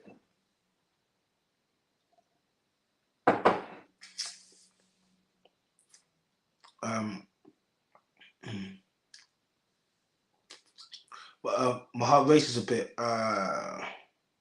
Look, I know I wrote the letter and I was preparing myself for this, but they are actually charging me. This is wild.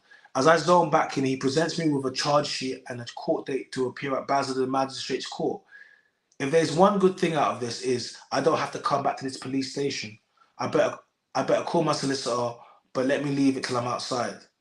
Solicitor's office. So now I've been charged and given a court date. Well, finally, we're having a proper meeting with my solicitors. I'm here with my mother and my brother, who both sat on each side of the opposite black desk. The walls are lined with the books and framed qualifications, as well as some newspaper cuttings. The door creaks open as Michael Carroll makes his way in and introduces himself, shaking each of us one by one. He has a strong handshake, but soft hands. He's dressed incredibly sharply. He must be in his mid-50s and has that old English boy accent. He starts by saying he has the CCTV footage and has viewed it. It's exactly as Kevin has stated, he says. What happened? No wonder they took so long to charge him. There was nothing to charge him for. As he says this, I see my mom's eyes light up and my brother steps in. Can we see it now, he asks. My brother didn't even get to finish as Michael Carroll places the TV remote and turns around the MacBook. The video is soundless and it's also in black and white. My heartbeat begins to pick up slightly, so I take a sip from a bottle of water. I can't even tell you why I suppose it's the fact that everything has been leading up to this point. Michael says this is a bit we need to focus on. It shows me making my way towards Jamie and the girls from Elizabeth. The CCTV shows clearly there have been exchange of words between Kevin, Jamie, and these two women. Here is the crucial point. As I watch my accusers reach for the ceramic ashtray and throw it at my head, then she runs off to the toilet where Kevin does not follow. My brother looks across to me and nods. I'm not saying he didn't believe me before, but I felt like the fact he was a police officer was clouding his judgment and creating a slight bias, but not no more. My mother butts in and now she says they should be charged for attempting to assault my son. They could have killed him with that ashtray she threw at his head. Michael Carroll assures my mother justice will be served and it's a good thing that they can be used to our advantage. Now, what we didn't know was that the CPS did not see fit to charge Kevin. It was actually the police station and sergeant that charged you. This is something which can use our case to see as a positive. So, the CPS is the Crown Prosecution Service. They prosecute on behalf of the public. So if they didn't charge me, it's because they didn't think there was enough evidence to. So it seems the police have done something against me, but they could have dropped the charges, but they haven't. They chose to charge me instead. See, back at the uni. So I'm back at uni now. Things are going well. I'm focused on my studies and I've been predicted a 2-1 for my degree. I know I can push that to a first if I knuckle down, and that's exactly what I'm going to do. I've decided to keep some distance between myself and Jamie. Look, it's not like I blame him for what happened to me. It wasn't his fault. I just can't help think that all this happened directly after his phone call. A bad coincidence? Yeah, perhaps, but it's followed me ever since. And while he's living his best life and I'm still stuck on bail, I don't need any more bad coincidences. Kevin looks at his phone. He has a voicemail. I got a voicemail. I didn't even see or hear my phone ring. Hang on, let me see who it is. Kevin plays the voicemail, explaining he has missed bail and a warrant has been issued for his arrest. What the fuck? I just listened to the voicemail. How did I miss my court date? They changed the original date, but I didn't know. Oh, they must have sent the letter to my mum's house, but I wouldn't get it because I was at university. My term time address is different from the rest of the year. Now a warrant for my arrest has been issued. I need to surrender myself to the courts. I need to speak to my solicitor. Kevin calls his solicitor. So I've been told I need to surrender myself to the court and explain why I missed my court hearing to the judge. As long as they can see I wasn't intentional, I'll be granted bail. That was great news. The only thing I would have to do is plead guilty to failing to turn up for court. This will result in a conviction, so not only have I been falsely accused of common assault, I have now a separate conviction for failing to turn up in court. I'm going to need to catch an Uber all the way there. I can't risk being stopped driving my car. So the thing is now I have a warrant. The only people that can remove it is the courts. Should I be stopped for any reason, I will be arrested and held at the nearest police station and extradited back to the same court.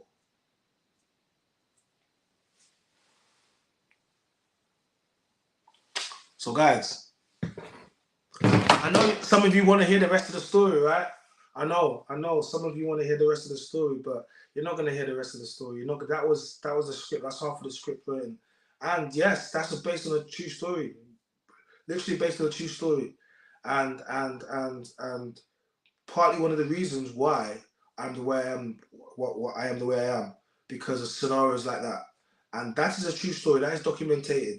And clearly I'm here, and you don't know how the story ends, right? Because if I told you, you wouldn't come and see the play. You wouldn't come and see the end of it. But evidently it does end well. But what happens when a guy goes out and a woman makes an accusation, especially in an area that's predominantly white area, and he's a black man, and a woman makes an accusation of him, and one night spirals out of control into all manners of things that happen. Essentially, that's what happened. And so that's why it's called it shouldn't have happened, because most people think stuff like that can't happen when you're innocent. When most people think stuff like that can't happen, stuff like that happens every single day.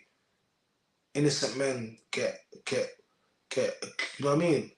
So if you don't understand why I react how I react, it's because of stuff like that. So guys, today, I did what I said I was gonna do. I spoke on an issue that I found, I didn't like. I gave someone an opportunity to handle it. They chose not to handle it. That's fine. And I've said what I had to say. I think everyone knows that I'm not in no one's DMs in any type of way they shouldn't be. We spoke about high profile cases of people speaking about men. It's Men's Mental Health Month. And men, there's a lot of men that don't feel as if they have a voice. They don't feel as if that there's a space for them to come to, pause. This is that place, and equally it's a place where women can step into, and they can listen to men and hear things they wouldn't necessarily hear before. They can interact, they can jump on the live. The chat we don't have a chat which allows abusing women. No, we don't allow any of that stuff. So we appreciate all the guests that step into the chat. So I've done what I had to say. Like we said already, if people want to take this further, they want to do whatever they want to do. It just proves my point that, whenever a man speaks out about stuff that happened to them, no one cares. And I think it's quite toxic to think that if a man speaks out, that women will try to escalate it or get simps to try to, like what? Over what? Or comment. Like, stop that, man. No one ain't gonna ride out over no comments. You know what I mean? And if you do that, that makes you a clown. It means you ain't got nothing going on in your life. I've got lots of stuff going on. So I'm not gonna entertain stupid behavior or all types of stuff. I am in the content space. I make content every single day. It's very important, my name. And since I've been in this podcast space, I've kept my name very clean, and because of stuff like this. So I'll continue to keep my name clean. You will not see me linked to no women in this podcast space. So I'm saying you will not see me entertain any types of behavior. I will work with certain people, of course, because I still believe in doing that. But ultimately, just like the jackets case, the jacket story I told you, stuff like this affects other people, affects the relationship of working with other people, because you just think, you know what, it's all long, innit, really. You know what I mean? So I read you my script. I hope you guys enjoyed the script. It's based on a true story. And I gave you the scene, and I gave you, and that's only half of it. Trust me, the other half of the story is just warming up. The other half of the story is amazing. So guys, like the video, turn on notification bells. We'll be going back live tomorrow night. As you know, we go live 5 nights a week. I was not supposed to go live tonight, but I had to address a few things, and I feel as if I've done them, reluctantly, and I gave people opportunity to jump on live, and they chose not to. So that's the way I'm going to look at this. So I've definitely given someone an opportunity to jump onto live, have conversations. They chose not to. They rather do things a different way. That's up to them. I don't react in the same way. So I don't react in the same way. So guys, my name is Chana. I'm the man of the voice. Please like the video. If you want to support the channel, you want to join the membership, we have 3 separate membership tiers. One is starting at $1.99, the price of a cup of coffee. You want to hit the super chat, that's all good. Turn on the notification bell so you're going to be the first to know when we drop content. Tomorrow we'll be back. I might bring out the whiteboard tomorrow. It is whiteboard sessions. It is the beginning of the week, right? Yeah, class is back in session, okay? Thank you to everyone that joined my live this evening. There's a lot of people that have been sitting there being very quiet, but as long as you're in there and you're taking from the content and you're enjoying the content, then that's the main thing that I'm grateful for. Thank to everyone that continues to support me. Thank to all the people that contributed today in the chat gang. I appreciate all of you guys. Yeah, we out. Yeah, cool.